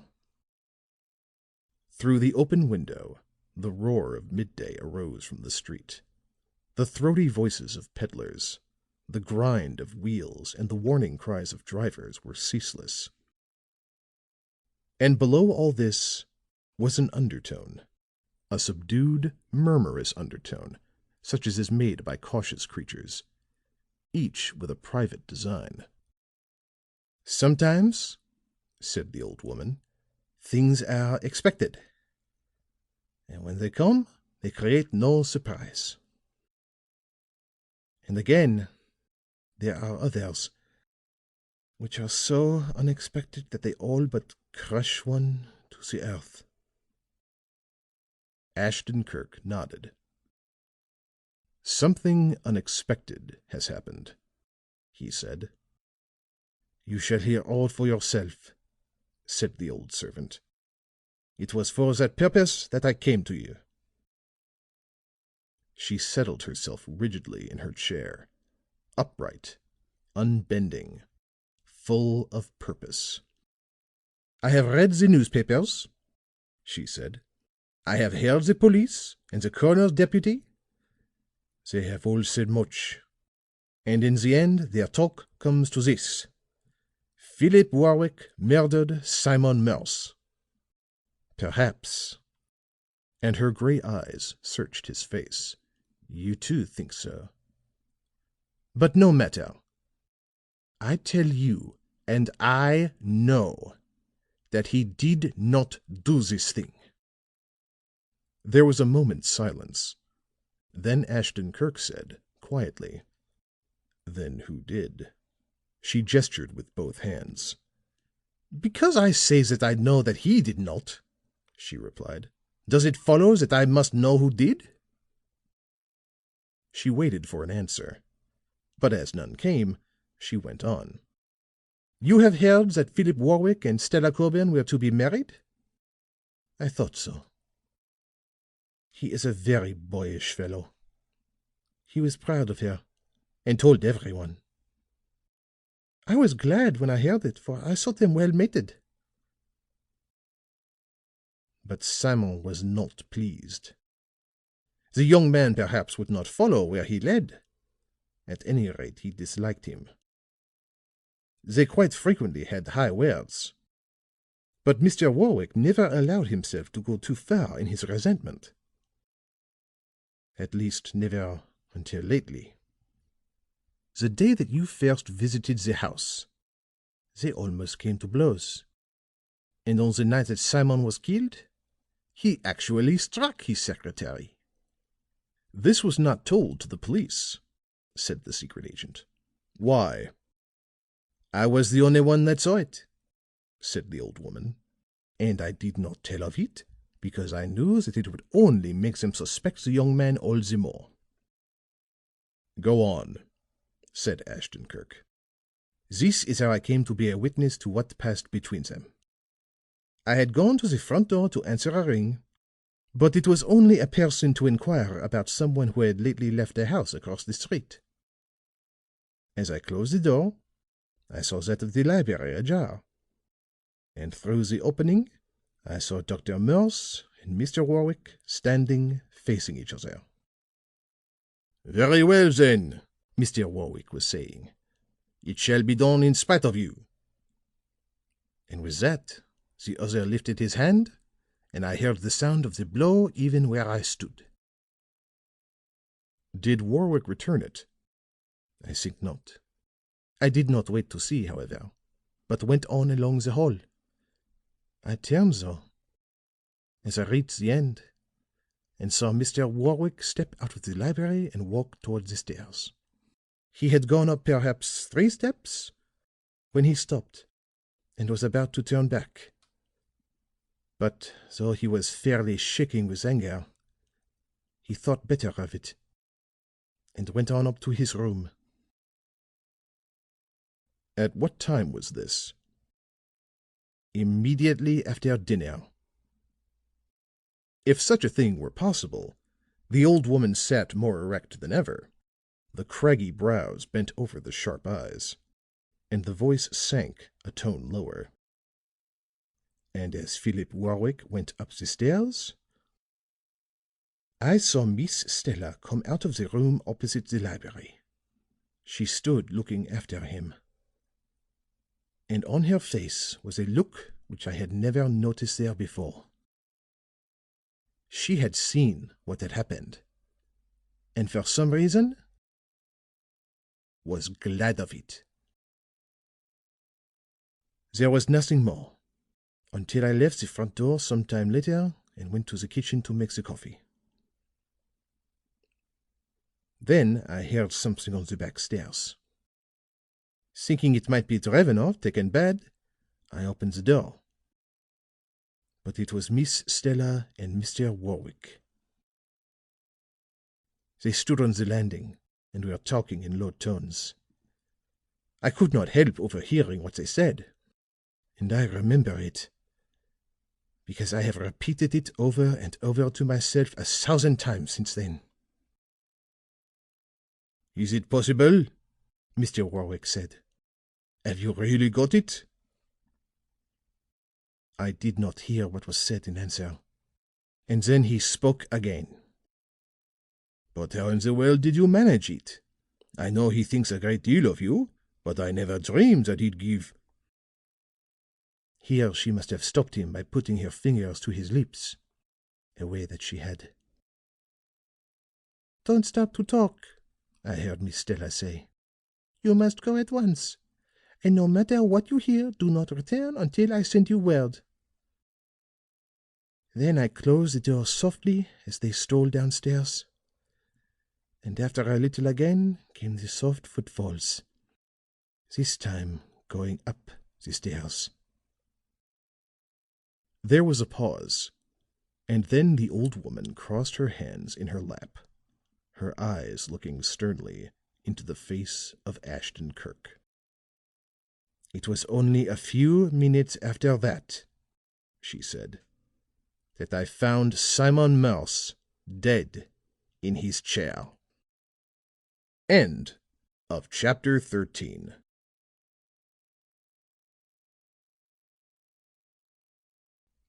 Chapter 14. Okiu Writes a Letter. Ashton Kirk, a short time after the old servant woman left, rang for Fuller. When the latter entered, he found his employer writing a telegram. "Have you heard anything from O'Neill?" asked the secret agent. "This morning, yes.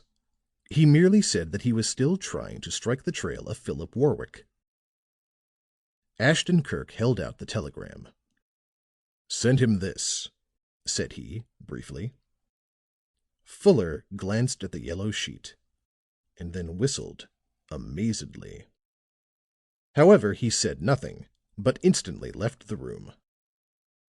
The morning mail lay neglected upon the table.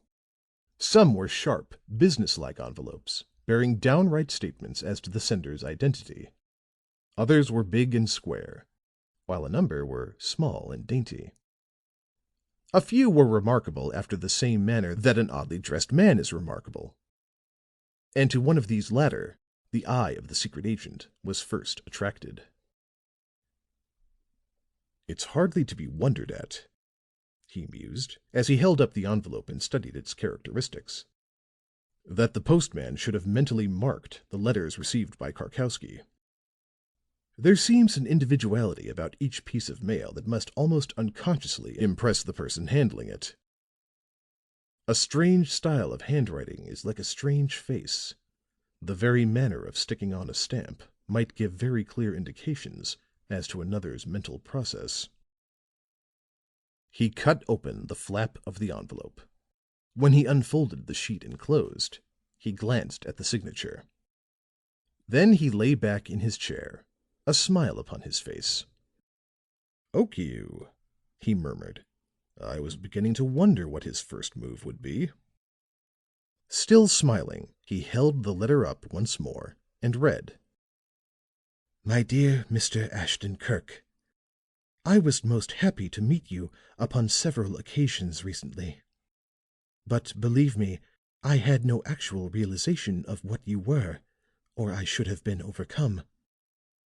To think that you know my own language, that you have studied the literature of Nippon, that you have even written a most delightful appreciation of it, and all the time I was ignorant of this.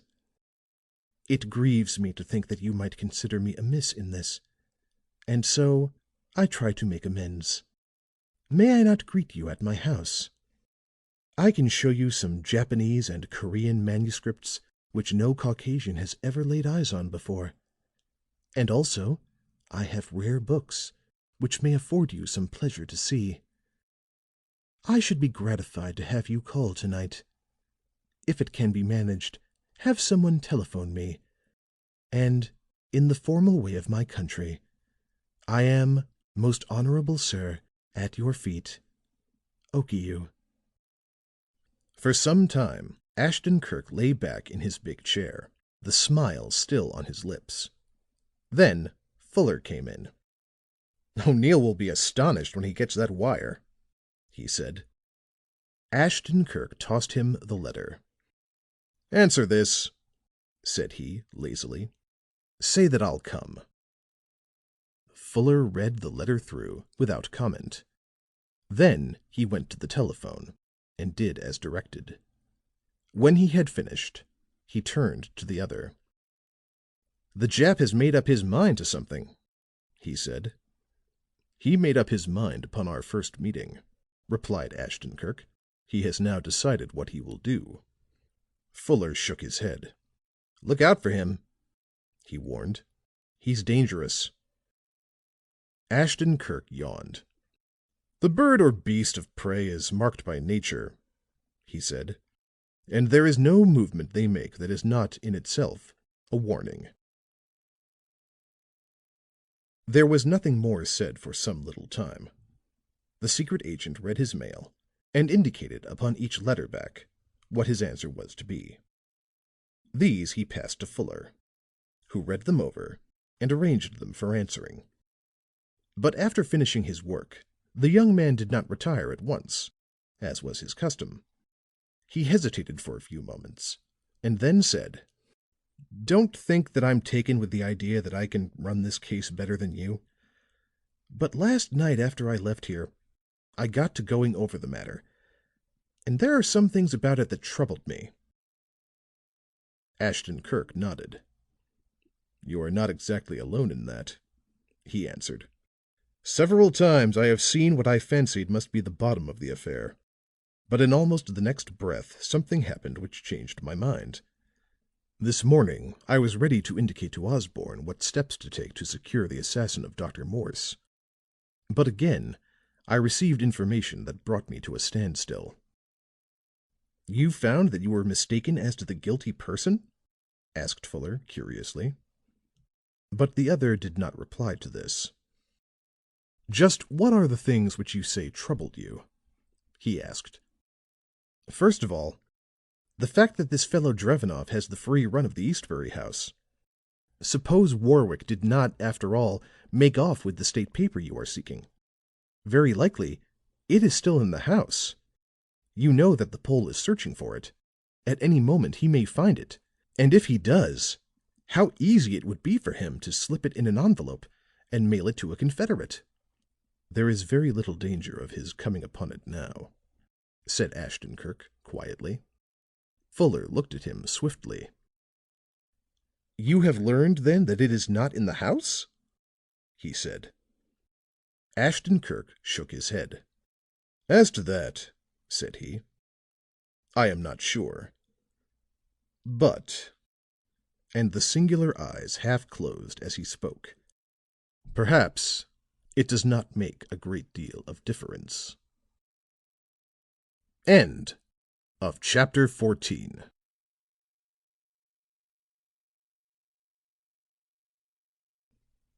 Chapter 15. Almost. After dinner that evening, Ashton Kirk looked over the last edition of the papers. About 8:00 he arose, stretched himself contentedly, and then went to a stand, a drawer of which he pulled open. From this he took several black, squat-looking pistols of the automatic type, and one by one balanced them in his hand. Selecting the one which struck his fancy, he slipped it into his pocket and prepared to go out. "Shall you leave any word, sir?" asked Stumph in the lower hall. The secret agent paused for a moment. Then he scribbled something on a card and gave it to the man. "If I do not return by morning, get Fuller on the telephone and read this to him," said he. "Very good, sir." At the station, Ashton Kirk was forced to wait some little time for a train. And when, finally, he rang the bell at Okiu's door in Eastbury, it was a trifle past 9:00. There was a delay after he rang. The house was gloomy, not a light showed at any of the windows. From all indications, it may have been deserted. But through the tail of his eye, he caught a slight stirring of a curtain at a window upon the lower floor. "They seem to be very careful," mused the secret agent. "I am much favored, as apparently they do not admit anyone who is not thoroughly convincing." After another brief space, the door was opened. Ashton Kirk saw a dim hall and a short man of enormous girth. "Mr. Okiu?" asked the secret agent. "He is at home," replied the fat man. Who are you? The secret agent gave his name, and at once the man stood aside. I will tell him that you are here, said he, as Ashton Kirk entered. Will you sit down? He indicated a hall chair with much politeness, but Ashton Kirk nodded and remained standing. There was a single incandescent lamp burning in the hall, and its yellow rays barely lit up the dark corners. At the end was a railed stairway which led to the rooms above, and along the hall there was a dark array of tightly closed doors. However, these things got but a glance from the secret agent. The Japanese who had admitted him attracted his notice. This latter had a huge round head and a fat, brutal face, and his immense body gave him the appearance of an overfed animal. His skin glistened with a high-smelling oil. When he moved, its scent was particularly heavy and unpleasant. Everything about him seemed to promise inertia, ponderous movements, shortness of breath. But this promise was not kept, for he passed down the hall with a light, quick step. Then he sprang at the staircase and went bounding up like an enormous rubber ball. There was something in this so unexpected, so utterly tiger-like, that Ashton Kirk felt the nerves of his scalp prickle. "Rather a formidable sort," he murmured, and as he spoke, his hand went to the outer coat pocket, as though to assure himself that the squat black pistol was still there. One might hold him off and hit him to pieces, but let him break down a guard and come to grappling, and he'd afford astonishing entertainment. In a few moments the fat man reappeared. He paused halfway down the stairway, and the light rays were reflected in his slanting eyes as he fixed them upon the secret agent. You will come with me, please, he said. Unhesitatingly, Ashton Kirk followed him up the stairs and along a hall upon the second floor. A door at the rear stood open, and at a round table, under a powerful light, sat Okiu. At sight of the visitor, this latter arose, a welcoming smile upon his placid face. "Sir," said he, "you are too good. I am delighted beyond measure." Ashton Kirk shook the outheld hand. "I am pleased to be asked here," said he. "I could have hoped for nothing that would have agreed so well with my inclinations." The heavy lids partially veiled the black, searching eyes of the Japanese, but the bland, childlike face was as expressionless as before. "You are polite," smiled Okiu, still shaking the secret agent's hand. "But I knew you would be so. All persons of real parts are kind, and ready to place the stranger at his ease." Then, turning to the other Japanese, who remained waiting in the doorway, he added, "Sorakicha, give the gentleman a chair."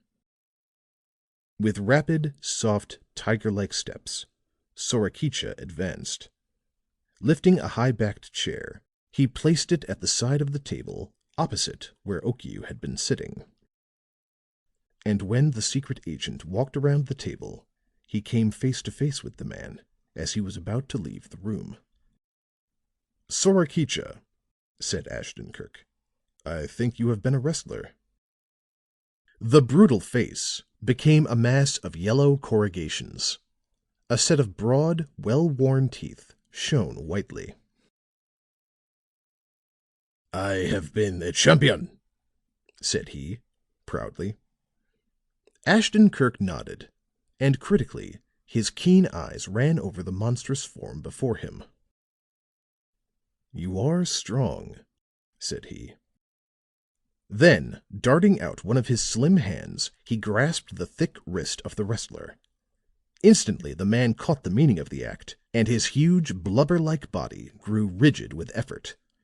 There was a pause full of striving. The eyes of the two were savage, the teeth shut tightly, the breath swelling in the lungs. Then, slowly, the thick arm of the Oriental bent upward until the clenched hand touched the shoulder. And at this, Ashton Kirk released him and stepped back. For a moment, the amazement which the wrestler felt was plain. But again, the fat face broke into yellow corrugations. "You too are strong," said he. "But it was a trick."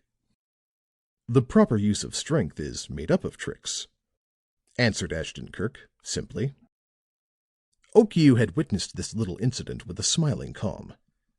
And now he said to his countryman: "And so, my friend, you have met your match at hand grasps? I told you it would be so. But," and he turned to Ashton Kirk, "I did not expect to see it in a man like you."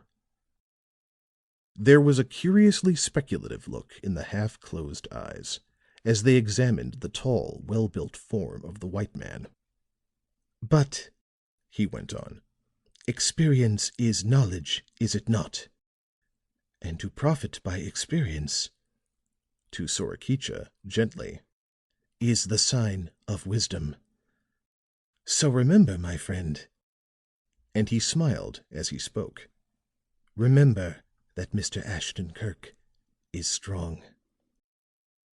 "I will not forget," replied the wrestler, his well-worn teeth shining. And with that he left the room, the door shutting quietly behind him. Ashton Kirk sat down, as did his host. The latter fluttered the pages of a great, uncouthly made book which lay before him. His yellow, beautifully shaped hands touched the leaves with careful gentleness. It were as though the volume were a child which he was caressing. "Again," said he, "I will tell you that I am greatly favored by your coming.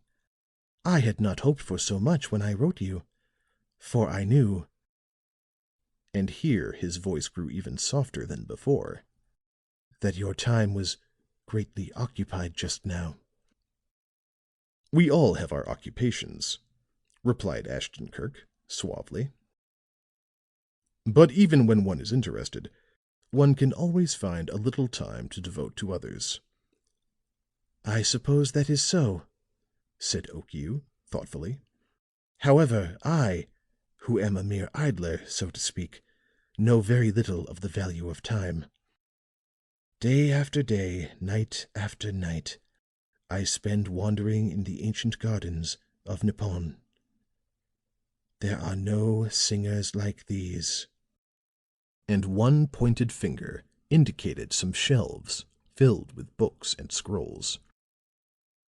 "There are no written words quite so full of beauty." "The poets of one's own nation are always the most touching," said Ashton Kirk. "This is especially so of the old poets. Sometimes we take down a dusty, musty old fellow from a top shelf where he has long lain neglected, and being in the humor for it, we are startled by the sweetness of his vision. There is a fragrance about ancient memories which is irresistible. The distance, perhaps, has something to do with it. Yesterday has no perspective for the most of us, but yesteryear is deep with it for all." Okiu nodded. "The ancient peoples had their prophets and their oracles," said he, "and their gods spoke through them. But the shades of the old Nipponese speak to me through the messages of the poets. The virtue of the dead is here accumulated. The wisdom of my holy ancestors leaps up to me from the pages of my books." Caressingly, the wonderful hands touched the faded pages of the volume upon the table. "There are no thoughts so reverent as these," he went on. "There are no gardens so still, so full of quiet odors, so slumberous under the stars. And there is no moon so silent or so wan and soft in searching out the secret paths beneath the flowering trees, where the shadows walk hand in hand." "But," said Ashton Kirk, "the great bulk of your countrymen have forgotten these dreams of a past time. Modern progress seems to interest them more than anything else." Again the Japanese nodded. "Progress was forced upon them," said he. And then with a smile he added, "It would be strange, would it not, if they should outstrip their teachers?" "It is a thing which has happened before now." "Napoleon, I have read, once declined to molest the Chinese because he feared to teach them his own great art, and so put the power in their hands which might eventually crush him and his nation." Okiu laughed softly, and his polished nails picked at the edges of the book. "The Corsican, my friend, was not quite so venturesome as your merchants." "Your history will point out to you the fact that soldiers are seldom so daring as those in quest of trade. In most cases the trader is first upon the ground, and the troops come later." "In any event," replied Okiu, "your merchants desired the trade which the Dutch possessed, and that desire in the end made Japan a nation to be reckoned with. The more imitative the people, say your own philosophers, the greater their future development. And no one," gently, "can say that my countrymen have not kept their eyes open." Ashton Kirk smiled. "It is a way they have," said he, "and people who keep their eyes open learn much." "But not all," said Okiu. "The eyes will not tell us all." He arose and walked to the window. The starlight was but dim, and there was no moon. "Much as I might desire to see what is passing out there," said he, after a moment, "I cannot do so, and it is so with other desires. Many things which we might wish to know are hidden from us, some in one way, some in another." Ashton Kirk said nothing in reply to this. There was a marked pause. Then the Japanese went on. "The other night as I stood here, I saw—" He turned upon the secret agent. "You recall what I told you?" "Very clearly." "I saw moving shadows. Then I saw a man hurrying away. I should have liked to have seen more, but I could not, and so I went to the house over there to see what a closer look would do for me." "And to tell Dr. Morse what you had seen." "As you say, of course. And then I saw you, a friend of the family of—was it 2 days' duration or 3? 2 only." "Thank you." Okiu looked out into the night. His arms were folded, his legs very wide apart, his back turned toward the secret agent.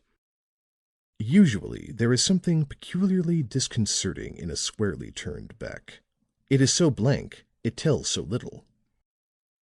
However, this was not so in the case of Okiu.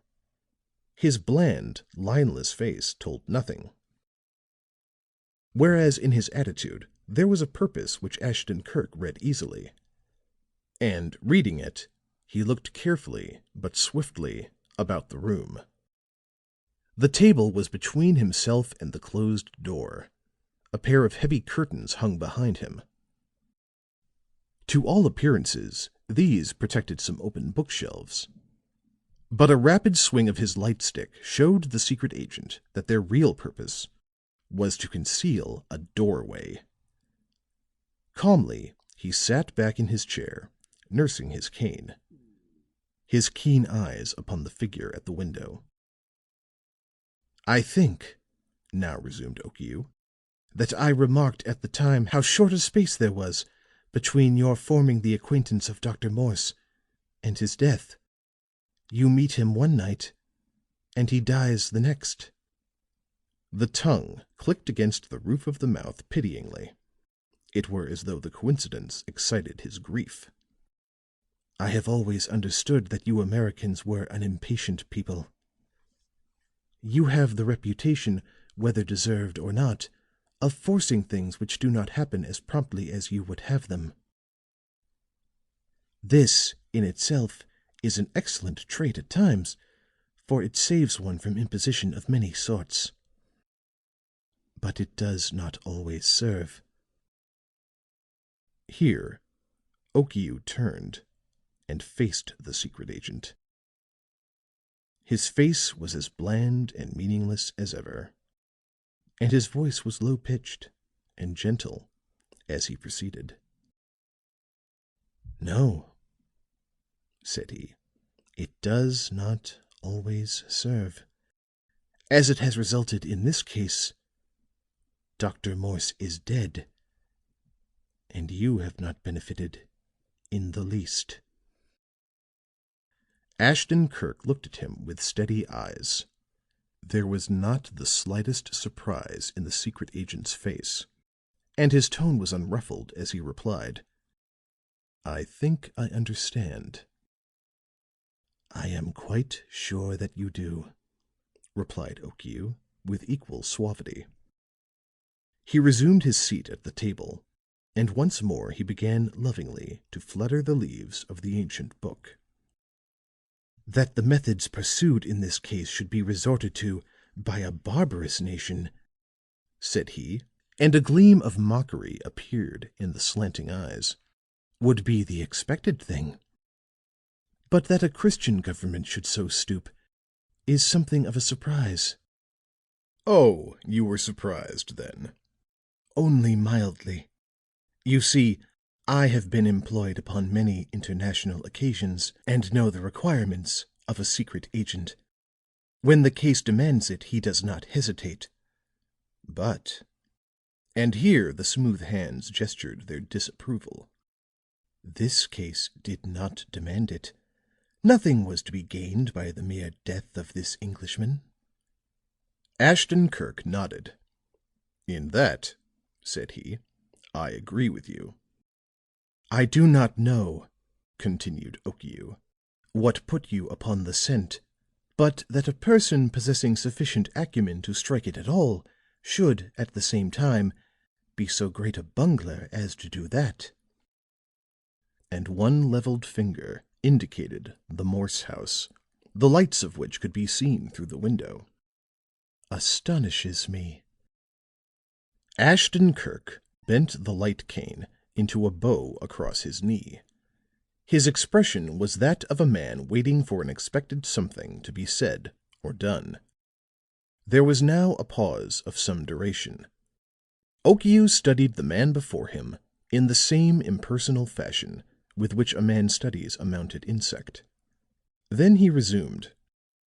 "I have heard of you very favorably, and had counted upon one day having the pleasure of testing myself against you.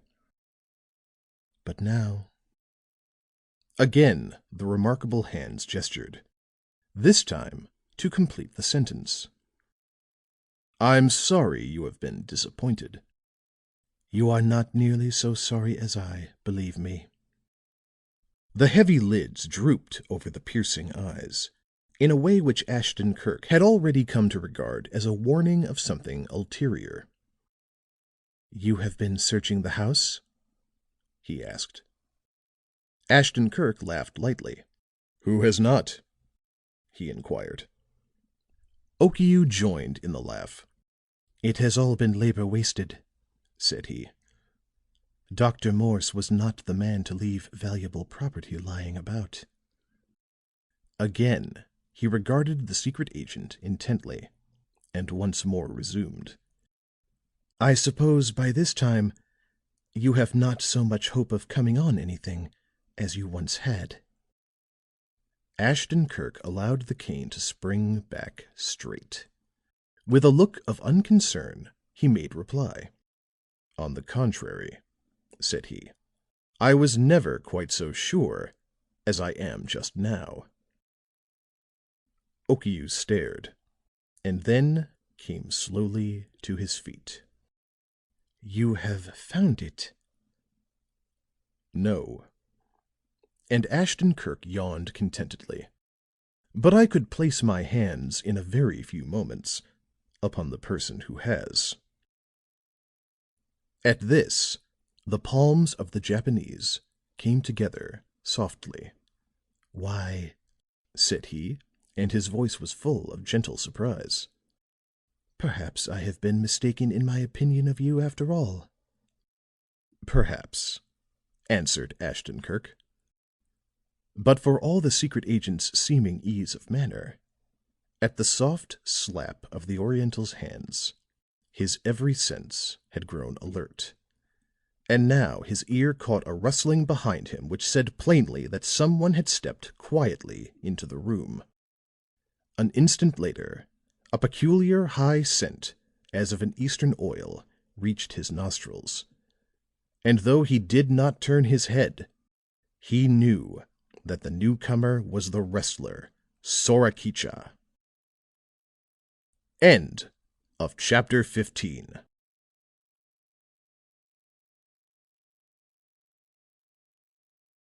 Chapter 16. In the Dark. Though Ashton Kirk was as sure Sorakicha stood behind him as he would have been had his eyes rested upon him, he did not turn his head. The man's entrance had been effected almost without sound. The rustling of the curtains had been no louder than a lightly drawn breath. "And now," reflected the secret agent calmly, "he is waiting behind me until he is told what to do. I trust that I shall be sufficiently fortunate as to catch the signal." But he continued to lounge back in his chair with crossed legs, balancing the stick lightly between his fingers. Okiu stood regarding him with careful attention. "Yes," he continued, "I now see that it is probable that you are what I have always understood you to be, a man of exceptional talents. No one," with a slow smile, "cares to admit that he is dull of perception, but I confess, sir, that in this matter, in which I have been judging you, you may have been more successful than I have imagined." It is more or less difficult to follow the workings of a mind, the owner of which is not under one's immediate observation, returned Ashton Kirk, philosophically. "So, looking at the matter from that point of view, you have nothing to chide yourself for." But Okiu paid no attention to this. Apparently he was grappling with a more concrete matter. "What you have said interests me," he said. "And so," putting his hands upon the table and leaning across to the other, "the paper has been found?" "You might call it finding it, if you were at loss for an expression," replied Ashton Kirk. "Though on second thought, I confess I should apply another term myself." "We will not discuss terms," said Okiu gently. "Let us call the matter of getting the desired thing what you please. There are more important matters to think about just now." He still bent forward, his hands resting upon the table.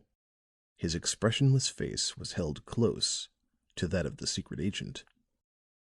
"And so," said he, "you could place your hand upon the person who now has the paper, could you? That is interesting. And still more interesting is the fact that you could do it in a very few moments." Ashton Kirk nodded and smiled. "It gives us all a certain satisfaction to learn that we are interesting," said he. "This is so almost at any time, but at a moment like this, When interest is created in a person who had utterly lost confidence, it is doubly pleasing. "Perhaps," said Okiu, And the purr in his low-pitched voice was more pronounced than the secret agent had ever heard it before. "you have occasion for satisfaction, and then perhaps you have not." Ashton Kirk met the black, heavy-lidded eyes squarely. "Will you be more explicit?" he said. "I can see no harm that it will do now," said the other, and the secret agent quietly noted the emphasis which he laid upon the last word. "So the facts are these. Though I regard you as a sort of fellow workman, and though I have a very definite admiration for your talents, still your interests are arrayed, so to speak, against mine. And this being the case—" Here he paused. The glittering eyes lifted and darted a look over Ashton Kirk's shoulder to the waiting Sorakicha. But even then the other maintained his lounging attitude, and his manner remained unruffled. "Well?" said he, inquiringly. "This being the case," said Okiu, smoothly, "I have thought it best to—" One of the supple hands began to rise. As it stirred, Ashton Kirk launched a kick at the table, which threw it against the Oriental and drove him back several steps. At the same instant as he delivered the kick, the secret agent bent low and leaped forward. The great arms of the wrestler closed above the chair upon empty space. Then the light cane swished through the air. The globes of the cluster of lights which had hung over the table fell in a shower of fragments, and instantly the room was plunged into darkness. Softly, and with the cat-like quickness of Sorakicha himself, the secret agent gained the door. He had fixed its location in his mind, and so had no trouble finding it in the dark. It opened as he turned the knob. The hall, too, was dark, and he slipped into it, closing the door behind him. Carefully, but with some speed, he passed along the hall, his hands outstretched like the antennae of an insect. From the room which he had just left came the sounds of stumbling feet and the confused outcries of angry men.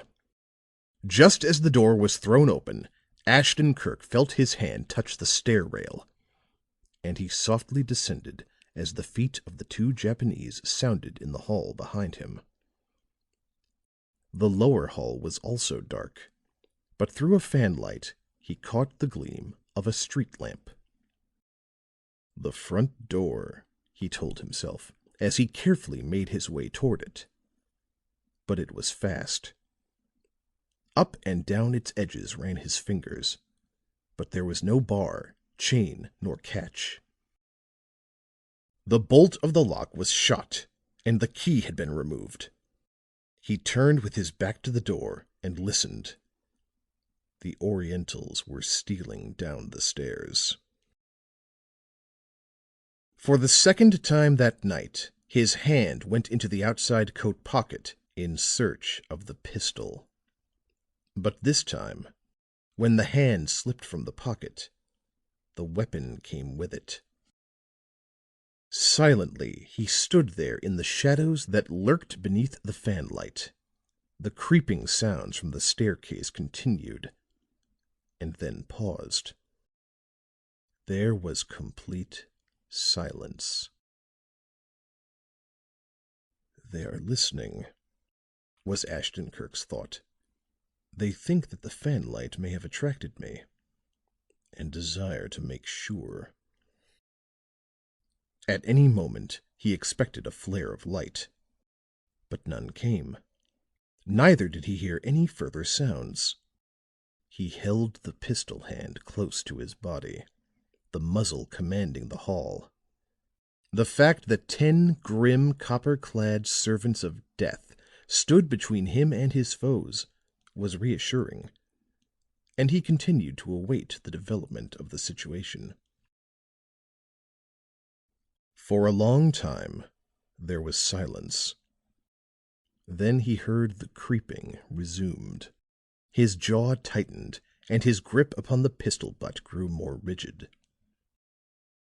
But another instant told him something else. The Japanese were not advancing as he had expected. Instead, they were retreating along the upper hall. "They have made up their minds to the situation," was Ashton Kirk's explanation. "And as facing a stream of bullets does not enter into their calculations, they are about to try something else." This latter, of course, would be based upon his remaining where he was. And at once he took steps toward the confusion of things by also moving along the hall in the same direction as the others. He had noticed upon his entrance to the house that the hall was almost bare of furniture, so there was small danger of his colliding with anything. Little by little he went on. Now and then he paused and listened intently, but there was no sound, however slight. At length his hands touched a smooth surface. It was a door. Cautiously he turned the knob and opened it. The room before him was as dark as the hall, and he halted, with the door only a few inches ajar, peering within. "It's a room on the north side and well toward the rear," passed through his mind. "And it's only natural to suppose that there are windows in it. The blinds must be tightly drawn, for I can't make out even a glimmer of light." He waited a little, his pistol held ready. Then he stepped into the room. The first thing that attracted him was a thin, bright line which apparently lay upon the floor at his right. He studied this for a moment, and then it occurred to him what it was. There was a light in an adjoining room, and the rays were seeping under the door. Again he waited and listened. It had been his purpose to locate a window, unfasten it, and so make his way to the open air. But the light in the room beyond indicated the presence of someone so close at hand as to make this proceeding perilous. But as no sound came from the lighted room, he made up his mind to venture nearer. He had taken but one step, however, when a board creaked behind him in the darkness. Poised for the next step, he halted and again stood listening. Nothing followed, and the breath slowly exhaled from his lungs. His flexed muscles relaxed, and he settled back upon his feet for another spell of silence. He had just about made up his mind that the creak had been caused by himself, when he became aware of another and barely discernible sound. It was soft and hissing, a sort of rubbing, as though one smoothly surfaced thing were drawn across another. Like a flash, the secret agent realized what it was. Someone stood in the doorway with his hands outstretched, as his own had been, and it was their contact with the door frame that made the sound. Then there came a step, slow, careful, light. A pause followed, and then the unknown's breathing could be distinctly heard. Another step followed, cautious, muffled, secret, and again came the pause. The grip of the secret agent tightened upon the pistol. He faced about softly to meet the newcomer, whom a few steps would bring to his side. But now the steps ceased, and though he listened with eager ears, Ashton Kirk failed to note their resumption. This struck him as odd, There had been no sound, nothing that could have startled the other into a longer pause than formerly. And yet, that he was standing stock still somewhere in the darkness was unquestionable. Then, like lightning, it occurred to Ashton Kirk why this was. Judging from the footfalls, he stood between the unknown and the door under which crept the line of light. And the break in this line, caused by his intervening feet, had caught the other's attention. Gradually, the secret agent became aware of the unknown's breathing. At first it was scarcely discernible, but little by little it grew in rapidity and harshness. It became labored, straining, and drawn with increasing difficulty. As plainly as words could have done it, it spoke of mounting excitement and a quickly forming purpose. The automatic pistol began to lift, but too late. Like a wild beast, the unknown leaped through the darkness, and a pair of long, powerful arms enwrapped the secret agent. The pistol fell to the floor, and there began a desperate struggle for the mastery. By a few swift twists and the free use of his knee, Ashton Kirk managed to free his arms, which had been pinioned at his sides. Then he drove one elbow into his opponent's neck, and they went reeling blindly about. There was a moment of this. Then the attack of the unknown abated. It were as though he had felt his adversary out and found him rather more than a match. And with this discovery came new tactics. Ashton Kirk felt the rugged grasp grow still slacker. One hand slipped away altogether. This could mean only that it was feeling in unseen pockets for a weapon. And upon this the secret agent began to fight silently, swiftly, desperately. A series of short, jarring blows drove the other back. A short, powerful lock lifted him from his feet. But with a frenzied wrench, the man broke the hold, and as he did so, they both fell with their full weight against the door under which the light was shining. It gave way with a crash, and a flood of illumination poured upon them. And with the first flash of it, Ashton Kirk saw a hand armed with a billy lifted to strike him, and behind it was the white, desperate face of the man who had followed him into the room. The face of Philip Warwick. And as recognition came, the wrist bent with a quick, practiced jerk. The leather-covered lead descended, and Ashton Kirk fell prone upon the floor. End of chapter 16.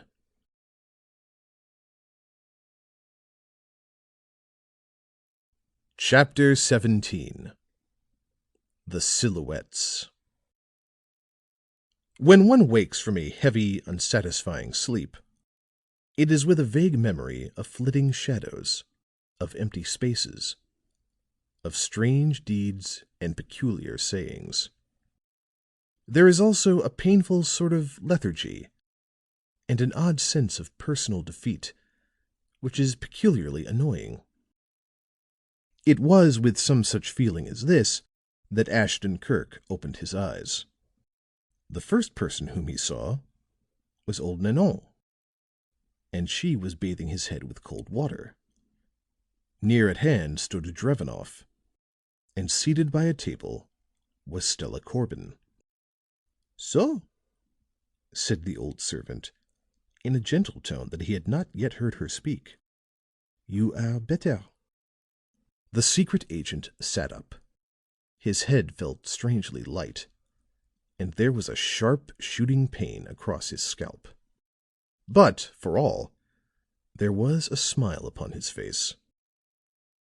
"I will not pattern by the young lady in the novel or the play and inquire where I am," said he. "But I will ask," and he looked from one to the other, "how I happened to get here." The old woman gestured toward the pole. "Drevenoff found you lying upon the back lawn, unconscious, less than a quarter of an hour ago," she said. The young man nodded. "I did not recognize you at first," said he. "I thought it was someone who had wandered in and fallen there." But when Nanon came with the light, we knew you at once." "And a good thing it was that he came upon you," said the old servant, shaking her gray head. "You might have bled to death." There was a moment's silence. Then Drevenoff asked, curiously, "What happened to you? And how did you come to this?" The secret agent smiled.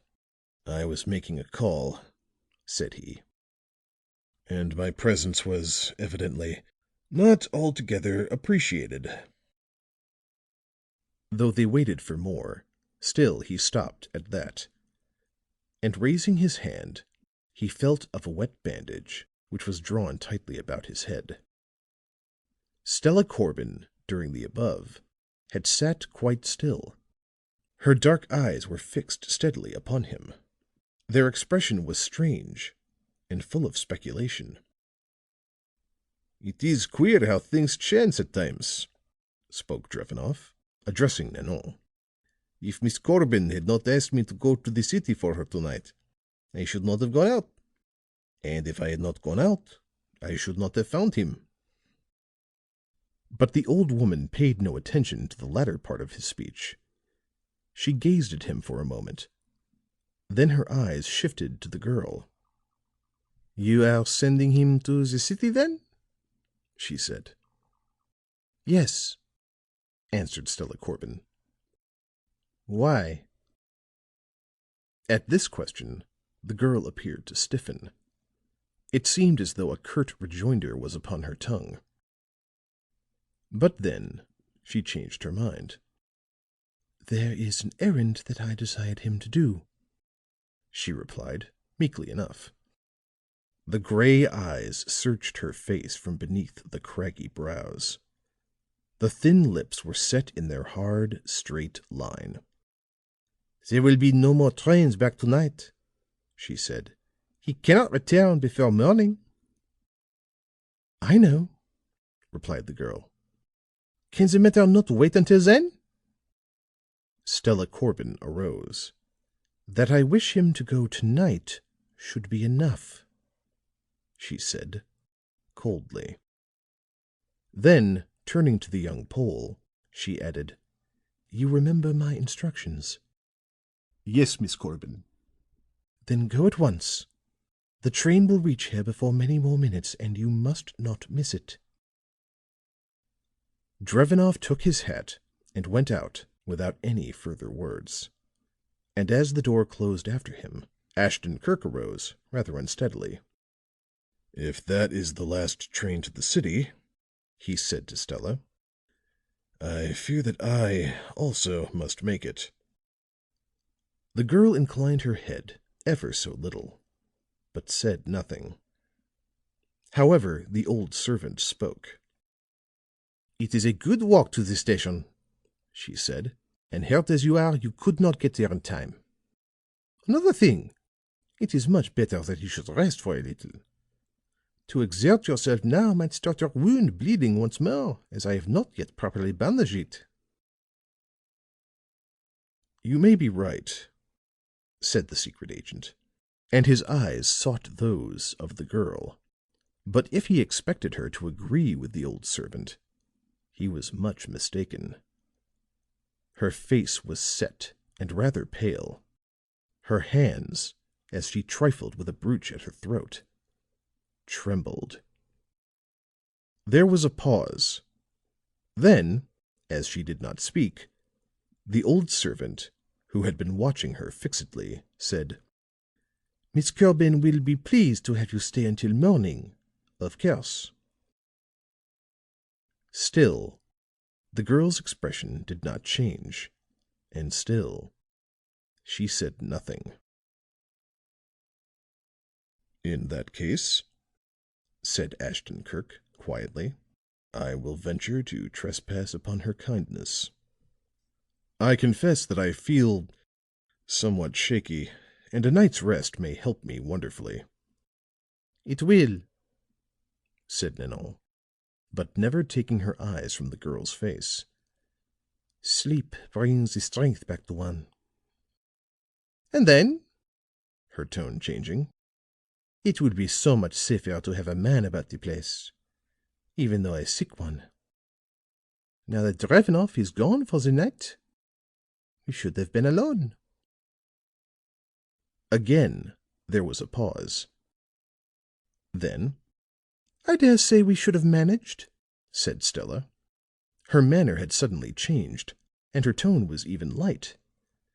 She smiled as she turned to Ashton-Kirk and added, "Of course we must not turn you away, and you are very welcome indeed.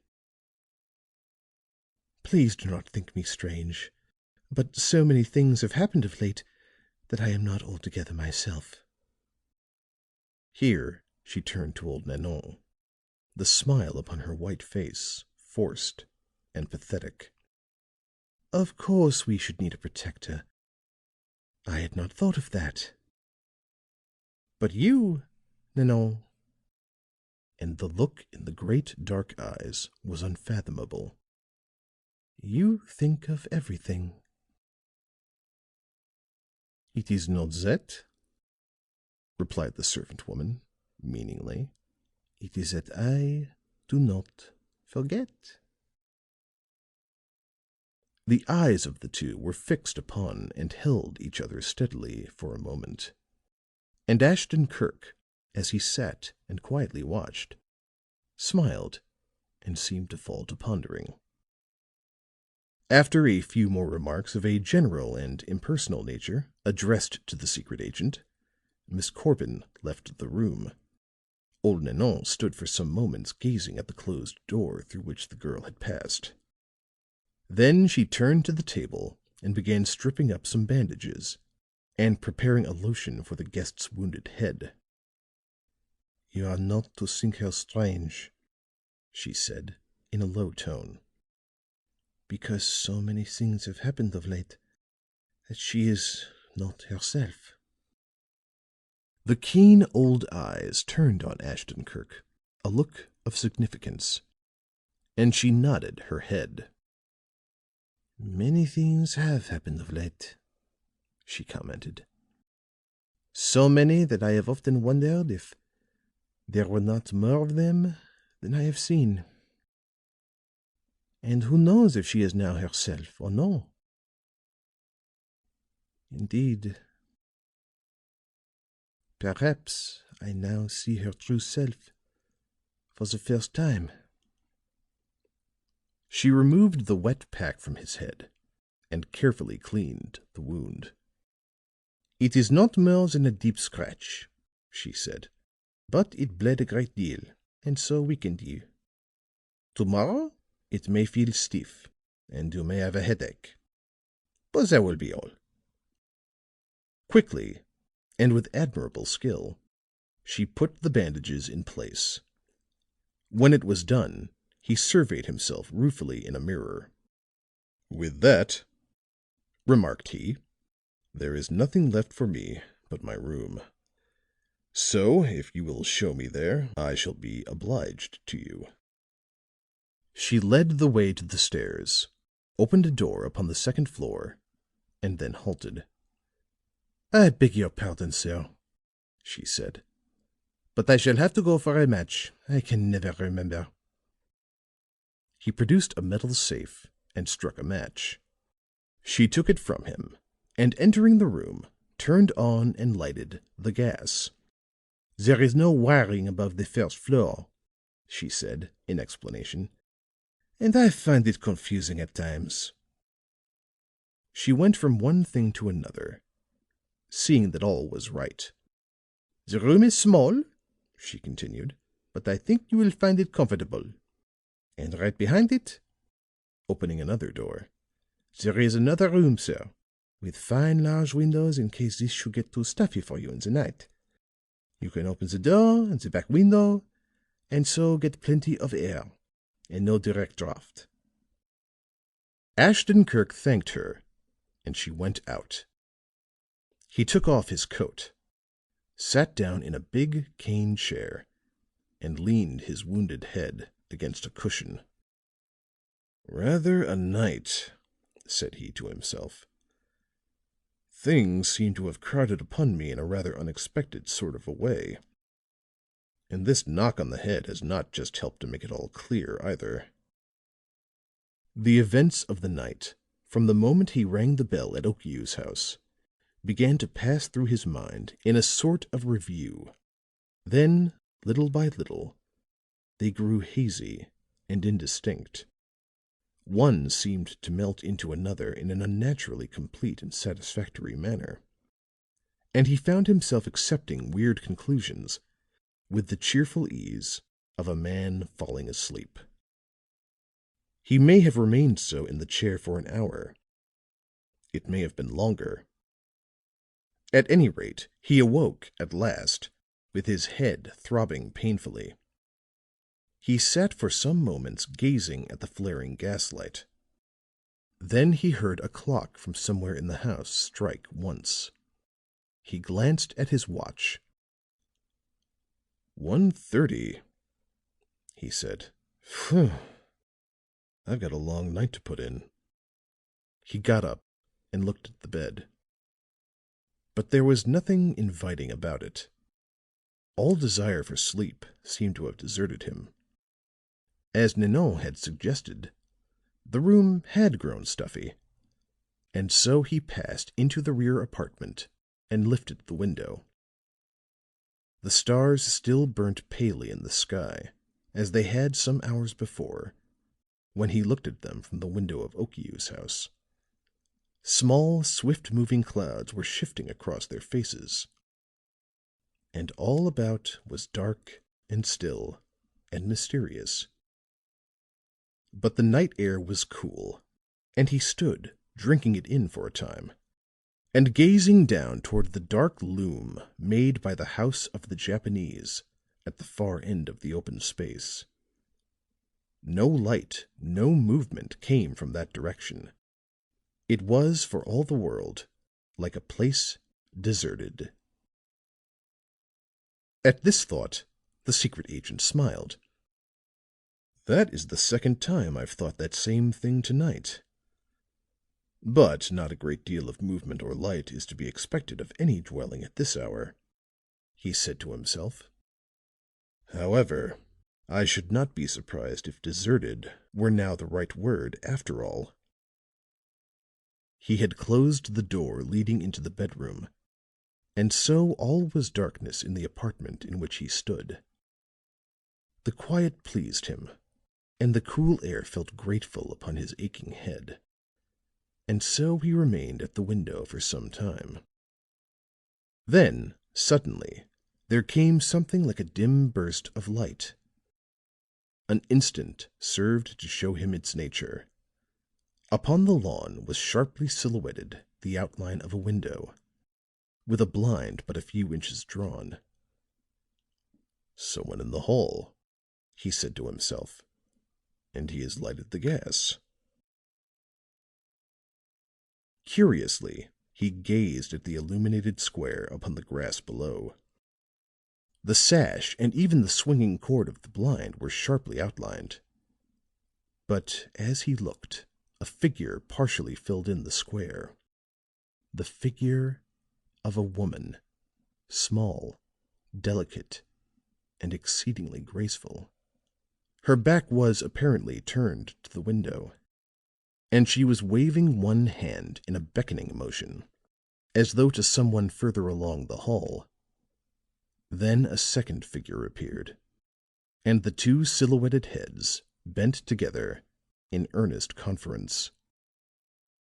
"So," said Ashton Kirk softly, "I understood that with Drevenoff gone to the city, I was the only man in the house. But I see now that there was a mistake somewhere." End of chapter 17.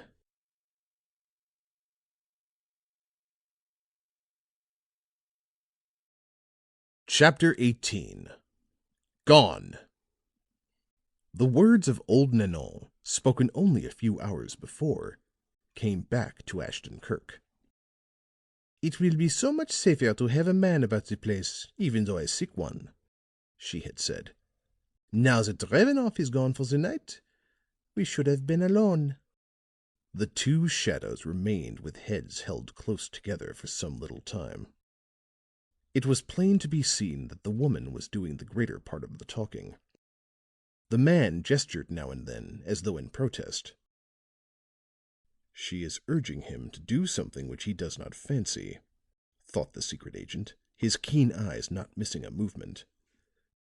"And as his denials constantly grow fainter and her urging more insistent, I think she will finally have her way."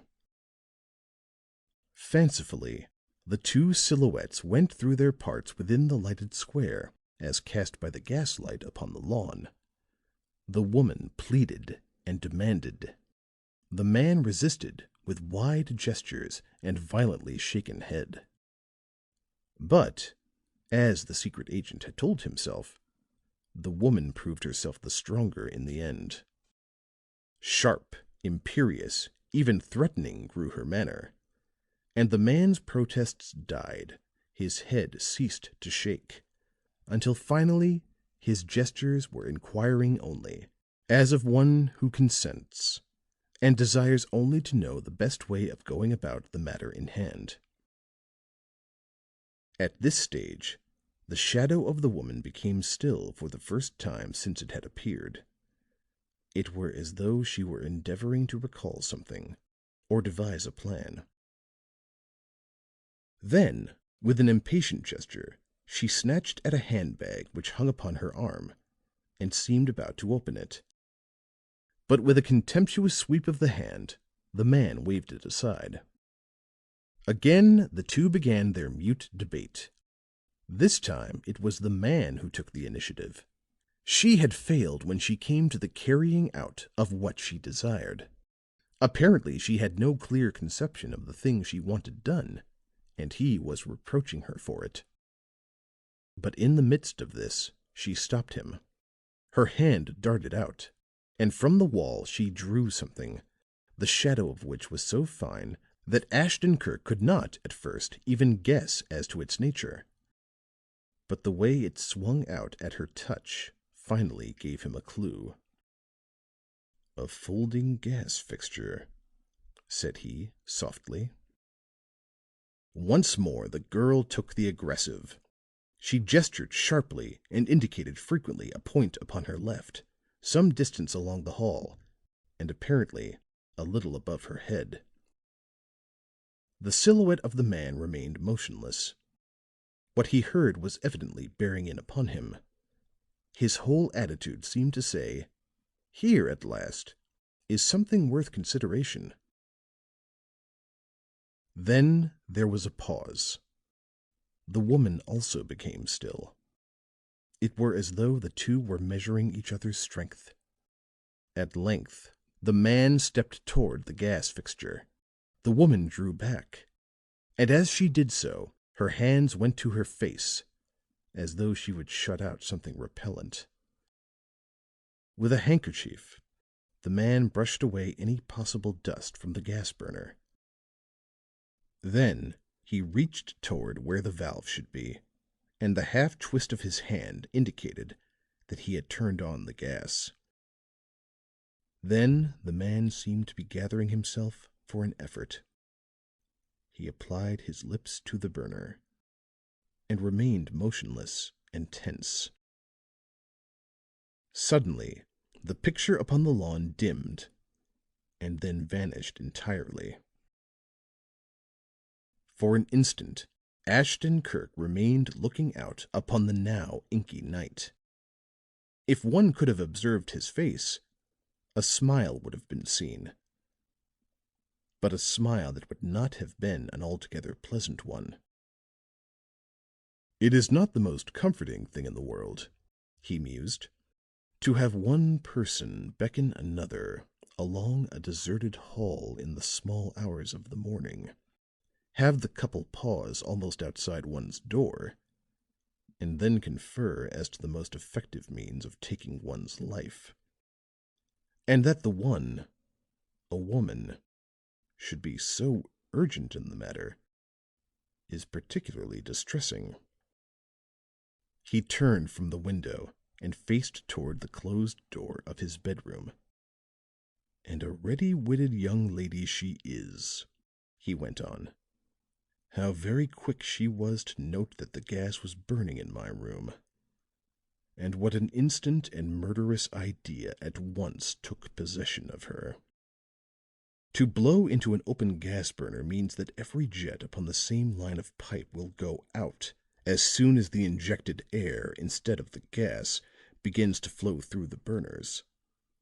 About now I shall find the light out in my room, and—" Here he opened the bedroom door, saw that it was in complete darkness, and stood sniffing the air upon the threshold. "Yes, the gas is pouring from the open burner. If I had been asleep—" The apartment was thick with the overpowering fumes. He softly raised the windows and closed the valve. It would have seemed natural for a man so circumstanced to have taken some steps to identify and apprehend those who have made so murderous an attempt. But if this thought occurred to Ashton-Kirk, he made no attempt to carry it out. However, another idea occurred to him. The old woman said that there were nothing but gas lights above the first floor. If another jet should be open in an occupied bedroom, there is still danger of a life being taken. With this in his mind, he pulled on his coat and opened the hall door.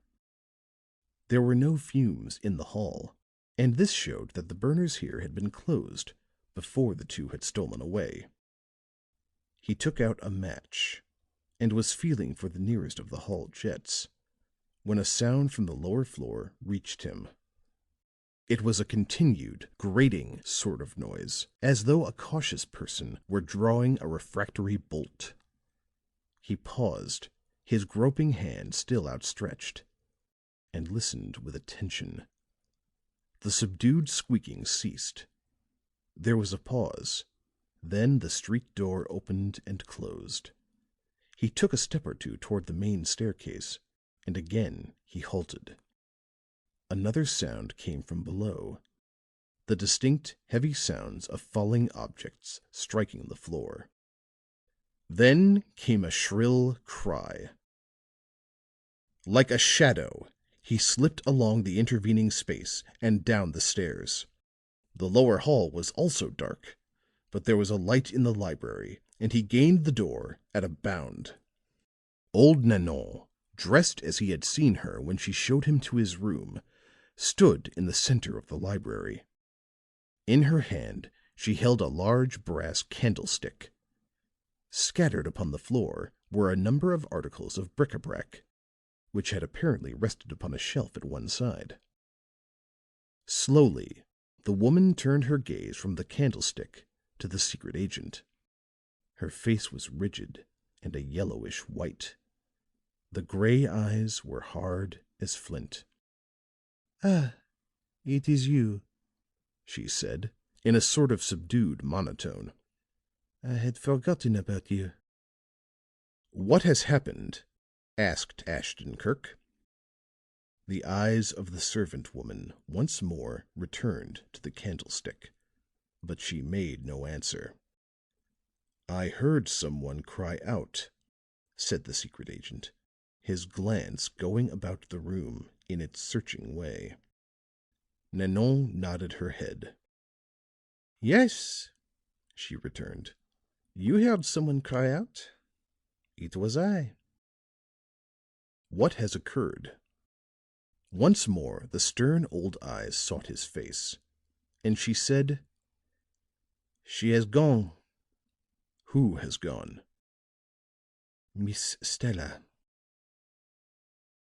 Ashton-Kirk thought of the creaking bolt and the closing street door, and his voice was pitched sharply when he again asked the question: "What has occurred?" The old servant placed the brass candlestick upon one of the desks. She rubbed her hands secretively with a corner of her apron while she said: "I have told you what I feel. I have been as plain as one can be who has no proof. And as the hours passed, I have grown more and more suspicious. Not one movement did this girl make that my eyes were not on her. Not one word did she speak that I was not seeking behind it for some hidden meaning.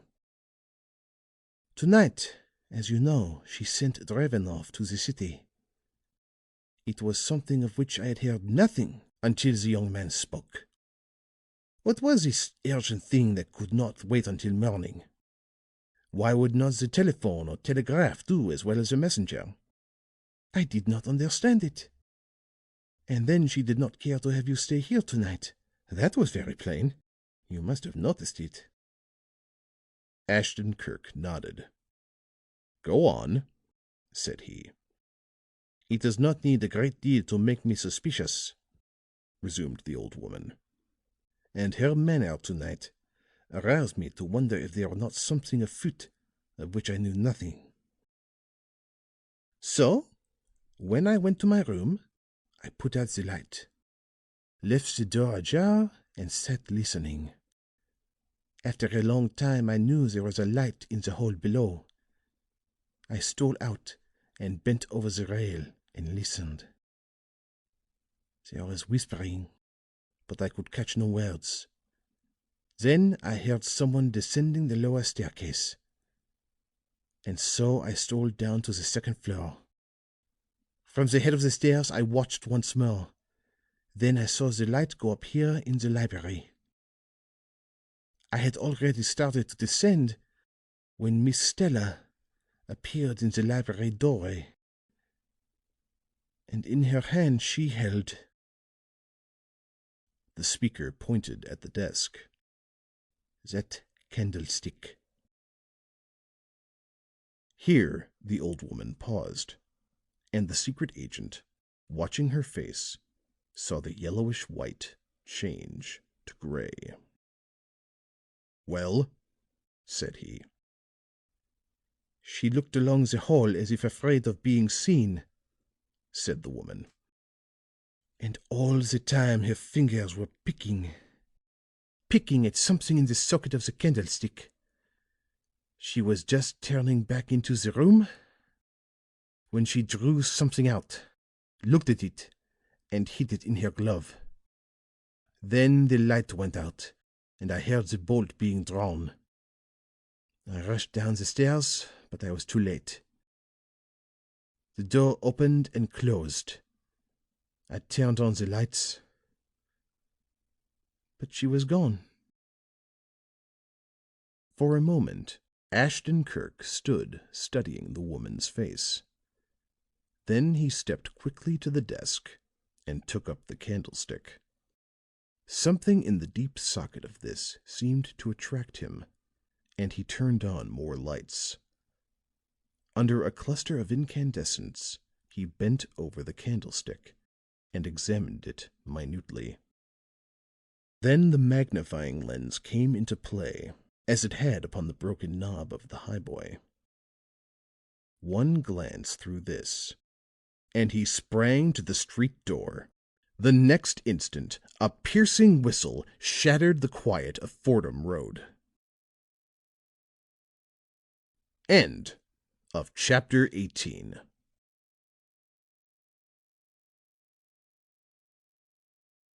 Chapter 19.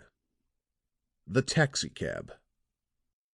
For a few moments after the shrill blast of the whistle filled the suburban street, the secret agent waited upon the doorstep. Then a thought seemed to occur to him, and with an angry exclamation, he went quickly in and closed the door. In a moment he was at the telephone, and stood with impatiently tapping foot until he was connected with the number called for.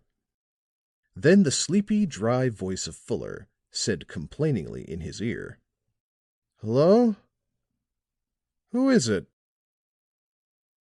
The secret agent made reply, and the aide's voice, now containing an eager note, demanded, "What's up?" "Get O'Neill at once. It's too late for a train. But call Dixon to get out the car in a hurry." Then come to Morse's, Fordham Road, with all the speed you can." "All right," replied Fuller. "I'll get Dixon first, and have O'Neill ready when the machine arrives." Ashton Kirk hung up, and then turned to Nanon, who stood but a few yards away, still nervously rubbing her hands with the corner of her apron. "You saw no one but Miss Corbin a while ago?" he asked. "Non," answered the woman. "You are sure of that?" His singular eyes searched her face, but she met the look without flinching. "I am sure," she said. There was a silence. Ashton Kirk then walked down the hall toward the library door, and as he reached it, he felt her hand touch his shoulder. "You did not see anyone?" she asked. He paused and turned his head. "What would you say if I answered yes?" The sharp old eyes wavered. She swallowed once or twice spasmodically. "You did see someone," she said. Then, with intense eagerness, "It was not a man?" He was about to reply when there came heavy footsteps upon the porch, and then a loud peal at the bell. Ashton Kirk smiled. "A policeman, no doubt," said he. "Let him in." The woman opened the street door. The hall lights shone upon the buttons and shield of a patrolman. "I heard the sound of a whistle," said he, with a rich Irish accent. "Is anything the matter?" Nanon looked toward Ashton Kirk, as though expecting him to answer. He came forward. "How are you?" said he. "Will you come in?" The policeman did so. He was a huge-chested and heavy-limbed fellow, and had a head of fiery red hair. He surveyed Ashton Kirk with a grin upon his good-natured face. "Oh, hello!" said he. "So it's you, is it? I noticed you the other day with Osborne while I was keeping the gate outside." "Sure enough," said the secret agent. "So you were." "I was on the corner beyond there," went on the red-haired giant, "and divil the thing was I expecting when the blast of the whistle struck me two ears. Sure, there's seldom anything happens in the place. It's like a graveyard, faith. And to have a thing like that go off all of a sudden fair took my breath." "It was a call for a man whom I thought was close by," explained the secret agent, as the old woman left them together in the library. The policeman winked with much elaboration.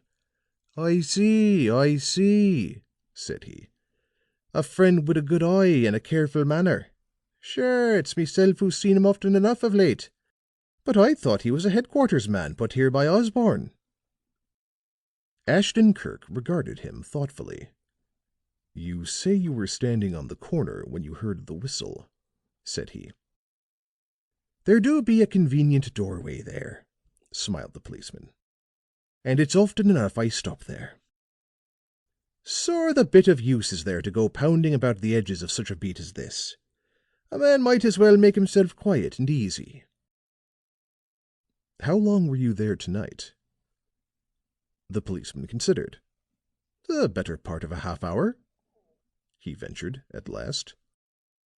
"Did you notice anyone go by in that time?" "There was one postman," said the officer, "a couple of milkmen going to the depot, McGlone's barkeeper on his way to open up for the early gas house trade, and yes, there was a girl." "What sort of a girl?" "Rather a nice sort. Dressed well and wearing a veil. And it's a hurry she was in, for she turned the corner almost at a run." "In what direction did she go?"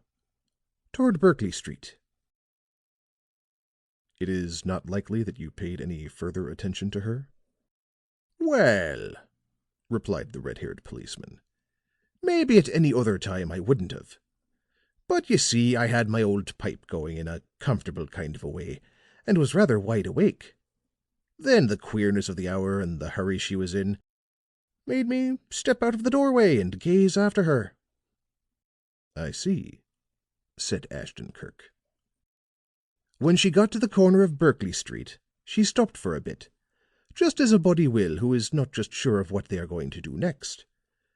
And from the way she looked, this way and that, I got the notion into me head that she might be expecting somebody." "Ah. And did it turn out so?" The man shook his head. "Sure, I don't know," said he. "But no one come along while she stood there, anyway. She stopped for only a little, though. Then she went on up Berkeley Street." "Up Berkeley Street? Do you mean north on Berkeley?" "I see you do be very exact," grinned the good-natured giant. "Yes, it was north she went." "Huh. South on Fordham Road and north on Berkeley Street. That seems rather queer." The policeman looked at him curiously. "What makes you think so?" asked he. "Of course, she may have changed her mind while she stood on the corner," said Ashton Kirk. "But it is scarcely likely. Her movements were not left to chance." He paused and then asked, "If a person goes south on Fordham Road, crosses to Berkeley, which is a parallel street, and then proceeds north, what does it mean?" The policeman pondered the matter deeply. Then a light appeared upon his face. "I get you," he said. "The woman was for stopping somewhere on Berkeley Street. That's certain. If she were not, she'd have gone north be Fordham Road, and so saved herself the walk of a full block." The two remained in conversation for some time, but the policeman had nothing more of an interesting nature to impart. After about half an hour, he went away, and Ashton Kirk began to prowl from room to room on the lower floor. Though he passed old Nanon frequently, as she sat under a light, her lips muttering over a book of fine print, she did not speak to him. Indeed, she scarcely once lifted her eyes. If the secret agent discovered anything in his mousing about, he made no sign. And when there came the strident hoot of a siren in the street, he threw open the door. "This way, O'Neill," he called. A smoothly shaven man of middle age came up the walk and stepped upon the porch. "How do you do?" said he. Then his voice pitched 2 tones higher as he added, "Good heavens! What's the matter with your head?" "A little affair in the next street," said Ashton Kirk. "It is of no great consequence, so we'll not speak of it. I want you to stay here and keep track of everything that goes on. You will be relieved before noon tomorrow." "Very good," said the smooth-faced man, as the other led him through the hall. "This man," said Ashton Kirk to the old servant, as they came upon her still poring over the book, "will remain here to see that everything is well while I am gone." She merely glanced at O'Neill and then nodded. Bending close over the book, one gaunt finger following each line of the tiny type, she went on reading and muttering in a husked sort of way that made the newcomer stare. "Rather a queer old party, I take it," he said, as he followed his employer to the street door. "Yes, but then," and there was a frankly baffled look in the secret agent's eyes, "all the people of this house appear to be of that kind. I fancied that I had them pretty well gauged, but now I'm beginning to find out that I've been somewhat off the track." With this, he hurried out to the car and gave a quick order to the chauffeur. Fuller, who sat with upturned collar and down-pulled hat, exclaimed solicitously at the sight of the bandaged head, and the investigator, in as few words as possible, told him what had happened. The eyes of the aide grew round with amazement. "Warwick!" he cried. "Well, now that's one ahead of me.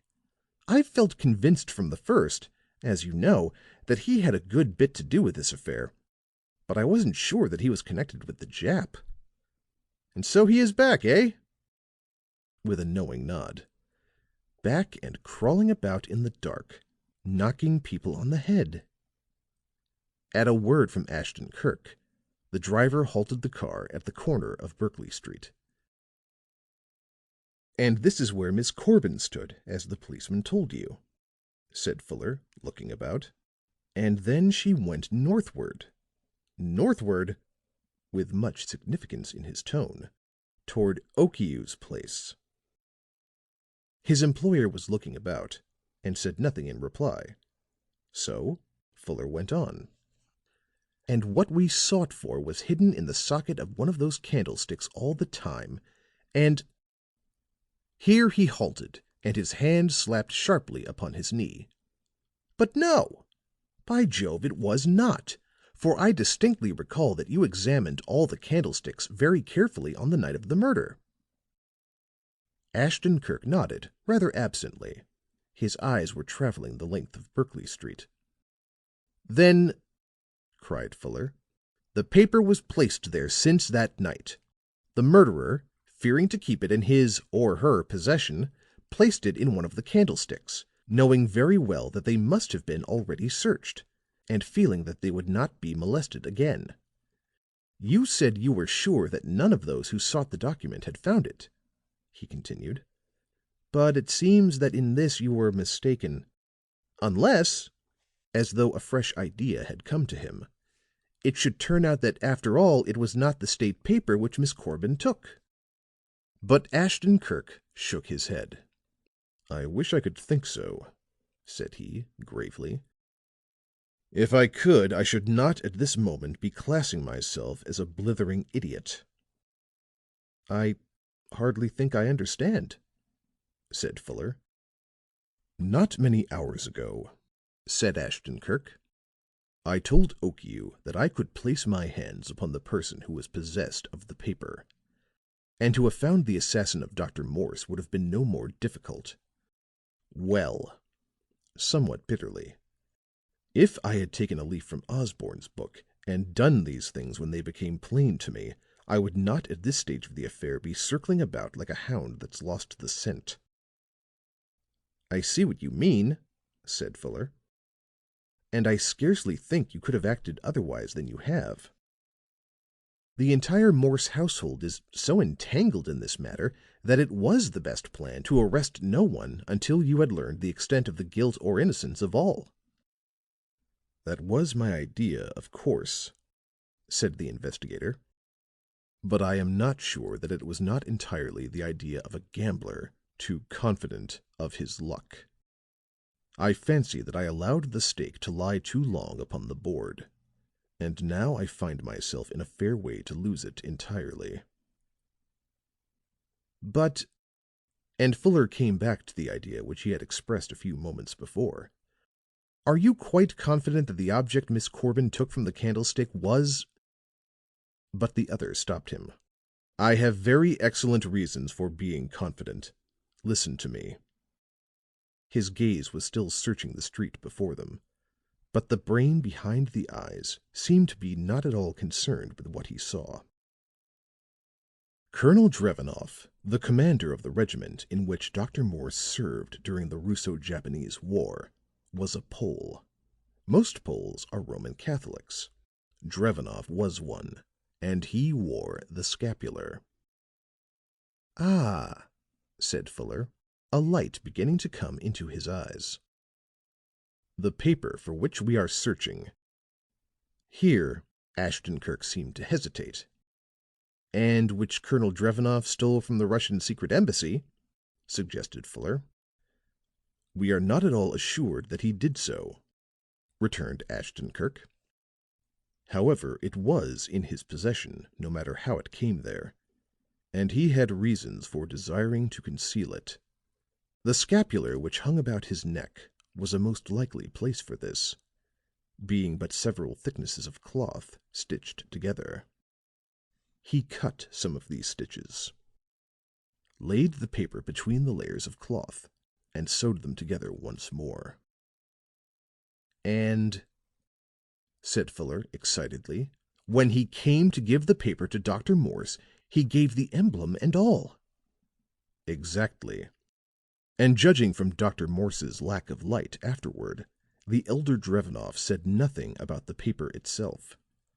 Of course he had an object in entrusting the scapular to the Englishman. This was, doubtless, that it be handed on to some third person, unknown to us. Then the Japanese government somehow got wind of the matter, and Okiu, their most acute agent, was assigned to secure the document.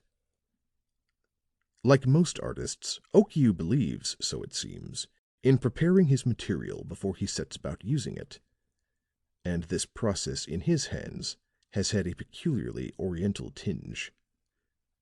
True to his racial instinct, his methods took an insidious, indirect form, a sort of preliminary torture, as it were. And this accounts for the series of enigmatic sketches with which Dr. Morse was persecuted during the last weeks of his life."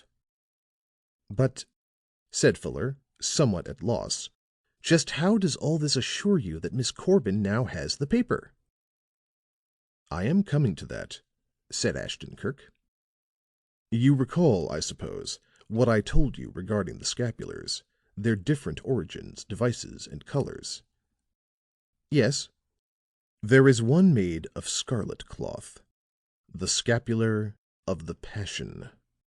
This is the one affected by Colonel Drevenoff, for it was one of this type which Miss Corbin took from its hiding place.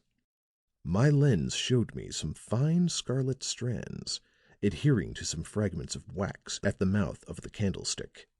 And as if this were not enough, I also saw the impression of a row of stitching, such as runs along the scapular's edge, upon a deposit of wax at the bottom of the socket." "It seems incredible to me," said Fuller, "that a girl of Miss Corbin's sort should have a hand in an affair like this. But then," with a shake of the head, "I suppose her love for this fellow Warwick accounts for it. Many a man has been ruined by love of an unworthy woman, and many a woman, no doubt, by love of an unworthy man." But to all appearances, the secret agent did not follow these moralizings with any great attention. The big lamps upon the car threw their long white rays along Berkeley Street, and while his mind was apparently engaged upon other things, the eyes of Ashton Kirk followed the stretch of illuminated space to the end. Now he got out and said to the chauffeur, "Move ahead very slowly." With eyes fixed upon the dusty asphalt, the secret agent walked ahead of the car. The lights of the latter threw everything they fell upon into sharp relief. At the curb before Okiu's house, Ashton Kirk held up his hand, and the car halted. "What is it?" asked Fuller.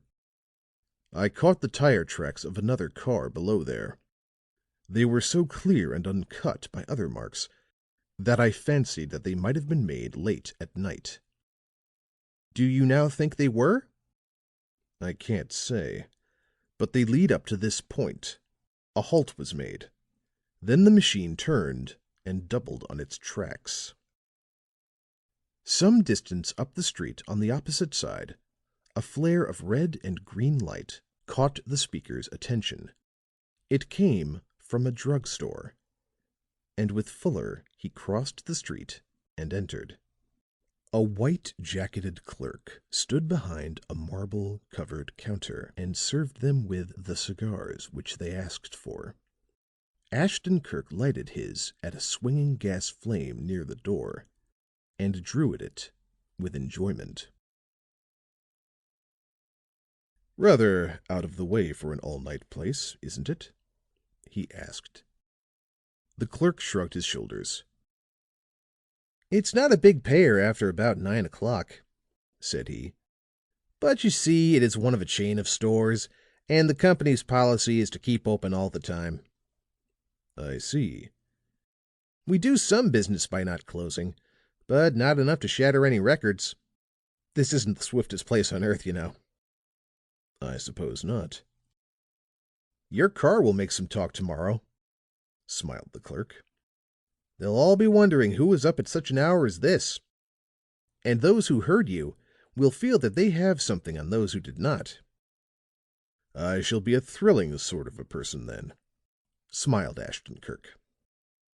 "I suppose," after a moment, "that you do not have many automobiles pass through Eastbury at night?"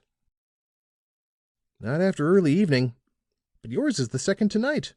Or rather this morning," with a look at the clock. Fuller darted a rapid glance at the secret agent, but the latter displayed no eagerness. Placing his cigar upon the edge of the counter, he began carefully rearranging a frayed end of the bandage about his head.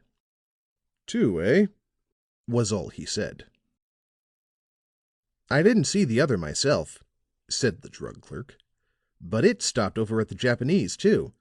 So old Patterson, the watchman, told me. That was a couple of hours ago." Ashton Kirk had finished with the bandage and surveyed it in a mirror with an air of satisfaction.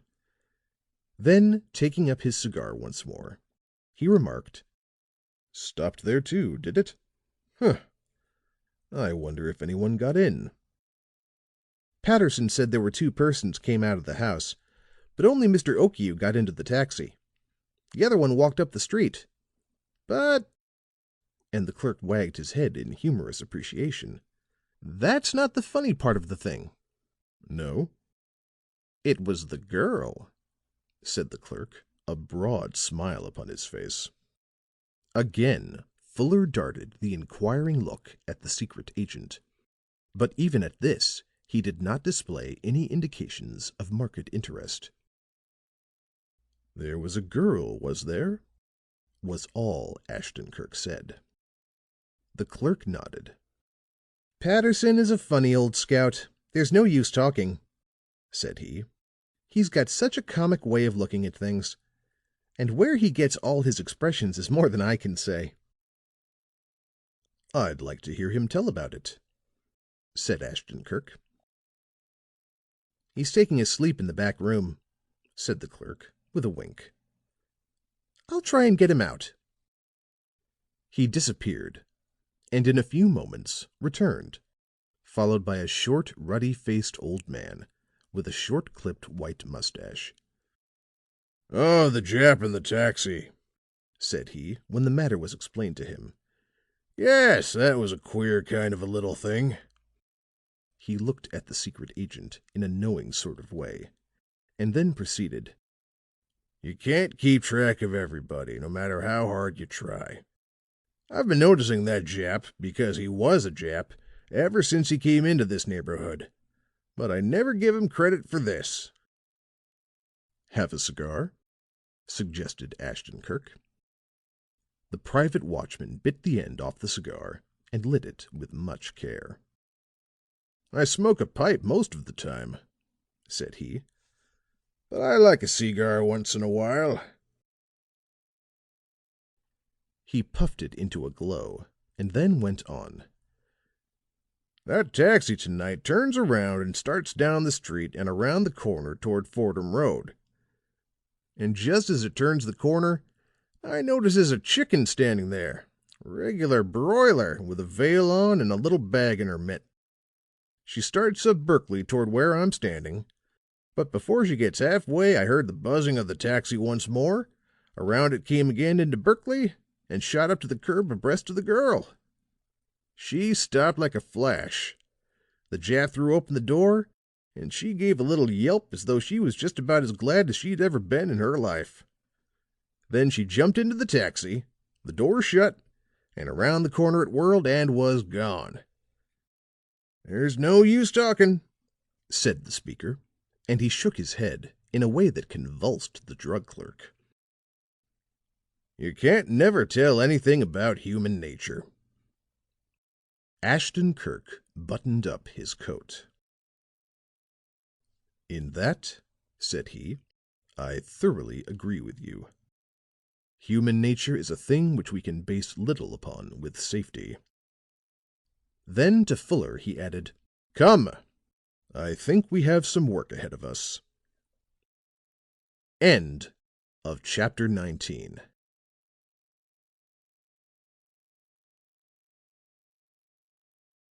Chapter 20. Fresh Developments. On the following morning, Ashton Kirk entered his study. A few moments later, Stumph followed him, bearing a cup of coffee. And while his employer sipped this, Stumph gravely remonstrated. "You should not work. You have had too little sleep." "Has Purvis come in?" asked the other, heedlessly. "Yes, he is waiting."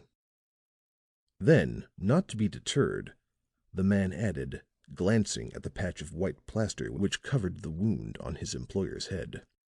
"You will be ill. You should rest." "There is work which must be done," smiled Ashton Kirk. "You don't always lay up yourself, Stumph, when you are out of sorts." "No, sir," replied the man, gravely. "but this—" "Ask Purvis to come in." A few moments later, a young man with a prominent nose and a long chin came into the room.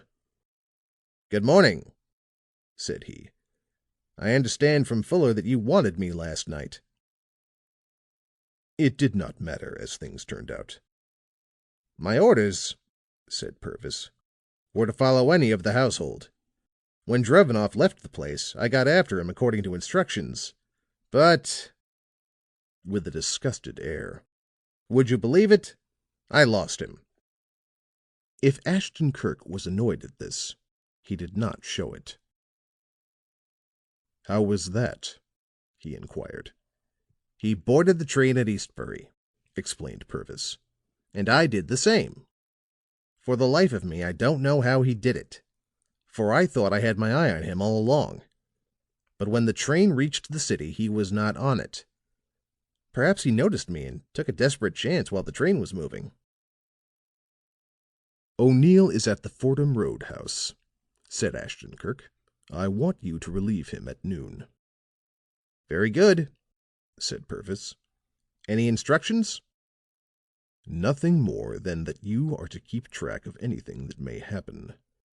O'Neill is to relieve you again at midnight." When Purvis had taken his leave, Ashton Kirk rang for Fuller. That young man entered. In spite of his loss of sleep, he looked as brisk as ever. "What about the motor cab?" asked the secret agent. "I looked up the various stations. The nearest to Okiu's house is on Collingwood Avenue. I called them on the telephone, but could get no satisfaction. Then I paid them a visit, with better results. Okiu called a cab about midnight. Its driver's name is Freeman, and he lives on 19th Street. Having gone off duty, I thought he would probably be at his boarding house, so I went there and was lucky enough to find him at home.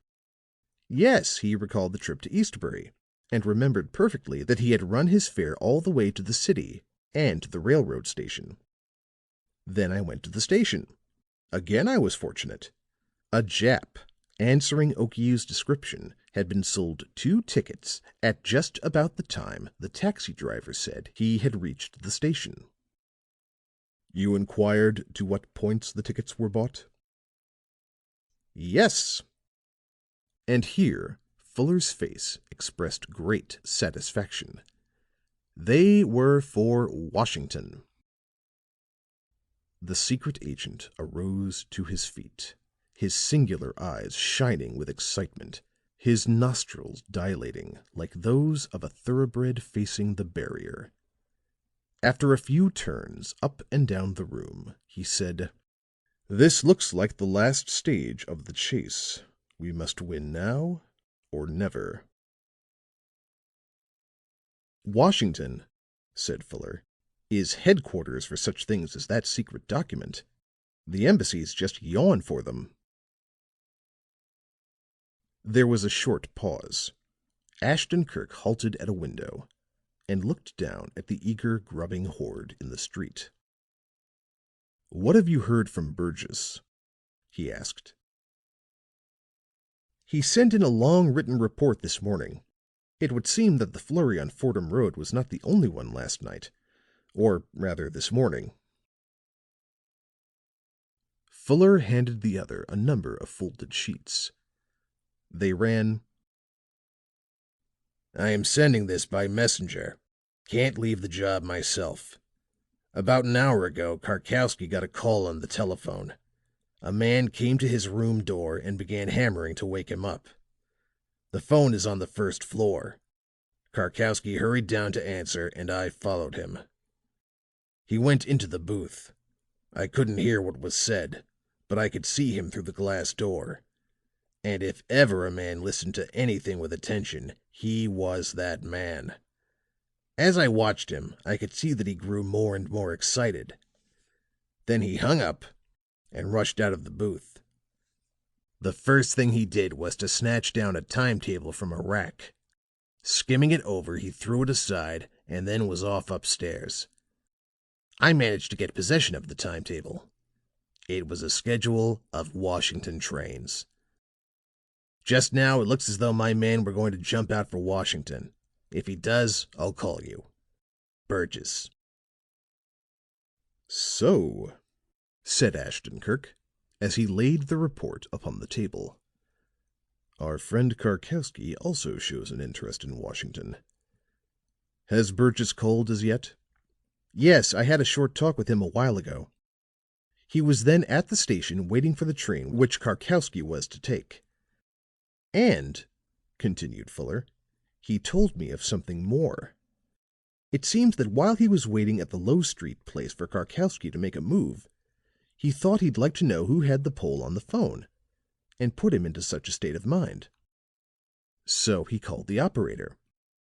'This is such and such a number,' he says. 'What number was that who just called me?' 'It was so and so number,' says the girl after a little. 'All right,' says he. 'Give me that.'" "Well?" said Ashton Kirk. "It was a tavern on Fordham Road, about a block from Morse's," said Fuller. "The barkeeper answered. The only person he'd seen using the telephone was a young fellow who talked a foreign language, a Pole who lived at Morse's, the place he said where the man was killed a few nights ago. That was enough for Burgess, so he thanked the man and hung up." "Drevenoff has heard something," smiled Ashton Kirk. "Altogether, he seems a marvelously well-posted young man." There was some further talk between the two. Then Fuller went out, and Ashton Kirk continued to stand by the window, gazing down at the thronging, chaffering, noisy crowd. Large horses drew small loads, while small men staggered under large ones. Heady cries summoned those at a distance to the spots where bargains in faded vegetables or decaying fish were to be had. The stone steps of the houses were filled with men in hard hats and upturned coat collars. Women with their heads wrapped in knitted shawls peered out between the folds in stolid wonder. At length he turned from the window, sat down in the wide-armed chair, and lighted the German pipe. Clouds began to gather above his head and to curl into the outer air. The rumble of wheels, the outcries of the drivers and hucksters, the undertone of those cautiously sparring for the advantage in a trade, stole into the room. However, he smoked on, oblivious. But when his pondering seemed at its deepest, and the corrugations between his eyes the most prominent, he suddenly struck the table a blow with his palm and leaped up. "That's it!" he cried. "That's it! What an idiot I was not to think of it before!" Putting aside the pipe, he took down a directory and began turning the pages rapidly. Now and then he made a rapid note upon a block of paper. Then he pushed the book away, descended the steps 2 at a time, and in the lower hall put on his hat. Stumph, hurrying to be of some service, reached the hall just as the street door slammed, and through a window he saw Ashton Kirk with eager tread hurrying up the street. End of chapter 20.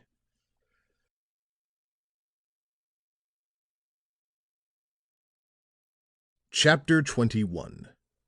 The Man with the Decoration. It was rather late on the afternoon of the same day that Ashton Kirk, accompanied by young Fuller, entered a government building at Washington. Apparently, the secret agent was expected, for he was ushered into the same superbly appointed office as upon his former visit, and the same ruddy-faced, white-haired official greeted him. "So," said the latter, "the hunt has brought you here." Ashton Kirk tossed his gloves and hat upon the desk and shook hands. "That," said he, "is now the status of the affair. It's a hunt. And the pack is an assorted one and in full cry. We received your wire yesterday, and the department's agents at once went to work." "Is there any result?" "Nothing marked." "But surely they have located the girl." "Oh, yes, of course. She did not make the slightest attempt to hide. As soon as she arrived in the city, she went to the Tillinghast and placed her own name upon the register. And since arriving there, she has not once gone out." "Any visitors?" "No. But about noon a message arrived for her, and our man recognized the messenger as one connected with, curiously enough, the German embassy." "The German embassy?" A peculiar expression came into the face of Ashton Kirk. He sat looking at the secretary for a moment, and then the latter saw a slow smile gradually creep about his mouth. He took a notebook from his pocket and glanced at some memoranda. "Of course," said he, after a moment, "you have the names and biographies of the various persons attached to the foreign embassies." "To be sure."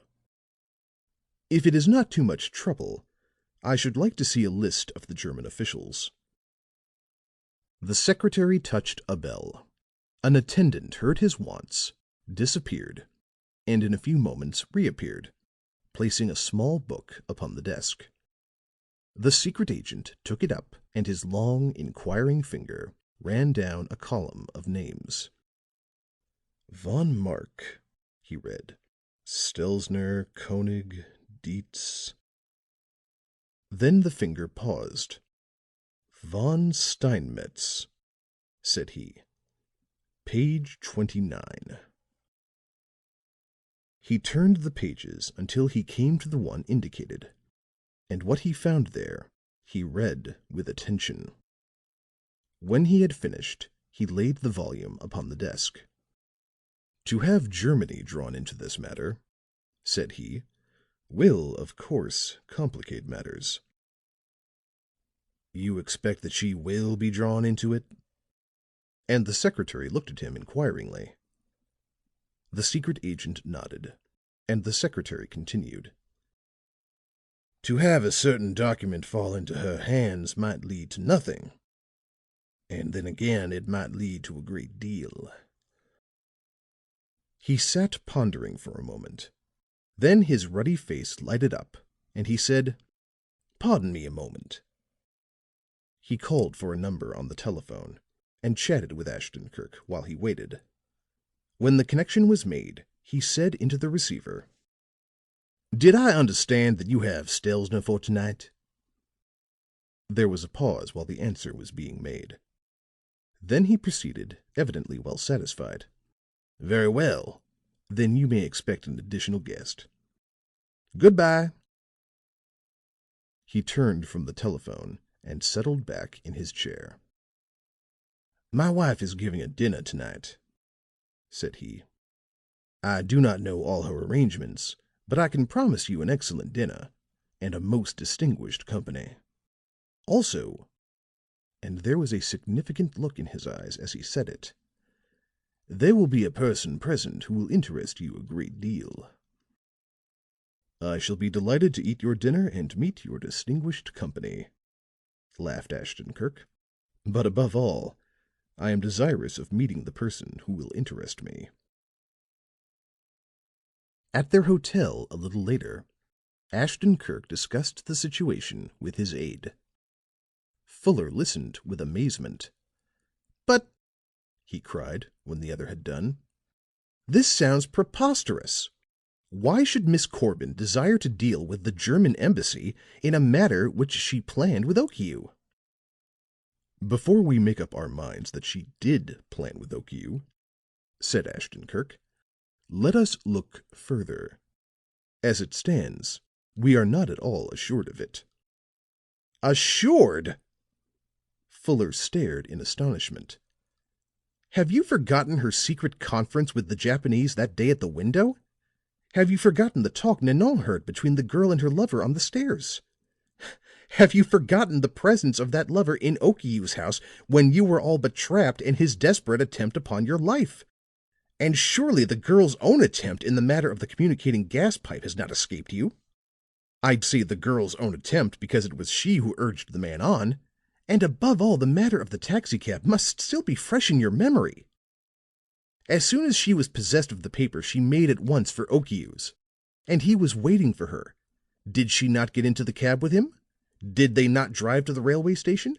Did he not buy 2 tickets for Washington? Is she not here?"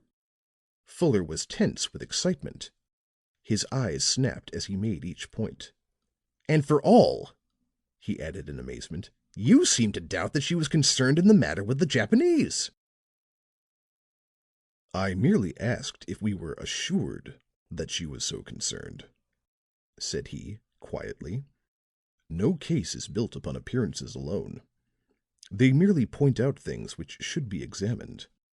The results of this latter are the threads which, when woven together, make the case complete." An hour or two later, the secret agent was set down at the handsome residence of the secretary, and upon entering, found that genial gentleman in the midst of a knot of his dinner guests, and was warmly greeted by both he and his wife. As soon as he decently could, the host drew Ashton Kirk aside. "That round, rosy little man with the decoration upon his coat is your interesting person," suggested he. "We shall put you as close to him as we can." The secret agent examined the little man, who was possessed of a gleaming bald head, a cheerful manner, and a pronounced German accent. And while he was so doing, the secretary went on. "As I said this afternoon, I am not always acquainted with my wife's arrangements. And now I find that we are also to have Matsade. And Matsade, if you are not already aware of the fact, is the Japanese minister's right-hand man." "I have heard him mentioned," said Ashton Kirk, "and I understand that he is clever." "He has a wonderful touch, scarcely perceptible, and unusually successful." At the table, Ashton Kirk found himself near to Matsade, and opposite the rosy little German. The Japanese was spare and narrow-faced. He wore glasses, talked little, and ate less. But he seemed keenly alive to all that was said and done. His diffident smile approved of everything. The little German ate a great deal, and drank quite a bit more, and he talked ceaselessly. As the dinner progressed, he grew rosier than ever. His eyes and his bald dome seemed trying to outshine his decoration. There was a chuckle in his voice when he addressed his host, which was often, and his head nodded humorously over what were evidently intended as thickly veiled allusions. But as the secretary paid little attention to his sayings, the German began to direct his remarks to Matsade. The latter replied with a courteous reserve which seemed to amuse the German vastly. Sometimes he shook like a portly mold of gelatin. "Ach, Himmel," said he, nodding to Ashton Kirk, whose eye he happened to catch. "Some the sense of humor have not. As for me, always do I laugh. whether the joke is on me or not." "You are to be envied," replied the secret agent. The little man cocked his eye at Matsadi in a most knowing manner. "I have heard it said that the race is not always to the swift, nor the battle to the strong," he said. "Was it a psalmist, a prophet, or a poet of our own time who so spoke? But no matter, it is very good, but not complete.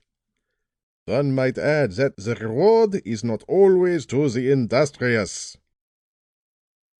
Observing that he was being spoken to, the Japanese leaned forward. "I beg your pardon," said he, inquiringly.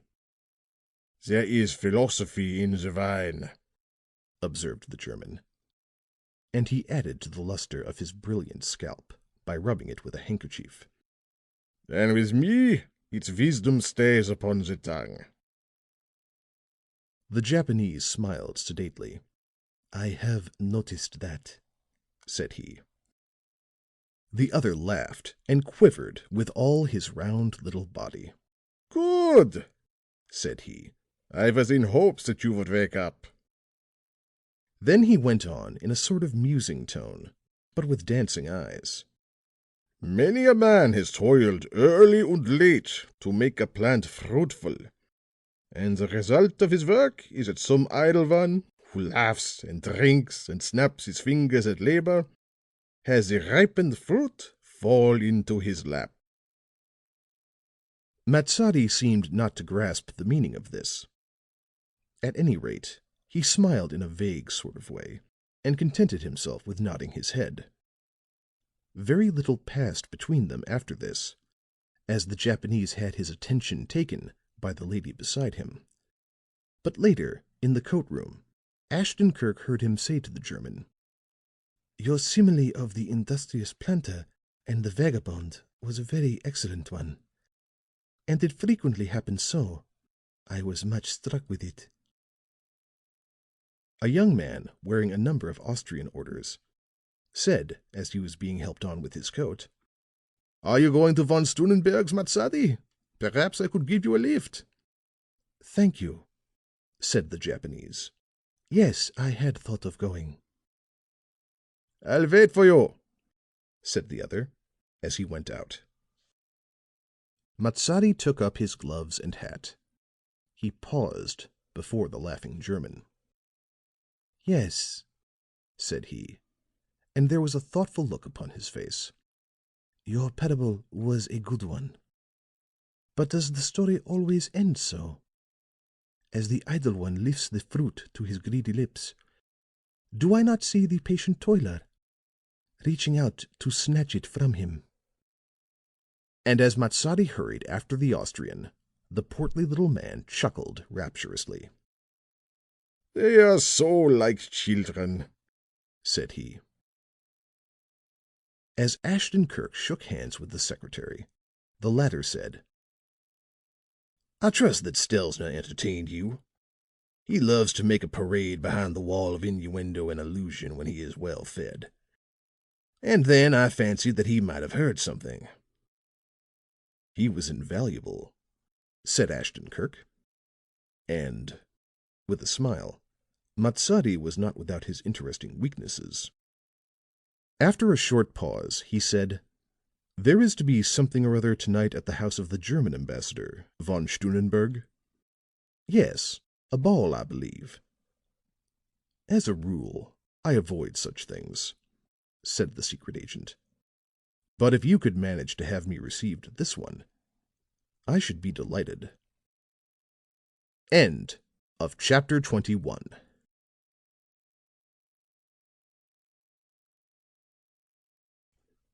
Chapter 22.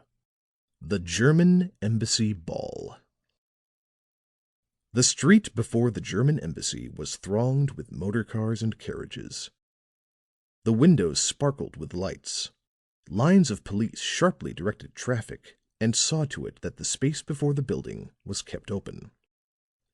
It was perhaps 11 o'clock when Ashton Kirk, accompanied by Fuller, arrived. The latter gazed about the glittering rooms, astonished. I'm not sure which it most resembles," he said. "A masked ball without the masks, or an ensemble number in a musical comedy." The women were magnificent. Their gowns shone. Their shoulders and arms gleamed under the many lights. The officers attached to the various embassies made a dashing picture in their gorgeous uniforms. The official dress of the diplomats was stately and picturesque.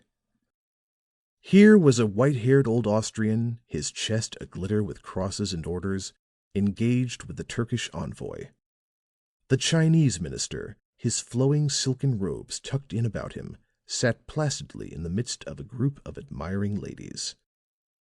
The flaming scarlet and gold lace of one South American republic contrasted strongly with the white and silver of another. Mexico vied with Russia in splendor, while less spectacular states ran from sober greens and grays to the plain black of conventional dress. Plants and lights were everywhere. From the ballroom came the strains of a German waltz. The dancers floated about upon the shining floor. The handsome Baroness von Stunnenberg greeted the secret agent and his aide. The ambassador, who was a massive man with a snowy, up-twisted mustache and the stride of a Prussian cavalryman, stood nearby. "I was informed of your coming," he said to Ashton Kirk. "And although I do not quite understand, still I am pleased to see you." The secret agent had replied, and von Stunnenberg was turning away when a delighted voice exclaimed, "Kirk, old chap, I'm astonished! Here of all places in the world."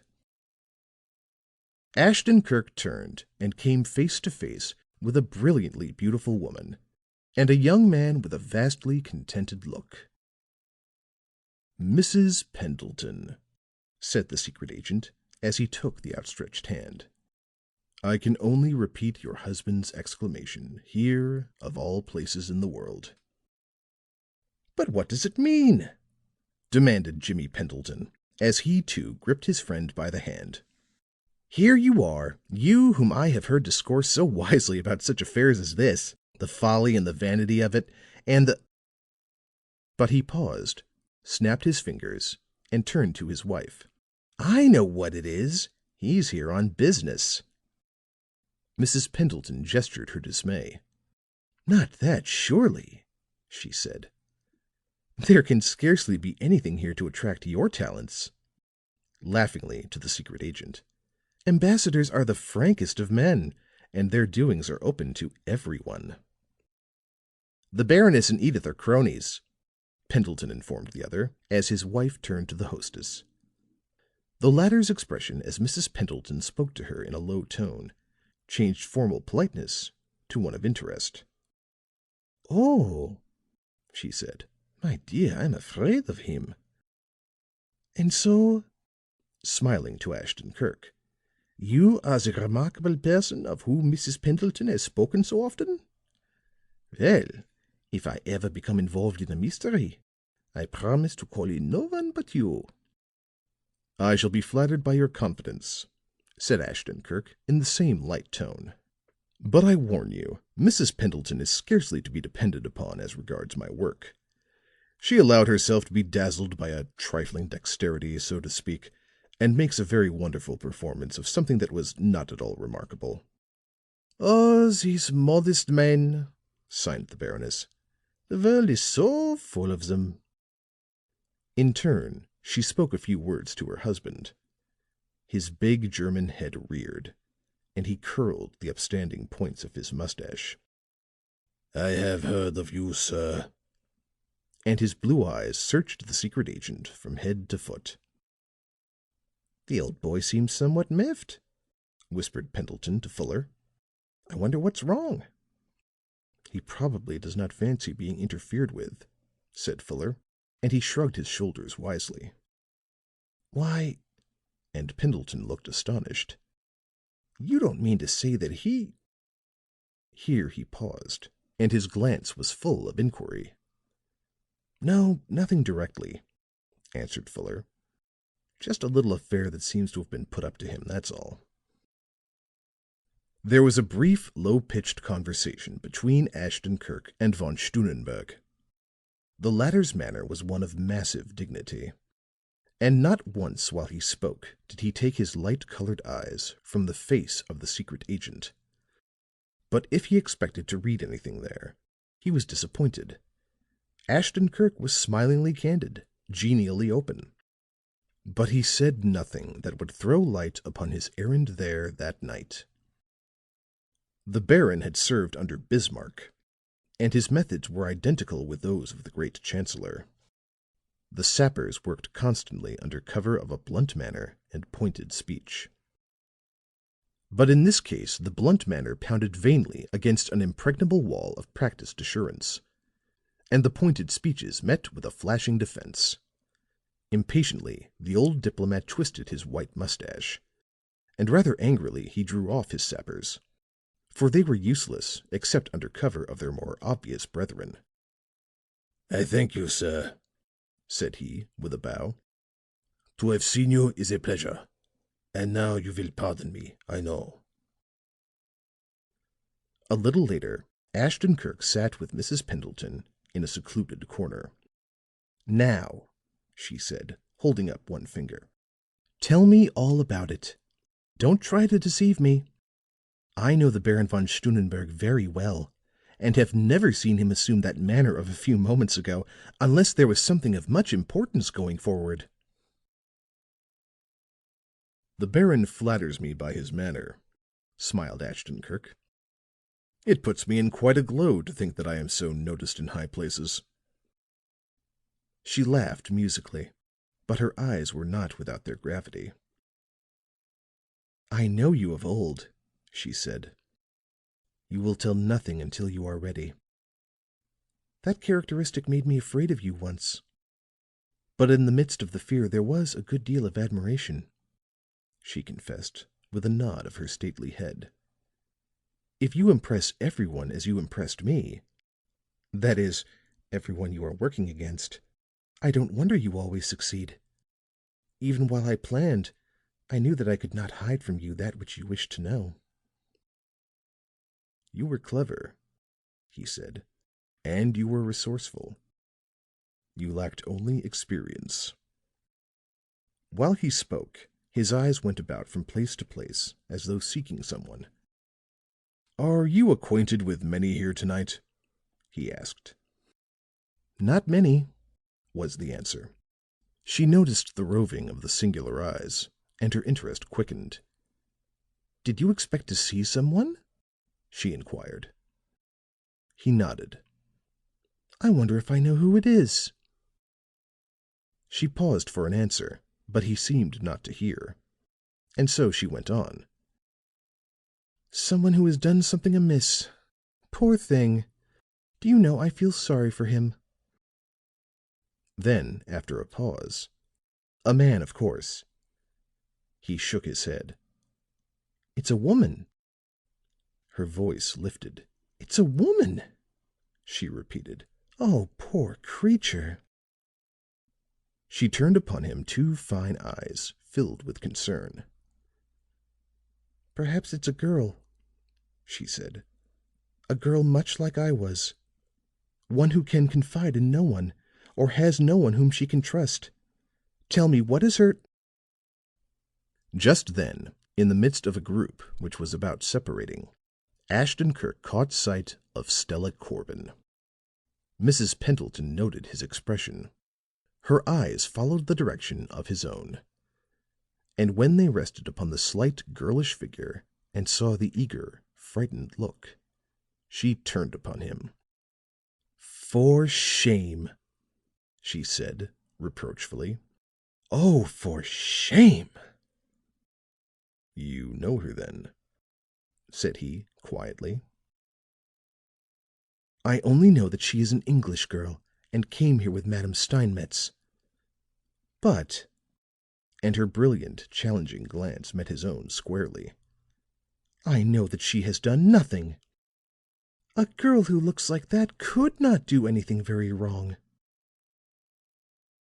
"It is not always well to judge by appearances," said he, quietly. "Physiognomists place great confidence in their power to read faces, but theirs is scarcely an exact science." She sat regarding him steadfastly, then nodded and said, "That is mere evasion. I recognize the ruse, for I have met it once or twice before. You draw upon generalities when questioned in a specific instance. And if your questioner takes that as a direct answer, you do not trouble yourself to put him or her right." He smiled. "I said that you needed only experience," he remarked. Just then a sleek little form came rolling into view. The rosy face, shining bald head, and the decoration were familiar to the secret agent. "Mrs. Pendleton," said the German, and he nodded and waved his hand. "I am given much pleasure to see you." "How do you do, Colonel Stelzner?" she replied. Then, inquiringly, "You have met Mr. Ashton Kirk?" "I have met him, yes, but I have not before caught the name." Colonel Stelzner bowed until his gleaming scalp was fully in view. "It gratifies me, sir, to know so famous a person," he concluded. "Ah, you too have heard of him?" Mrs. Pendleton smiled mischievously. The little German again waved his hand. "Who has not?" he demanded. "Everyone, Authoritatively. on both sides of the ocean. That is," And the hand was held up, as though begging a moment's delay in her judgment, "everyone who is interested such matters in." Here Pendleton came up with some friends, to whom he presented the secret agent. A few moments later a manservant approached the latter and said something to him. Ashton Kirk asked to be pardoned and followed the servant out of the room. But Mrs. Pendleton took no notice of all this. She gave all her attention to the little German. He polished his glittering scalp and chuckled. "Most secret agents," he went on, "are unknown to the public. They cherish the fancy that they are almost unknown to the diplomatic corps. But it is only fancy. Those who are unknown personally are recognized by their methods. Ach, ja. They are as open as the day. A man who no eyes has could see it. But he," and he indicated the spot where Ashton Kirk had stood with one plump forefinger, "there is one who is not like the others. No, no." He shook his head, and his chuckle grew more pronounced. "He is much different." Ashton Kirk returned in a few moments, and was soon talking generally with Pendleton's friends, who were mostly young people who laughed a great deal. And while he did not miss a word of what was said, neither did he once take his eyes from that point where Stella Corbin still sat. With her was a small, vivacious, pretty woman, undoubtedly French, whose gestures were most eloquent, and the play of whose eyes alone was almost sufficient to tell a close observer what she was saying. Some little distance away was a heavy-jowled man with thick black brows and a slow way of turning his small head. In close conversation with him was a slighter man, blond, and with a short, pointed beard. And for all their apparent occupation in each other's words, their glances kept constantly going toward Miss Corbin and her companion. Each movement made by them seemed a matter of intense interest. And in this they were not alone. Behind where the girl sat ran a massive marble staircase, which led to a sort of balcony, palm-lined, and used as a resting place by tired dancers, and a point of vantage by those who merely desired to look on. At the top of the staircase, seated beneath a wide-spreading and flowering plant, were Matsadi and, yes, it was Okiu. Fuller caught sight of this latter pair much about the same time as his employer. The secret agent nodded in answer to the young man's low, surprised whisper. "Yes, I just noticed them," he said. Fuller turned his glance from Okiu to Stella Corbin. That he was puzzled was frankly shown. "This is a rather queer situation," he said, in a low, careful tone to Ashton Kirk. "Japan wanted that paper in the worst way, and this Corbin girl stood in with Okiu in an effort to gain possession of it for that government. And now, with the document in their possession, they began a flirtation, so to speak, with the Germans." But the secret agent made no reply to this, except to give his helper a warning look. Then he plunged into the conversation which the others were carrying on animatedly. The eyes of the beautiful Mrs. Pendleton had kept Stella Corbin well within range. Both the girl and her companion seemed to interest her greatly. "And so," she said to Colonel Stelzner, "you think Mr. Ashton Kirk very different from the other government agents?" He gestured with both hands. "As different as the sun from the stars," declared he. "The mastery of his art has been to him given. Everyone knows him by sight, everyone knows him for what he is.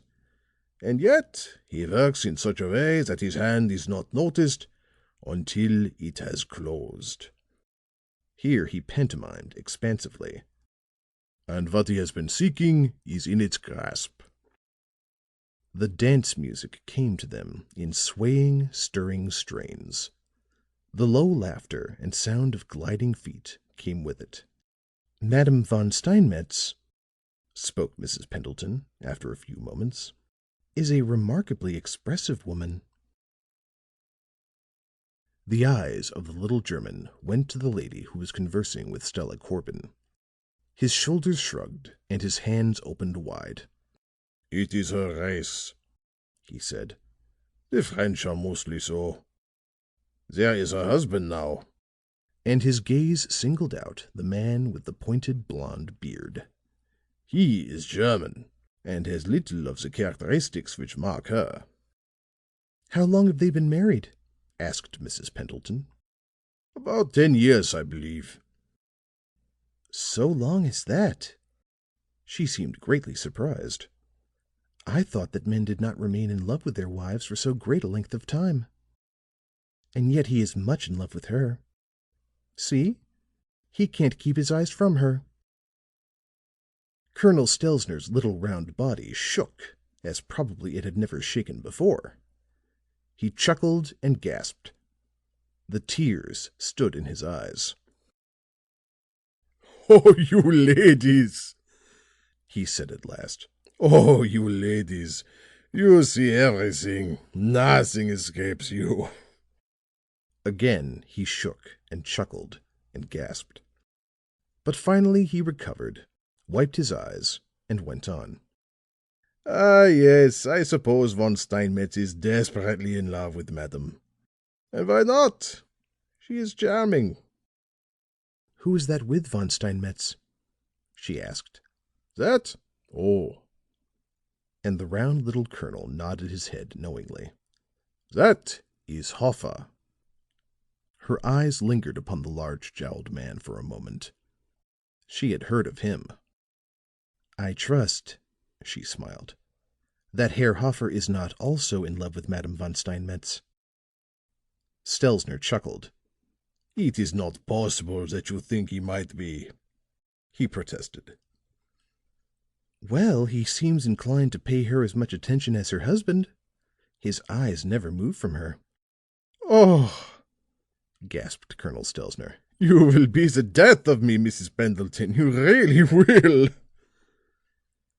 And when he had recovered from the fit of laughter into which her observation had thrown him, he added, "But consider, Madame von Steinmetz is not alone. Could it not be possible that Hoffer is interested in the English girl?" Her fine eyes were fixed directly upon his face, as she said, "Ah, that is it." There was something in her tone which drove the laugh from his face. He answered soberly enough. I ask if it were not possible, that is all. People who talk too much upon subjects regarding which it is best that they be silent often get glimpses of their weakness, and Colonel Stelzner had such a flash of inner vision just then. And while he was, more or less dismayed, thinking it over, Mrs. Pendleton discovered Matsadi and Okiu at the head of the staircase. The interest which they displayed in the two women immediately attracted her, and once more she turned to the little colonel. "The two Japanese, now. Which of the ladies attracts them, the English or the French?" The usually rosy face of Stelzner was rather gray as he replied, and the chuckle, so habitual to him, had given place to a wan smile. "The Japanese," said he. "Oh, yes, those two up there, of course. I have found," with the air of a man speaking more or less at random, "that the Occidental types of women interest Orientals. Oh, yes, it is much so. I have known Japanese to admire. Ah, Hoffer, how do you do?" The heavy man, accompanied by Von Steinmetz, was moving by, and Stelzner grasped at their passing as a shipwrecked seaman might grasp at a spar. Reluctantly, so it seemed, the two men paused, and the beautiful Mrs. Pendleton smiled as she bent her head to the salutation of Von Steinmetz. "Your wife," she said, "is lovely tonight. We have just been admiring her." The husband seemed none too pleased at this. He fingered his short, light-colored beard, and his small blue eyes went to the lady in question. "It occurred to me also," he said, "that she looked well. But then," and he smiled a little, "I think she usually looks so." "You are a good husband," and Mrs. Pendleton laughed lightly. "Madame should be proud of you.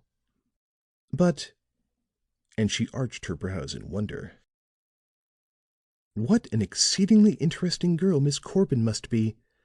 See how she holds Madame's attention. Even the slightest gesture seems loaded with meaning." The slim fingers of Von Steinmetz tugged at the pointed beard. Hoffer turned his head with his peculiarly slow motion toward the speaker, and his eyes searched her face. But there was nothing there but smiles and bright looks and admiration for what she apparently considered a marked talent. That Madame Von Steinmetz seemed greatly interested in what Stella Corbin said was plain enough. Her eloquent hands were still. Her eyes had ceased their byplay and centered themselves upon the girl's face. This latter was even paler than usual, and her face seemed a trifle set. Her attitude was one that told of suppressed excitement. In a throaty German which was sharply distressing, Hoffer began relating a heavy anecdote. Both Von Steinmetz and Stelzner gave it much attention. But Mrs. Pendleton, while she listened, never took her eyes from Stella Corbin and her companion. For the girl had ceased speaking and leaned back in her chair as though exhausted. Madame Von Steinmetz, her vivacious countenance illumined, was carefully outlining something for the girl's benefit. Hoffer finished the anecdote, and his two friends laughed eagerly. Mrs. Pendleton smiled and nodded her appreciation, though it is doubtful if she had heard much of it. To Von Steinmetz she said, "How wonderfully expressive your wife's manner is. See, it is almost as if we could hear what she is saying." That Von Steinmetz would have vastly preferred his lady's manner to have been less wonderful was evident. His blue eyes were cold with disapproval. The pointed beard was twisted and tugged painfully. And while she was manifesting this interest in Miss Corbin and the Frenchwoman, Mrs. Pendleton did not altogether lose sight of Ashton Kirk. She noted that in a few minutes he drew away from the group of which her husband made one, and also she noted that his eyes, though they did not seem to do so, never lost a movement made by Stella Corbin. The two Japanese, as though they had caught sight of someone or something upon the lower floor, had suddenly arisen and descended the staircase. "The Signora Maselli," murmured Mrs. Pendleton, as she saw Matsadi speak to a beautiful dark-eyed woman, evidently an Italian. "He is asking her to sing." And that Signora Maselli was willing to do so was apparent. For she took Matsadi's arm and they crossed to a room, the door of which was only a few feet from where Miss Corbin and Madame von Steinmetz sat.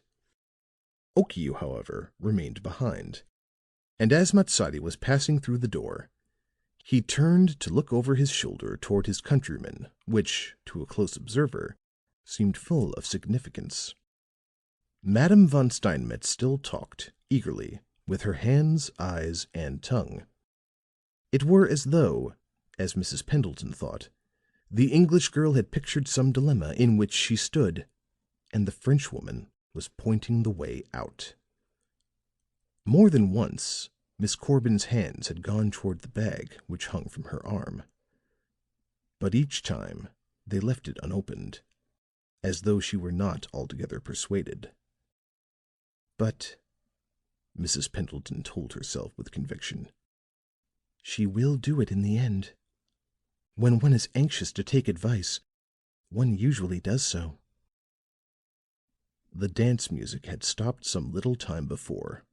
Now came the notes of a piano, almost immediately followed by the rush and ring of a human voice. Heads were turned, laughter stopped, voices ceased. Then there was a stir. "It is Maselli," ran the whisper. A movement began toward the room from which the singing proceeded.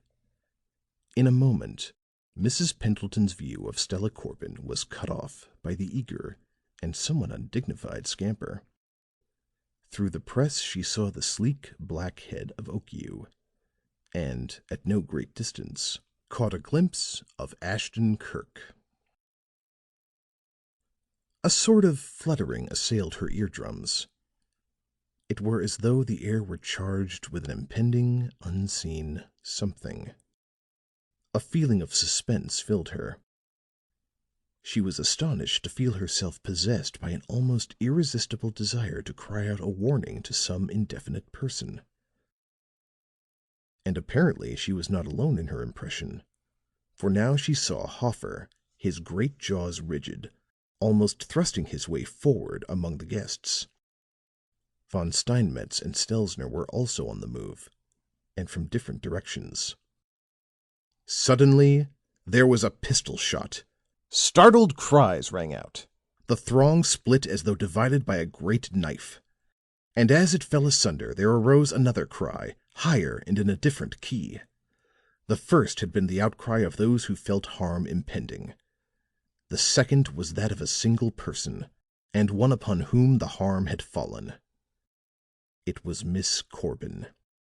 Mrs. Pendleton could see her as she stood white and startled, staring at the silken bag which she held in her arms. Upon one side of her stood Madame von Steinmetz, aghast, trembling with shock. Upon the other stood Ashton Kirk, imperturbable and keen-eyed. For an instant the affrighted guest swayed upon the verge of panic. Then, like oil upon troubled waters, soothing words were spoken and explanations suavely proffered. A young man who looked very red and foolish had dropped and exploded a chamber of a newly invented revolver, which he had brought to exhibit to an influential official whom he expected to meet.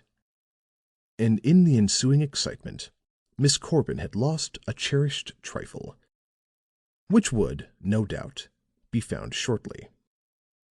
Startled people are always anxious to be convinced that there is no occasion for their alarm.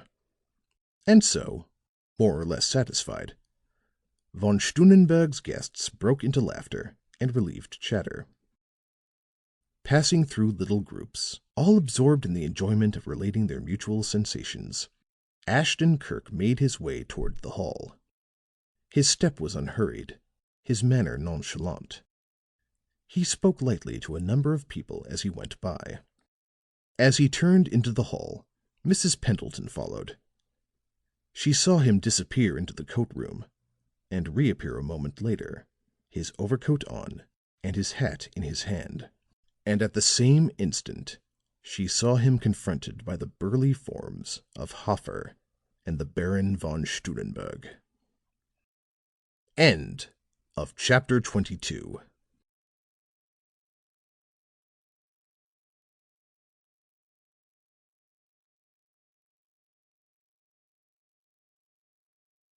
Chapter 23.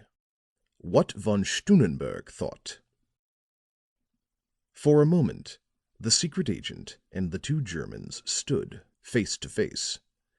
Then the former said, smilingly, "I am sorry to be forced to go at such an early hour, but," and he lifted his brows in such a way that might mean much or little, "there are certain things which require my attention."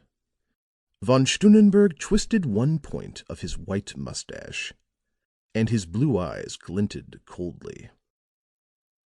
"It would grieve me to keep you from your affairs," said he in his rumbling voice, "but there is a trifling matter which I should like to discuss with you. It will require perhaps only a few moments. The length of time altogether depends upon yourself." "I shall be only too glad," said Ashton Kirk agreeably. He glanced at his watch and then added, "But since you say that the length of time depends upon me, I will make it as short as possible. It is more than likely that my presence will be urgently needed, quite a little distance from here, in perhaps half an hour." There was a small room at one side, and the German ambassador entered this, followed by the others. "Will you sit down?" he asked with grave politeness. The secret agent did so. Hofer also seated himself. His small head was drawn down upon his big shoulders. The heavy face worked spasmodically. The veins and cords of his tightly clenched hands stood out in high relief. "It would be a waste of time for us to indulge in any preamble," spoke von Stunnenberg coldly. "I know why you came here tonight, and I know that you have been in some degree successful in your errand. And so, as that ground is covered, there is no need to go over it again." Ashton Kirk leaned back in his chair, and his white, even teeth shone as he smiled. "I have always found it best to examine my ground. Leaping over it is seldom satisfactory," said he. "You say that you know why I came here tonight. We will not discuss that if you are opposed to so doing." And again the quick smile showed itself. "But as to your knowing I have been in some degree successful, that is open to debate." Hofer protruded his small head slowly, much as a turtle might do. "Of course," said he, "we expected you to deny it. But your making a statement and our accepting it are two different matters." Ashton Kirk nodded. "To be sure," said he, calmly. Hofer was about to say something more, but his chief held up a hand. "A certain instrument was about to pass into my possession tonight," said von Stunnenberg to Ashton Kirk. "You knew of this, and came here to prevent our being entrusted with it if you could. You are an able man, Mr. Ashton Kirk, but do not forget that we still have the faculty of vision. Neither are we in the habit of allowing things to be taken from beneath our noses." "You represent a friendly power," said Ashton Kirk coldly, "and of course could have no desire in the matter of the instrument in question, other than to hand it, with your compliments, to this government." Von Stunnenberg nodded. "Of course," said Hofer. And it was so understood by others and myself," proceeded Ashton Kirk. "But there was a chance. I am perfectly frank, you see, that there might be a desire upon your part to make sure that the document in question was really what you supposed it. To venture to examine it would be a matter of delicacy." And the speaker's voice was suavity itself. "And so I concluded that it were a rather friendly thing to save you any mental wrench of that sort by anticipating you." "That," said von Stunnenberg, and the smoothness of his voice was not a whit behind that of the other, "was most considerate of you. "Accept my thanks. But," and his blue eyes were wide open in the fixity of the look which he directed toward the secret agent, "we would much prefer to assume our own responsibilities." There was a short pause. Then the ambassador leaned a trifle toward the other. "And so," he resumed, "I should take it as a further expression of your goodwill if you would hand the paper to me immediately." Ashton Kirk rose and looked at his watch once more. "My time is short," said he. "So if there is anything of importance, I beg that you mention it at once." Von Stunnenberg twisted his up-pointing mustache. His blue eyes were like ice. His manner was grim and menacing. "There is nothing to be gained by this attitude," said he. "We are not children to be so deceived." "You are not children to be so deceived." Ashton Kirk smiled as he repeated the ambassador's words. "Perhaps not. But Matsadi apparently fancied it not very difficult when he arranged his little scene a few minutes ago." Von Stunnenberg cast a quick look at Hoffer. The latter's small head turned slowly upon the secret agent. "Matsadi did arrange the scene," said he, and there was admiration in his voice. "No stage manager could have done better. He had not watched the English girl more than a moment when he saw, as did you and I," with a conclusive wave of the hand, "that the papers desired were in the bag at her side. At sight of the Italian woman, he grasped his opportunity for creating a momentary ruffle. In the midst of this, at a signal, his confederate allowed the revolver to explode, so transforming the slight confusion into a panic. During this, his agent was to abstract the document." Ashton Kirk nodded, after the manner of one workman exchanging experiences with another. "That was not all that I saw," went on Hoffer. "I saw Matsadi's agent making his way toward Miss Corbin to play his part before the discharge of the revolver. Also," and the big jaws tightened, "I saw you doing your best to anticipate him." Ashton Kirk laughed, and there was an odd expression in his singular eyes. "Was there nothing more that you noticed?" he asked. "It was sufficient," put in von Stunnenberg grimly, "that he saw you reach the girl's side before the Japanese. And if anything more were needed, an instant after you got within reaching distance, Miss Corbin discovered that the papers were gone." "And that Okiu was baffled," said Hoffer. "One had only to give him a chance to discover. The rage in his face showed that you had beaten them, that you had taken the prize out of their own trap." Ashton Kirk laughed once more. "My dear sir," said he, "you credit me with a dexterity which I do not possess. It is true that I did—" He paused, and then turned to Hoffer. "Aside from Okiu, did you see anyone else of Matsadi's?" "No." Upon the fact that I reached Miss Corbin's side before Okiu, you base your belief that I must have secured the paper." Ashton Kirk placed his fingertips together with great nicety, and then looked placidly at Hoffer. "Have you encountered Matsadi before this?" "I have," answered the German. "In that you have the advantage of me.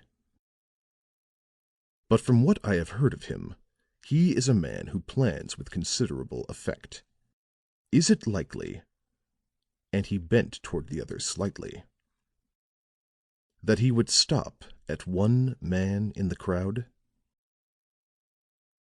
The thick jowls of Hoffer bulged, and a dull red crept into his face. "You mean—" He got this far and then stopped. "You think," he continued after a moment, "that there were more than Okiu?" "I know it," said Ashton Kirk. "I counted at least 3. Matsadi is not restricted to the use of his own countrymen. The man who dropped the revolver, for example, was an American." At that moment, Fuller, his face wearing an anxious expression, looked into the room. Seeing Ashton Kirk, he hurried to him. "This," said he, holding out a message, "was just handed in. I told the man that I would look you up." Ashton Kirk took the envelope, murmured an apology, and tore it open. There were but a few lines, and he read them at a glance. Then he handed the paper to Von Stunnenberg and arose. "It seems," said he, "that everything is about ready for me, and I really must go."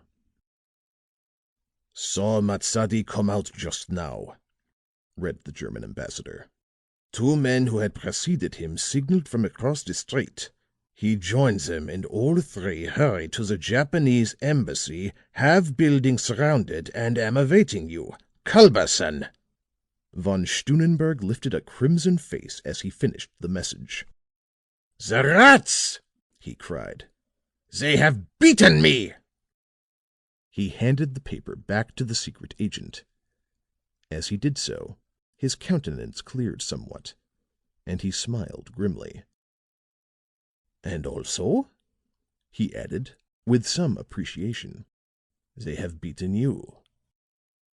"Not quite," replied Ashton Kirk, coolly, as he buttoned up his long coat. "I have still a card to play." "You would not dare." Hoffer paused as though the act the other had in mind were too daring to even put into words. "Not in a foreign embassy," he added, fearfully. But the secret agent smiled.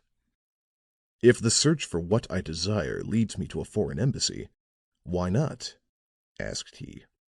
"What I ventured in the German, surely I shall not hesitate to repeat in the Japanese.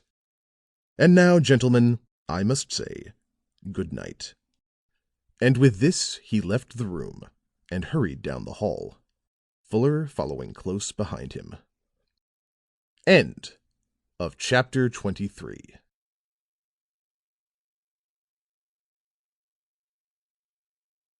Chapter 24. Surprised. When Ashton Kirk and his aide reached the sidewalk, a man in a cloth cap approached. "Mr. Culberson is awaiting orders," said he. "Tell him to call off his men," replied the secret agent promptly. Without comment, the man in the cloth cap walked away. Fuller was amazed. "You have changed your plan?" "Our affairs do not wear the aspect they bore when I called upon the Culberson agency for help," said the secret agent. There was an unemployed taxicab by the curb a little distance away. They got into this, and in a short time were put down at their hotel. The secret agent asked some questions of the clerk, which the latter seemed to answer in the negative. Then they ascended to Ashton Kirk's apartments. The secret agent threw himself into a comfortable chair and drew a tobacco pouch toward him. As he rolled a cigarette, he said, We must lie idle until I get a call from Burgess." "He is in Washington, then?" "Yes. I had a few words with him over the wire while at von Stunnenberg's. The secretary told him that I was there."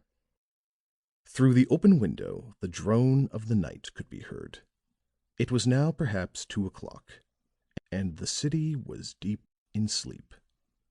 From somewhere in the distance a car could be heard passing now and then. Occasionally the smooth hum of a motor, or the sharp clup-clup of a cab horse sounded nearer to hand. In silence the two young men sat smoking. Half an hour went by, and then the telephone rang. Brusquely, Ashton Kirk sprang to the receiver. "Hello," said he. The voice of Burgess made reply. "Everything right," said he. "I followed them from the embassy to the Tillinghast." "The Tillinghast?" "Yes, I'm speaking to you from there." "I will be with you in a very few minutes." Then, as an afterthought, the secret agent added, "They are all there, I suppose." "They all came here, yes. And they held a consultation in a small reception room on the second floor. After this, the young fellow went out." "I see." "Those men of Culberson's came in mighty handy. One of them followed him." "He has not returned?" "Not yet." "Very well." Ashton Kirk hung up the receiver and reached for his overcoat. "Is it the Japs?" asked Fuller, expectantly. But the secret agent shook his head. "No," said he, "it is not the Japs. But," and the other noted the speculative look come into his singular eyes, "I rather think we shall see something more of those very interesting personages before the night is over." A cab took them to the Tillinghast in less than a quarter of an hour. It was a huge, ornate place, showily furnished and glaring with lights. In an office floored with marble and rich with gilt and mirrors, they found Burgess engaged in conversation with a clerk. He greeted Ashton Kirk eagerly. "You are just in time," said he. "The young man just came in, and 2 Japanese were with him." Ashton Kirk smiled as though well pleased. "I rather fancied that he had gone to fetch them when you told me that he had gone out," said he. "I hope," said the hotel clerk, earnestly, "that this matter is nothing that will harm the credit of the house." "Not in the least," Ashton Kirk assured him, smoothly. "It is more than likely that it will never even be heard of outside ourselves." The clerk breathed freer. "In that case," said he, "it's all right. And now, gentlemen, seeing that it is a government affair, if there is anything that I can do, I will do it cheerfully." "Thank you," replied the secret agent. As he spoke, there came the sound of a buzzer. A youth at a telephone called, "A waiter in Parlor F." "That's the parlor your party is occupying," said the clerk, interestedly. "Hold the waiter until I can speak with him," said Ashton Kirk. He considered a moment. "This Parlor F," he added, "does it communicate with any other room?" "Yes, with Parlor G." "Excellent."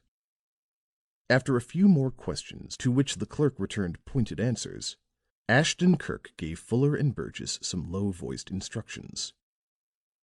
"And now," he said to the clerk, "I will see the waiter, if you please." The man was a Swede with sandy hair and mild blue eyes, and his name was Gustav. "Gustav," said the secret agent, "how long have you been a waiter?" 15 years, replied the Swede. "In that time," said Ashton Kirk, "you should have learned your business pretty well." Gustav grinned mildly. "Oh, yes," said he. Ashton Kirk handed him a coin. "When you go into Parlor F," said he, "forget what you have learned. Be clumsy. Make a noise. Do something that will draw people's attention to you for a little." Again Gustave grinned. "I will forget," said he, slipping the coin into a pocket. "The peoples will not be pleased, but I will forget." That he kept his promise was evinced by sundry crashes and exclamations which came from Parlor F shortly after. And in the midst of these, Ashton Kirk entered the room adjoining and unlocked the communicating door. Then Gustave retired, followed by a series of remarks in a voice that was strange to the secret agent. And for a few moments there was no sound save for the clinking and clash of glasses. "Such a clown," said the voice. "Such a clown to be sent to serve gentlefolks. It could happen in no other country but this." "Will you please come to the matter in hand?" said the gentle voice of Okiu. "You sent for us for a specific purpose, and we should be greatly obliged if you would hold to that, Mr. Karkowsky." Karkowsky laughed in the manner of a man who was very well contented with himself. Of course," said he. "Business is always a pleasure to me, especially very profitable business such as this will prove to be." "We do not ask your price," said a voice which the secret agent recognized as that of Matsadi. "We merely desire to be certain that the paper is ready for delivery." "You may rest assured upon that point," replied Karkowsky. "Drevenoff, show him the scapular." There was a moment's pause, during which the secret agent could well imagine the young Pole drawing the desired object from his pocket. "There," said the triumphant voice of Drevenoff. "There it is. And see here where the edge has been opened. The paper." Karkowsky laughed once more. "Ah," said he, contentedly. "These little matters. What a time we have in hunting them out. What a chase they sometimes lead us. And how glad we feel when it is all over." "There would have been no chase in this matter, at least," said Matsadi, "if you had lived up to your word in the first place." "Not my word, my dear sir," spoke Karkowsky. "That has always been good. But one cannot always depend upon the steadfastness of a boy." "I am as steadfast as you," broke in the voice of Drevenoff. "But blood is thicker than water." "I will not deny that," said Karkowsky, soothingly. Then, as though turning to the others, he added, "It happened this way. This was a wild lad. Russia drove him out. He fled to this country. When his father came with Count Malikoff, they became reconciled. He was permitted to return home. But he was a Pole. He hated Russia. And beside that, I pointed out a chance to make a fortune. He stole the document which we now have here." "And then," said Okiu, "you opened negotiations with Tokyo, and when all had been settled, you would not turn the instrument over to us for the price asked."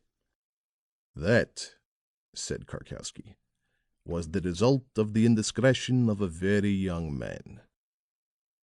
I could not turn it over to you. Drevenoff had given it to his father."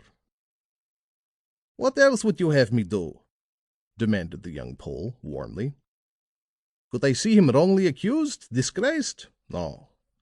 I returned the paper, told him what I had done, and stood willing to have him do with me what he would." "But his father," said Karkowsky, "was afraid to act. He feared for himself and for his son. He hid the paper in his scapular, and when dying gave it to the English physician." "He was afraid to trust a Russian. He dreaded to risk giving the paper into the hands of one who might profit by it. I know that was his reason, because I knew my father. said Drevenoff. "But the Englishman attached no importance to the scapular. He placed it among his effects and forgot it. If my father gave him any instructions with regard to the disposal of it, he also forgot them." "I reasoned out what must have become of the scapular when this young man came to me after his father's death," said Karkowsky. "He was then willing once more to join me in the sale of the paper, because," and the man's laugh was full of mockery, "there was no near and dear one who could be harmed by it." "Because you would sell your soul, Karkowsky," said young Drevenoff. "Don't think me a fool if I would not."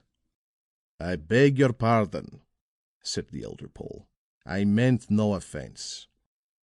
And as to selling my soul for so little money, don't believe it. If I ever come to such a transaction, my dear child, the price will be of some consequence." "And when you reasoned that the English doctor must have what you desired," said the smooth voice of Okiu, "you began your operations?" "At once," answered Karkowsky. "We took ship to England, located him at Scarsdale, and went to work on the matter. We tried everything, but with the same lack of success." "From what you said a few moments ago," said Matsari, "you think that Dr. Morse was unaware of the document's existence." "At first I did not dream of such a thing," said Karkowsky.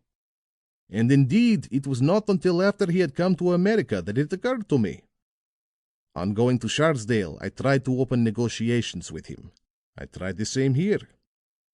But in neither case did he rise to the bait. But now I am convinced that he never knew the thing was in his possession." Matsari laughed. "Then, Okiu," said he, "all your planning was wasted." "So it would seem," replied Okiu, gently. "We suspected that you had some hand in the queer communications which Dr. Morse received from time to time," said Karkowsky. "We knew that it was not by chance that you took the house directly behind him.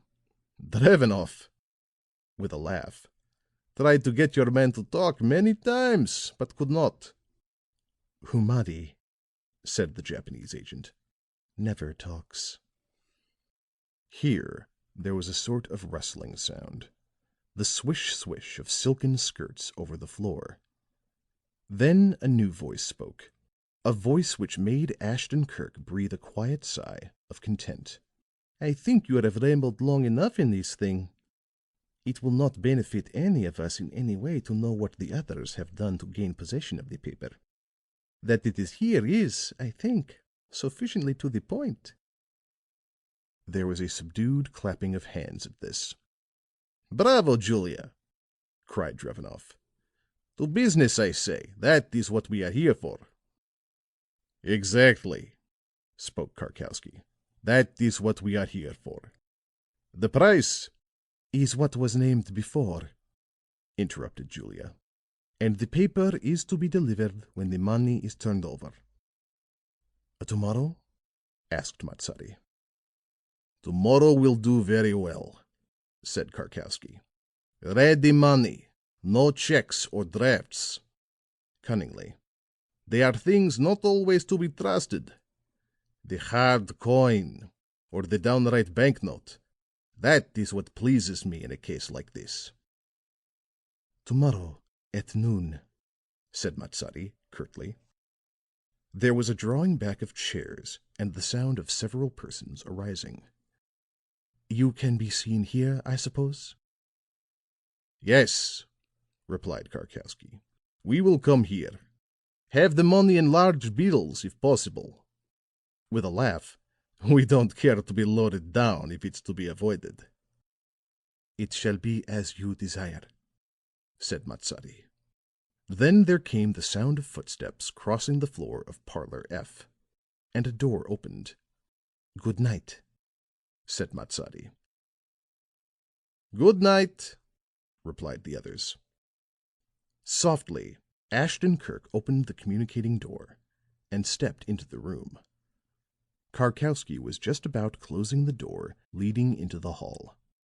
At his side was Drevenoff and a girl with flaxen hair. As the door clicked behind the Japanese, the girl threw up her hands and laughed triumphantly. "Alexander!" she cried. "It is ours at last! We have won! In spite of all they could do, in spite of the clever American, we have won!" She threw her arms about the neck of Drevenoff, but as she did so, there came a queer, throaty cry from Karkowsky. And then, for the first time since he had entered the room, she saw Ashton Kirk. End of chapter 24.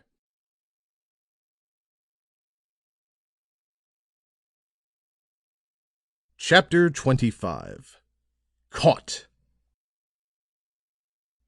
The expression upon the faces of the three as they gazed at Ashton Kirk were of mingled amazement and fear.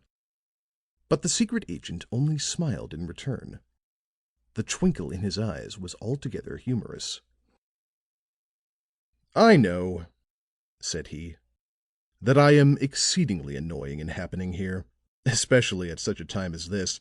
But you see, we all have our tasks in life, and mine is to convince people that things are seldom what they seem." There was no reply, and the secret agent, fixing his gaze upon the girl, continued. "That you think I am clever is a compliment for which I thank you. It is hard," with a smile, "to be indebted to a person and be able to make only a, so to speak, left-handed return." The girl was the first of the three to recover.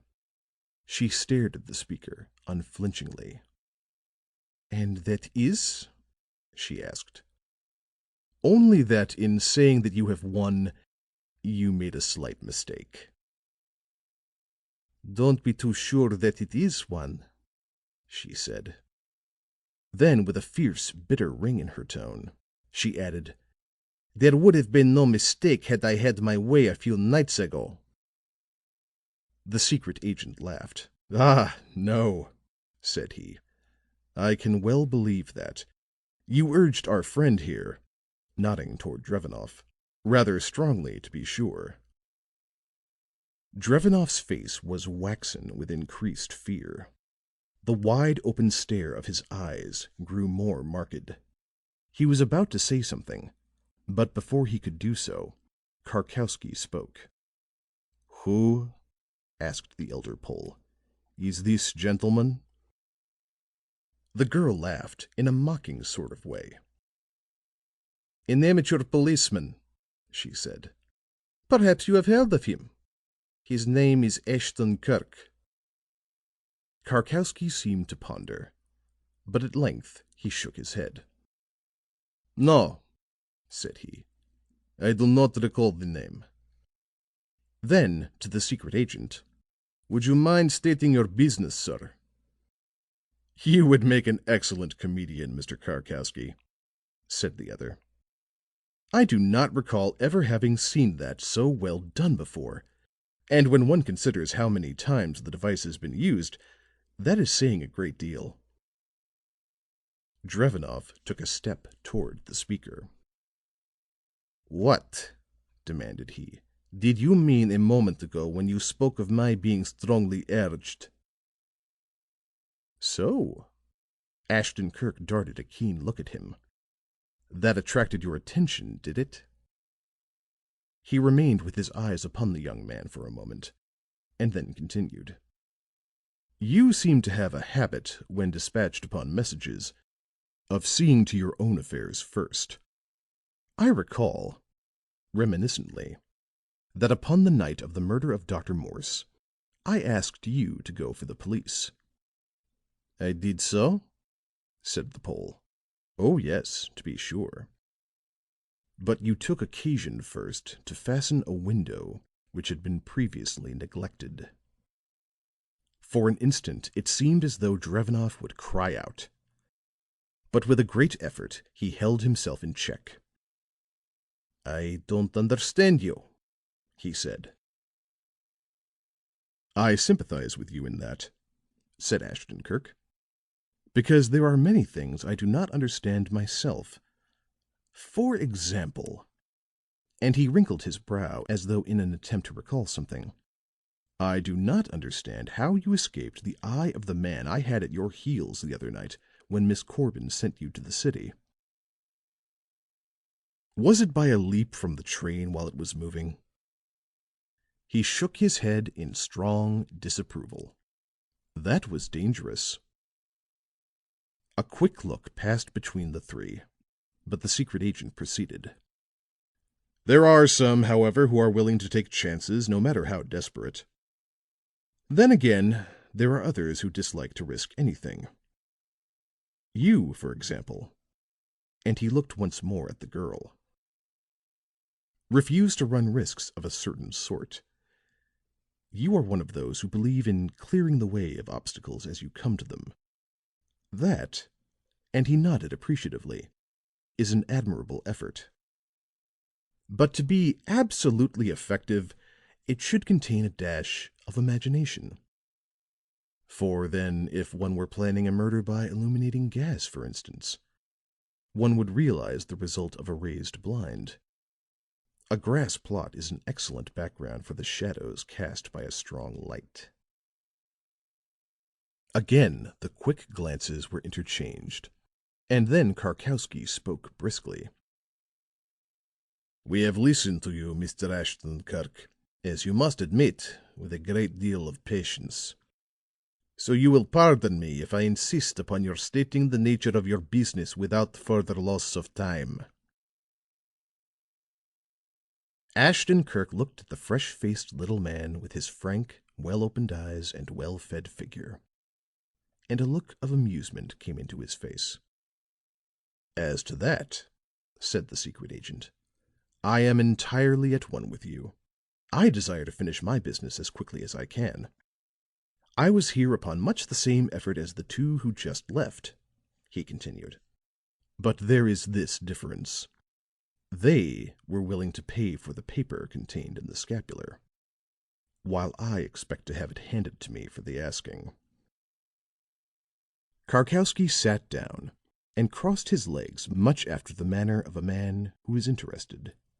The young man and the girl remained standing and were silent. "A paper," said Karkowsky, as he stroked his chin thoughtfully. "Will you kindly be more explicit?" "Again I felicitate you upon your talent," said the secret agent. "You were meant for the stage." He sat upon the edge of the table and nursed one knee with his clasped hands. "But let me assure you that you are but wasting your breath and your ability." He paused for a moment and then went on. "If everyone concerned in this matter had displayed a like degree of talent, things might not have turned out as they have. Let me suggest to you," to the girl, "that you make an effort to change your style of handwriting. If you continue in your present trade, you can't hope for success while possessing so noticeable a characteristic." For the first time since his discovery of the secret agent's presence, Karkowsky lost his presence of mind. He uttered an exclamation. "The postman," smiled Ashton Kirk, "told me of Mr. Kendrick of Lowe Street, and it did not take a great deal of time to reason it out that you and he were one, and that the second address was a ruse to throw the police off the track should there be any need of it.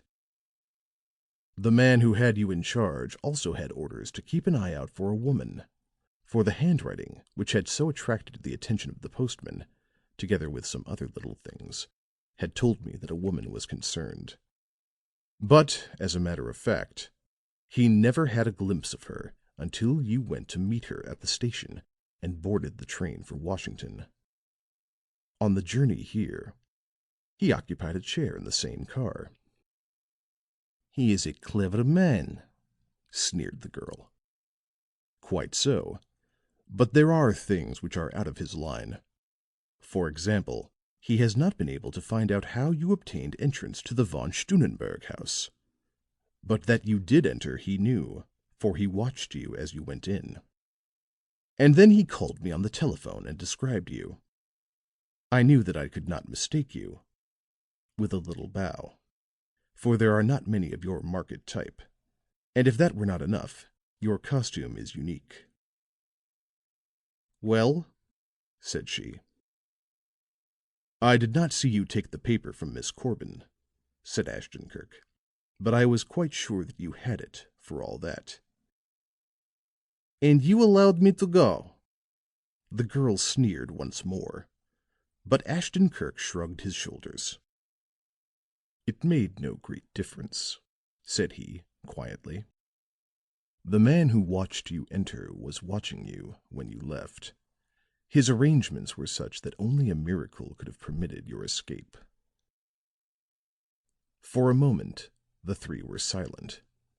Then young Drevenoff spoke. "You heard what Okiu and the other said while they were here?" "All that was essential, I think. I know that you have the paper, and this being the case, it is to you whom I now direct my attention." "By that," said Drevenoff, "I suppose you mean that you expect me to give it up." The secret agent nodded. "I credit you with some common sense," said he, "and therefore think that you will do so." The young man was about to answer, but Karkowsky stopped him.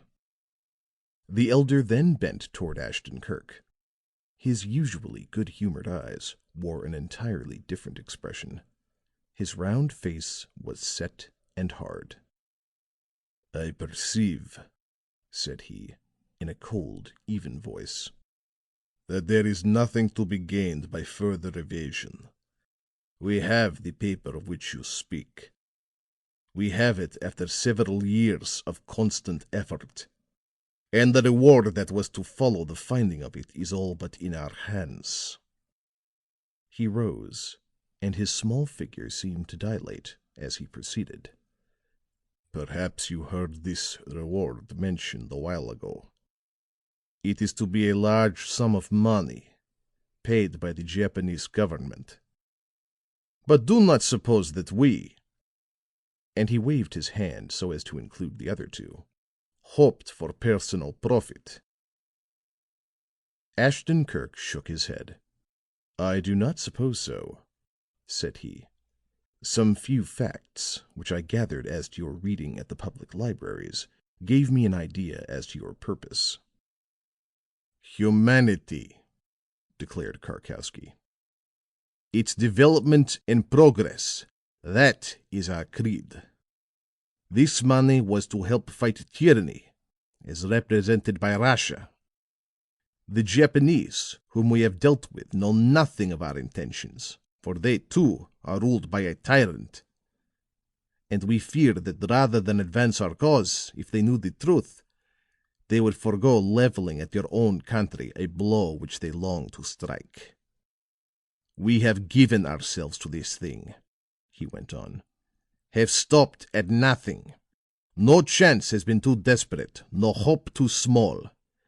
And now that, as I have said, the reward is all but in our hands, do you think we will pause? That we will weaken in our purpose? That we will surrender the paper to you because you come here and demand it?" "If you do suppose so," said Drevenoff, "you do not know us. You are only one. If we failed before, it does not follow that we will fail again. You are right, Julia," to the girl. "I should have used the revolver you offered me instead of the gas. It would have been sure, and would have saved us further trouble."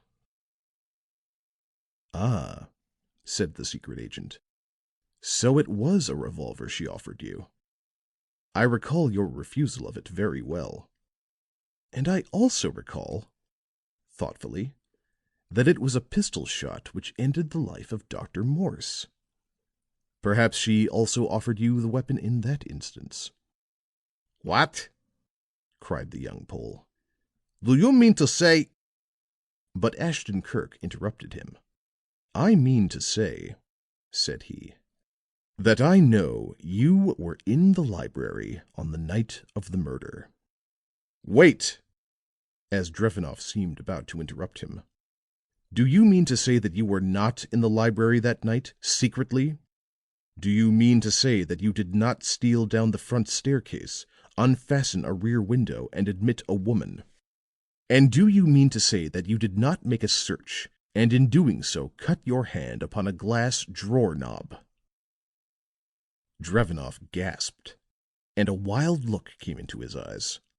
In a moment the girl was at his side, whispering soothingly to him, all her defiance gone, her manner soft and anxious.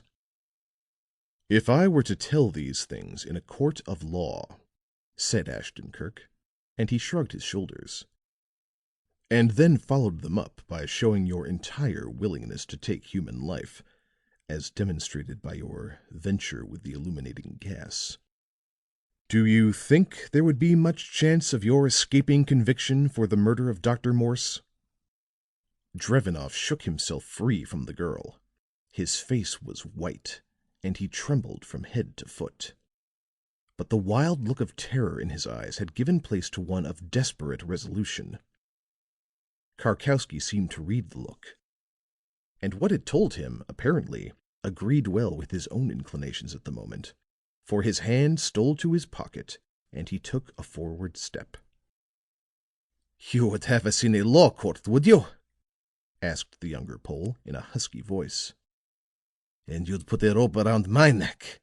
Well, maybe you would if you got the chance, but you have not yet done it, and you will not!" With the last word he leaped upon Ashton Kirk, his hands gripping at his throat, and at the same moment Karkowsky drew a shining object from his pocket. What would have happened would be difficult to say. But at the first sign of violence, Fuller, Burgess, and some others burst into the room. Karkowsky was seized, and the younger man was torn away from the secret agent. The latter readjusted his collar with one hand and smiled quietly. "To grip a man by the throat is a very primitive mode of attack, my dear sir," said he. "The very best authorities have set their faces against it. For while you are so engaged, you leave yourself open to more or less deadly counter-movements. But as it happened, this," and a scarlet something showed in his hand, "is the only thing that happened to you. I was too seriously engaged in picking your pockets to think of anything else." What reply Drevenoff made to this did not seem to interest the secret agent a great deal, however, for he turned his back upon them all, and under a light began making an examination of his find. They caught the rustle of paper and saw him place something carefully in his pocketbook. When he finally turned, his aides were about leading the prisoners from the room. At the door there was a halt. The girl turned toward him. "It's too late to deny anything in which we have had a hand," said she, disregarding the muttered warnings of Karkowsky.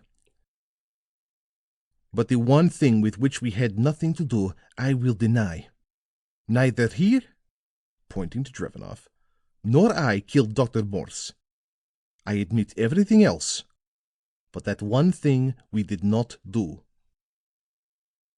Ashton Kirk said nothing, and the girl went on. "Drevenoff did admit me to the house on the night the doctor was killed. He had searched for the paper everywhere, and knowing that I was clever at such things, he asked me to help him. It was for the same purpose that I was in the house on the night we tried to fix you with the illuminating gas. But," and her hands went up dramatically, "we did not lay a hand upon the doctor. He was seated in his chair, dead, when we went into the library. If he was murdered," and her voice sank, "I can indicate the guilty person." "Who was it?" asked Burgess. "It was his secretary, Warwick." You did not see him do it? It was Fuller who asked the question. No. But after we had searched everywhere, we heard the sound. I was just about to open a bag which I saw on the floor, and Drevenoff whispered to me to run. I did so, taking the bag with me. I had stepped out of the window and was looking about when Warwick leaped out after me and seized the bag. I tried to tear it from him, but could not. Then I ran, leaving it in his hands." There was a silence for a moment. Then she added, "What I have just said is the absolute truth. If you are even half as clever a man as you are said to be," to Ashton Kirk, "you will find this to be so." And with that, she followed Karkowsky and Drevenoff from the room, each guarded by a stout plainclothes man. End of chapter 25.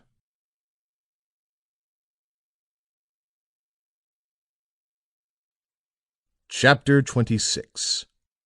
The Truth. Ashton Kirk, after Burgess led the prisoners away, turned to a telephone and in a moment had the office. "A gentleman will probably ask to see me in a little while. If so, send him here." And as he turned toward Fuller, that young man said, in a dubious sort of way, "What do you think of that story which the girl just now told? Can there be any truth in it?" "It is all truth," said Ashton Kirk, quietly. "All truth?" Fuller opened his eyes to their widest extent. "Then you have made up your mind Warwick is the murderer?" Ashton Kirk smiled. "As to that," said he, "we will allow him to speak for himself. I expect him here at any moment." "Here?" "Yes," replied the secret agent. And then, as a low knock sounded upon the door, he added, "More than likely that is he now." In response to his "Come in," Philip Warwick entered. Closing the door behind him, he advanced slowly, and then paused, facing Ashton Kirk. "I believe," said he, quietly, "that you desire to see me." He was rather pale and obviously nervous, but for all that he made a good attempt to appear at ease. "It was very kind of you to come at this hour," said Ashton Kirk. "Will you sit down?" The young man did so. "I did not know just where you were putting up," proceeded Ashton Kirk, "and so had to call up one hotel after another."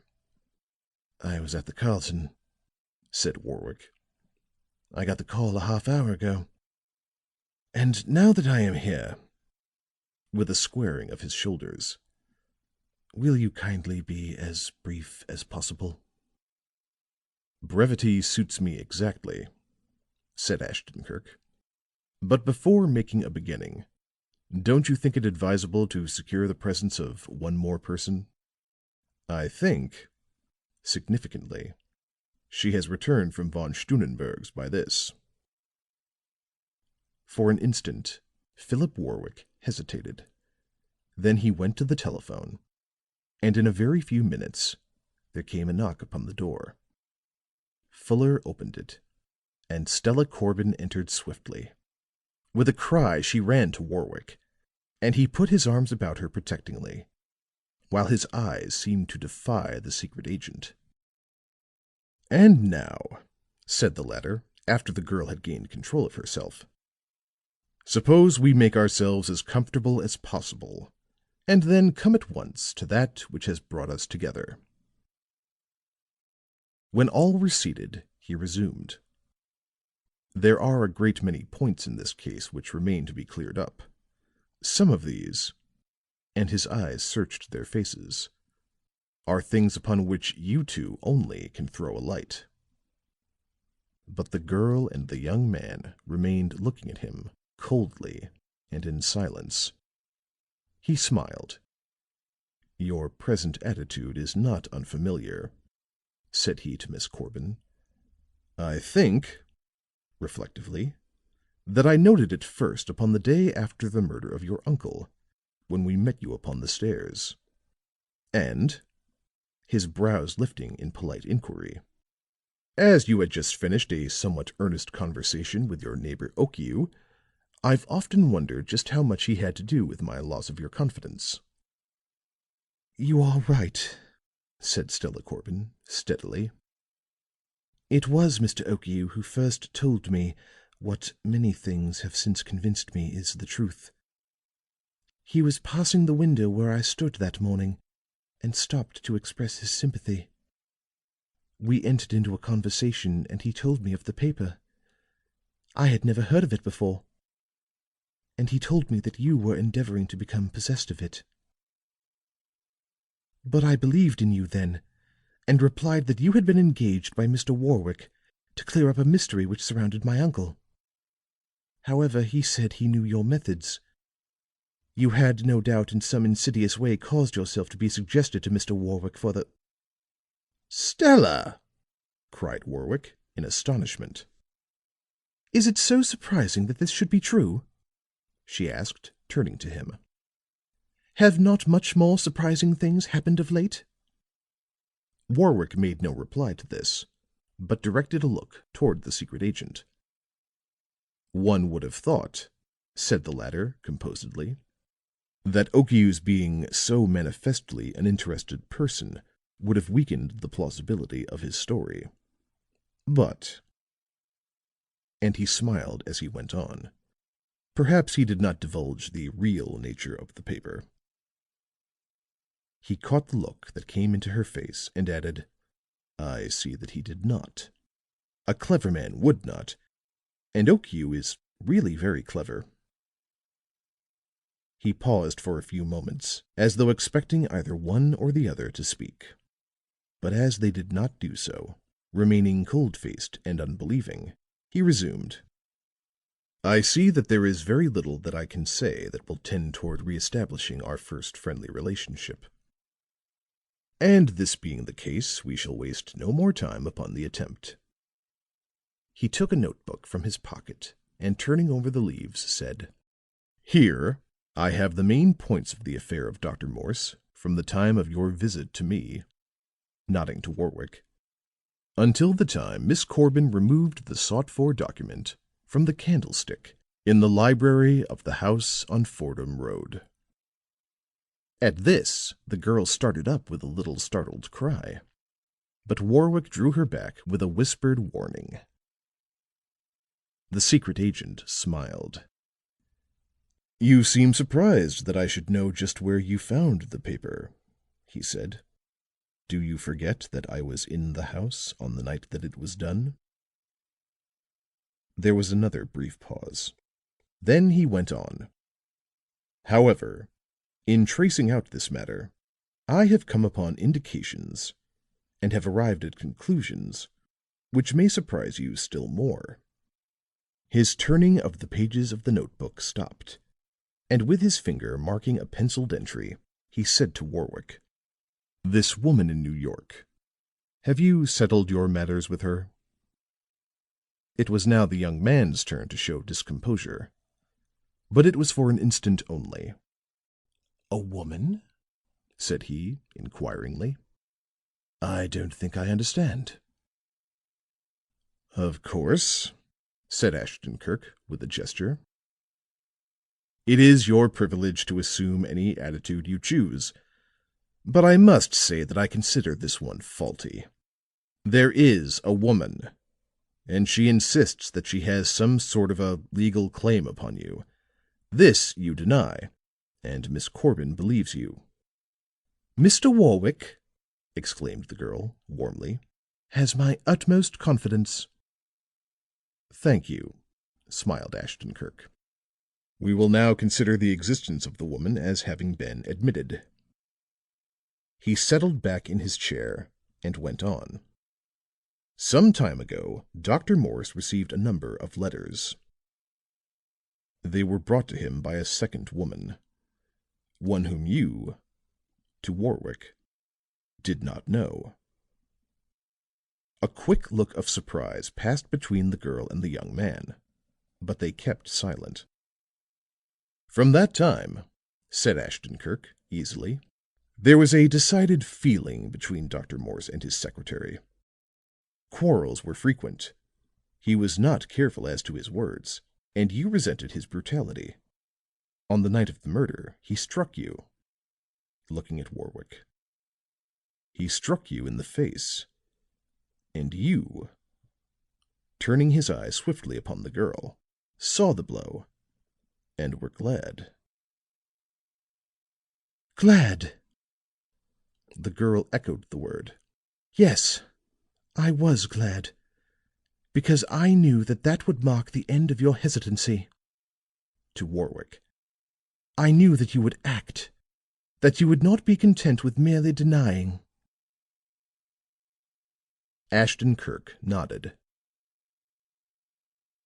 "If you had read my notes," said he, tapping his book approvingly, "you could not have made a statement more in accord with them."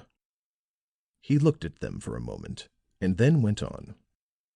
Dr. Morse had made up his mind finally to interview this woman. He had placed the letters in his handbag and was preparing for the trip when you, to Stella, convinced him that he was making a mistake, and succeeded in obtaining his consent that Warwick make the journey with the letters instead. Am I right?" "You are," replied Warwick. "I had known this woman," in explanation. "She heard of my intended marriage with Miss Corbin, claimed that she was my wife, and forged certain letters to substantiate her claim. The entire matter was absurd, though Dr. Morse chose to regard it seriously. But at last he did consent to giving me the letters, permitting me to seek out the woman and force her to tell the truth." "I see," said Ashton-Kirk. "It was while upon a landing of the back stairs that you were told that the letters were in the handbag in the library, and you at once went to get them, meaning to catch the next New York train. Miss Corbin went as far as the lower hall with you, then returned to her room. You entered the library. It was dark. A sound attracted you in the rear room. You went toward it, and as you gained the doorway, you saw a woman with the bag in her hand step out of the low window to the lawn." "You were there!" cried Warwick. "No," smiled Ashton-Kirk. "Some of the things which I have told you were seen or heard. Others I have gathered from signs. I have merely connected all of these by reasoning out what must have occurred to bring about the results that followed." "I did see a woman step out upon the lawn," said Warwick, "and I followed her." "Of course," said the secret agent. "You knew it was a woman who had brought the letters to Dr. Morse, and that you had not seen her is shown by the fact that you suspected that the woman with the bag was the same. You fancied that she had somehow learned of Dr. Morse's intention to turn the letters over to you, and in fear of what you might do, and knowing that the letters were palpable forgeries, she had effected an entrance to the house and was trying to make off with them. If it occurred to you that she had been exceedingly quick to gain her information, and had suspiciously little trouble getting into the house, you might have suspected the collusion of Dr. Morse. As you had a deep-seated aversion to him, this thought would have been natural enough." "As a matter of fact," said Warwick slowly, "what you say is practically the truth. But," and there was a strong curiosity in his voice, "it is not possible that you have reasoned your way to this." Ashton-Kirk smiled. "Most things to which we are unaccustomed seem difficult," replied he. "This particular conclusion was arrived at very simply. It is based upon the fact that you did not give an alarm. Had you thought the woman was a housebreaker, you would not have contented yourself with taking the bag from her and watching her make away." And as young Warwick was staring, Deeply struck by this explanation, the secret agent continued. "But tell me, what made you re-enter by the window after she had gone?" "To have an understanding with Dr. Morse. But I got no further than the back room when I changed my mind. That would wait, but the railroad wouldn't. If I became involved in a quarrel with him, I might miss the train." "Ah, I saw your tracks upon the window sill, showing that you had gone in that way as well as come out. But your reasons puzzled me. You will observe," smiling, "there are some things for which I cannot supply the answer." "I passed around the back of the house just as the newspapers said," spoke Warwick, "and leaped the fence. I did this to save time. I had no idea what the hour was and did not wish to be late." "It was then that the Japanese saw you," said Ashton Kirk. "Okiu sent one of his men to follow you, thinking something was in the wind. It was this man who was afterward found dead in your room at the New York hotel." "He got into the room during my momentary absence," stated Warwick, who now seemed not at all backward in rendering help. "I came upon him just as he had slashed the bag open and removed the letters. These I snatched from him, and as he leaped at me, I knocked him down. In a rage at his defeat, he then killed himself, Japanese fashion, before my eyes. Knowing that I should be held for an explanation of this, and not wishing to become involved in a delay at that time, I managed to slip from the hotel without being seen. Later I saw the account of Dr. Morse's death in the newspapers, and learned that my sudden and secret departure had caused me to be suspected. But I determined not to make my whereabouts known until I completed the business which took me to New York. This I did very effectually after I found the woman I had sought. Then I returned." "First," said Ashton Kirk, "you communicated with Miss Corbin, made certain arrangements with her on the telephone, and then paid a visit. You had probably recognized the Japanese of the hotel room as one whom you had seen about Okiu's. This had aroused a suspicion in you that probably Okiu knew more of certain things than anyone else." "What you have said is quite correct," said the young man, composedly. "First I intended making an open visit to the Japanese, and made my way to his house for that purpose. But I saw you entering at the front door and changed my mind.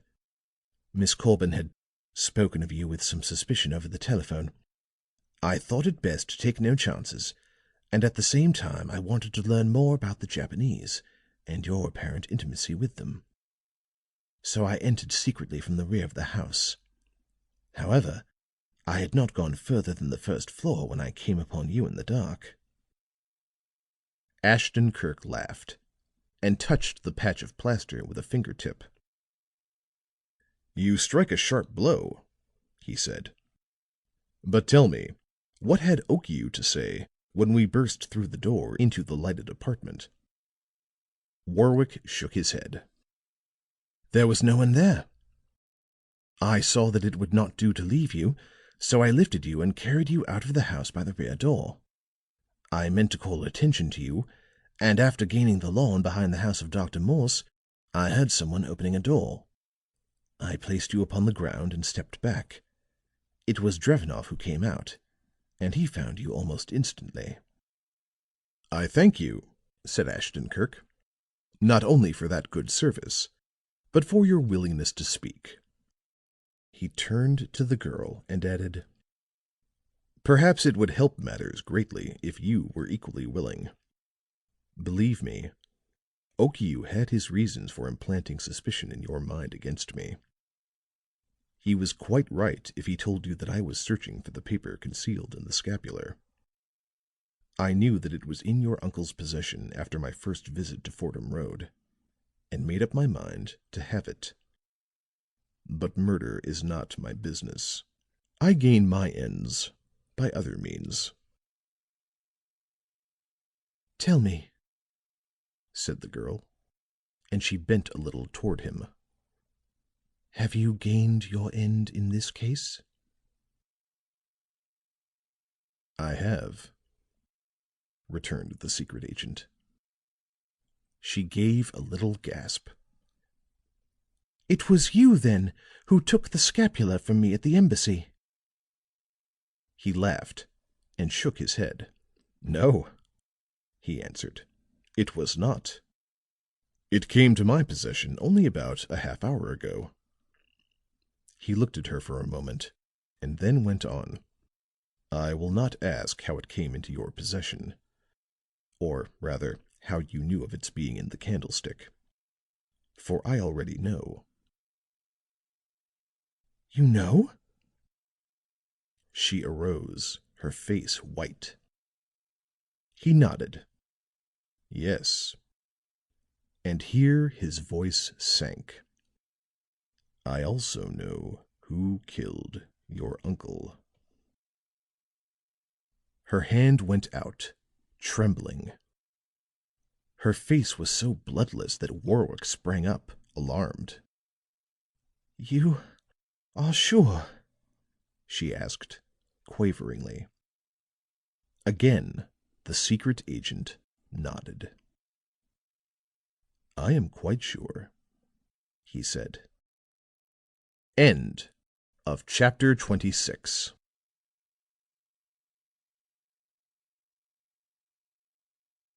Chapter 27.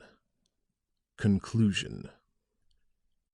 At an early hour next day, Ashton Kirk paid a visit to the secretary. What passed between them can only be guessed, but that the scarlet scapular and its accompanying document was one of them is a certainty. Then the secret agent, accompanied by Fuller, boarded a train leaving Washington and went speeding homeward. Fuller, though sorely troubled, managed to contain himself until he had almost finished the journey. Then, as one unable to combat his curiosity any longer, he said: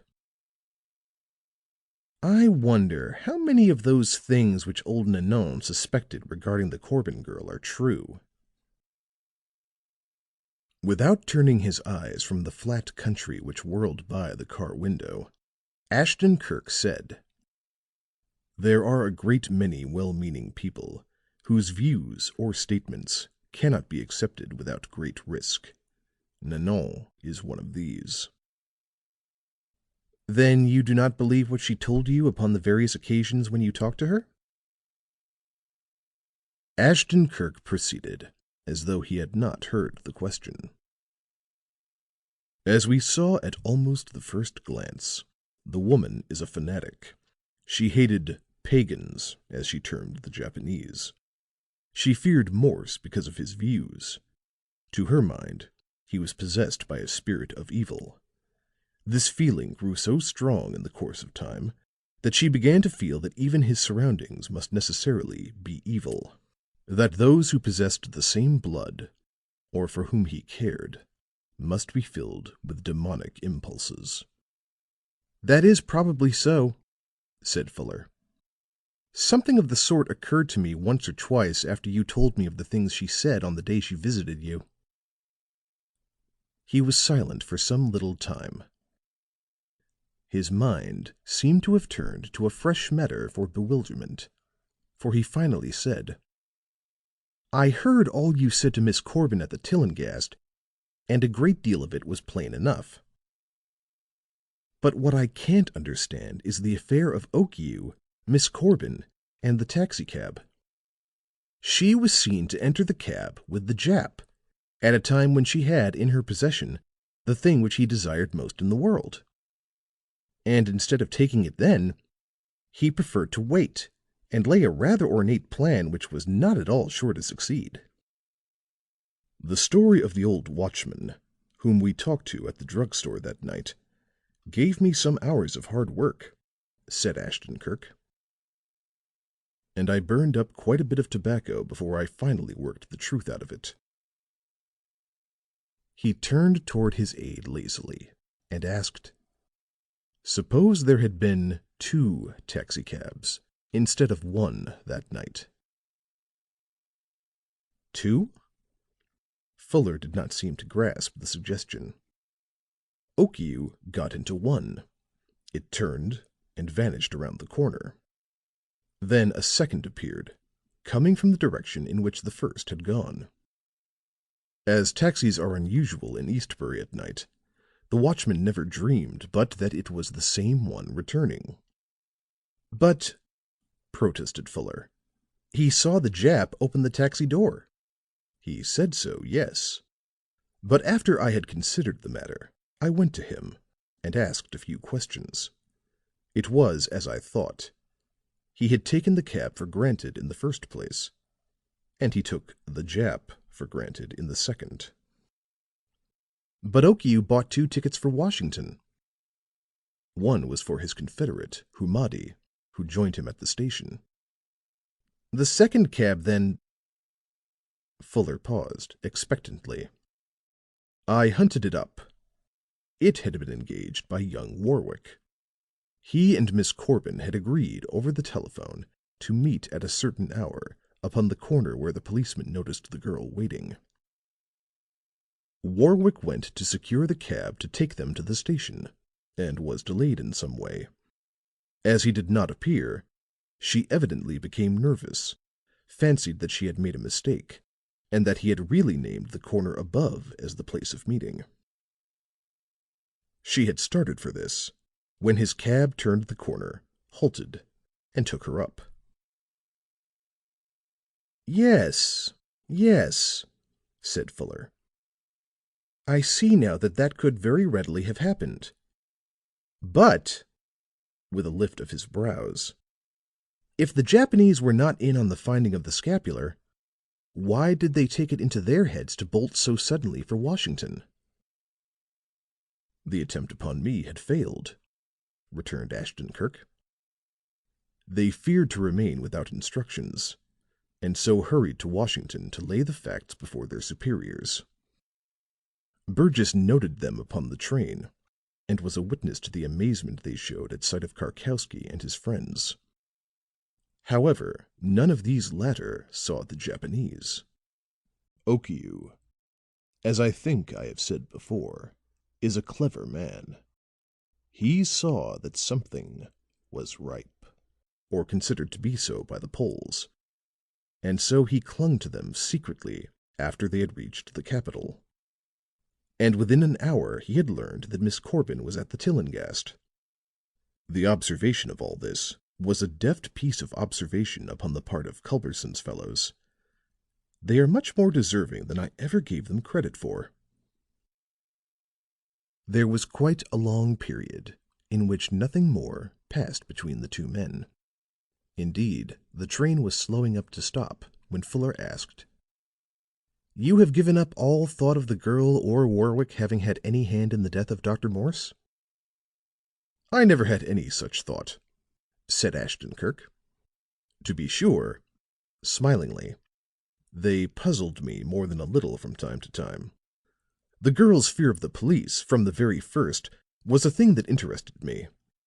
But that may be safely attributed to a natural uncertainty. There was bad blood between her lover and her uncle. Perhaps the former, in a fit of rage, had killed the latter.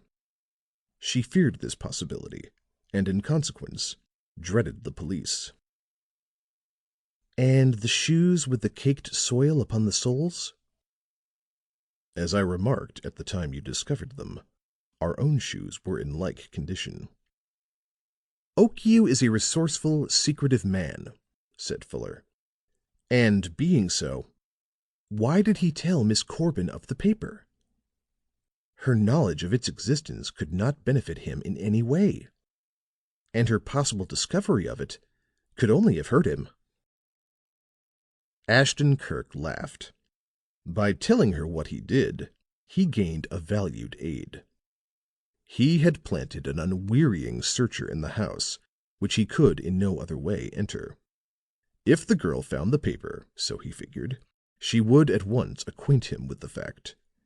And I have no doubt but that this is the very thing that would have happened had not Warwick arrived with his newly created suspicions of the Japanese. They took a taxi at the station and were speeding toward the house of Ashton Kirk when Fuller spoke again. "Several times," said he, "I have heard you say that you know who killed Dr. Morse. I suppose that today we'll see the arrest of the murderer?" Ashton Kirk nodded. "Yes," said he, "I suppose so." The driver of the cab was paid and dismissed, and the two entered the house. "Anyone here, Stumph?" asked Ashton Kirk.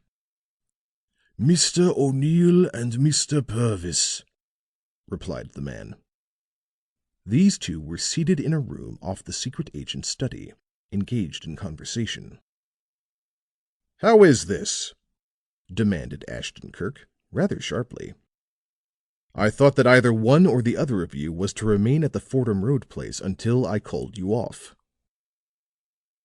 "Well, seeing that the regular police are there," said O'Neill, "we thought we could ease up a bit." "The regular police!" exclaimed the secret agent. "Then you didn't get my wire. Yes, the regulars are on the job there now. The old servant is dead. Died while sitting muttering over her prayer book. It was perfectly natural, I feel sure. But the police, in view of what has already happened in the house, are going to take no chances." The two men had gone, and Ashton Kirk sat smoking a cigar in his big chair. "A while ago," said he, "you said that you supposed that today would witness the arrest of the assassin of Dr. Morse. And I think I agreed that it would. But now—" He stopped and shook his head. Fuller regarded him for a moment. Then an expression of incredulity came upon his face. "By George!" cried he. "Surely you can't mean that—" "I mean that it is too late," interrupted Ashton Kirk. He drew at the cigar reflectively for a space, and then continued. "The thing, as far as I could learn, happened this way. One day, while still at Sharsdale, Nanon, in turning over her employer's belongings, came upon the scapular given him by Colonel Drevenoff. She was horrified at the thought of so holy an emblem being in the possession of such a blasphemer, and at once all sorts of reasons for his having it occurred to her. She had perhaps heard of the Black Mass, and fancied, no doubt, that she had come upon evidence of some such another sacrilege. She quietly took the scapular, therefore, and hid it." "And she never told him?" "Not until the night of his death. Then she was called into the library, as she stated, and in some manner the thing came out. I talked with her as to this later before leaving for Washington, but she could give no clear account of it. However, I think he uttered some sort of a taunt, as was his habit, and she replied in kind. The meaning of the drawings sent by Okiu had gradually dawned on her, it seems, and she had concluded that the suspense which he suffered because of them was a sort of retribution. She must have put this thought into words, and in an instant the truth was out. In a rage, he took a revolver from his desk. She did not know whether it was merely an attempt to frighten her or no. However, she feared for her life, and snatched at the weapon. It exploded, and he fell back into the chair. Yes, it was old Nanon who killed Morse. She concealed the revolver upon her person and went to the front door, where she sat for some time, as she told in her first story. She was calm and self-contained, She felt that she had done no wrong. And so she concluded it would be best to find the body when she brought in the coffee? Yes. And while she was engaged with this, Drevenoff stole down the front stairs, admitted his woman confederate to the room back of the library, and discovered the dead body of Dr. Morse. Then followed the fear-filled search. The approach of Warwick added to their fright. They evidently carried a pocket torch, which accounts for the library being dark when Warwick entered. Then the girl, Julia, made an effort to escape with the bag, and while Warwick was in pursuit of her, Drevenoff crept back to his room. Fuller nodded slowly. "Yes," said he. "It could very easily have been that way. But tell me this. The old woman knew all the time that she was responsible for the death of Morse. So why did she manifest so much uneasiness whenever Warwick was mentioned in the matter?" She was alarmed at his disappearance because she was shrewd enough to know that this would attract attention toward him. There were two reasons for this. She felt kindly toward Warwick, and so disliked his being falsely accused. Then, if he was arrested, she would be forced to confess the truth to save him. She had these things in mind when she withheld the fact that she had seen Morse strike the young man. She claimed to have heard voices in the library while she sat upon the step. Now, Dr. Morse was dead at that time, and none of the others had yet gone into the room. The voices were a fiction. She thought to mislead the police by the invention. Or perhaps she really thought she heard them. I did not question her very closely upon this point. A woman like that is apt to see and hear things which do not exist. Witness her suspicion of Miss Corbin. She fancied that for some dark reasons the girl was making an effort to have the crime fixed upon Warwick while professing to love him. That Miss Corbin had been long under the influence of Dr. Morse made this idea, to Nanon's mind, not only possible, but probable. This thought grew upon the old woman until it seemed she could scarcely think of anything else. Her constant espionage finally attracted Miss Corbin's attention, as she told me at the Tillinghast after you left the room. In her turn, she began to suspect and watch. With the feeling that the scapular should be well hidden, Nanon placed it in one of the candlesticks, cunningly calculating that as the article had once been searched, it would be passed by thereafter. "And Miss Corbin saw her place it there," suggested Fuller quickly. Exactly, and awaited an opportunity for obtaining possession of it. "When did you first come to suspect that Nanon might have the paper?" asked the aide with curiosity. At the time we hit upon the fact that the drawings received by Dr. Morse were meant to represent scapulars. What had actually happened at once began to take form in my mind.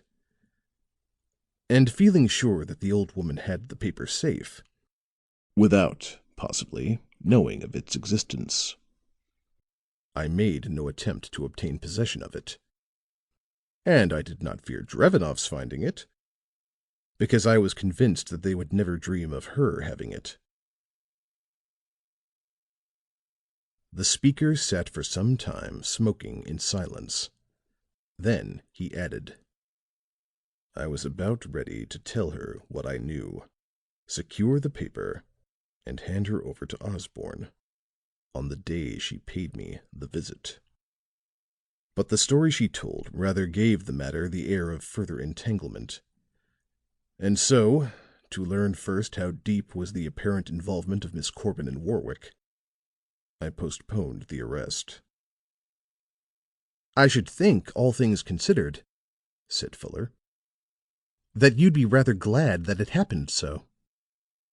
"I am," replied the secret agent. She was without real guilt. And, with a nod to his aide, the meaning of which that young man did not fail to catch, as there are but a few who are possessed of the facts, she will, I think, continue to appear so. End of chapter 27.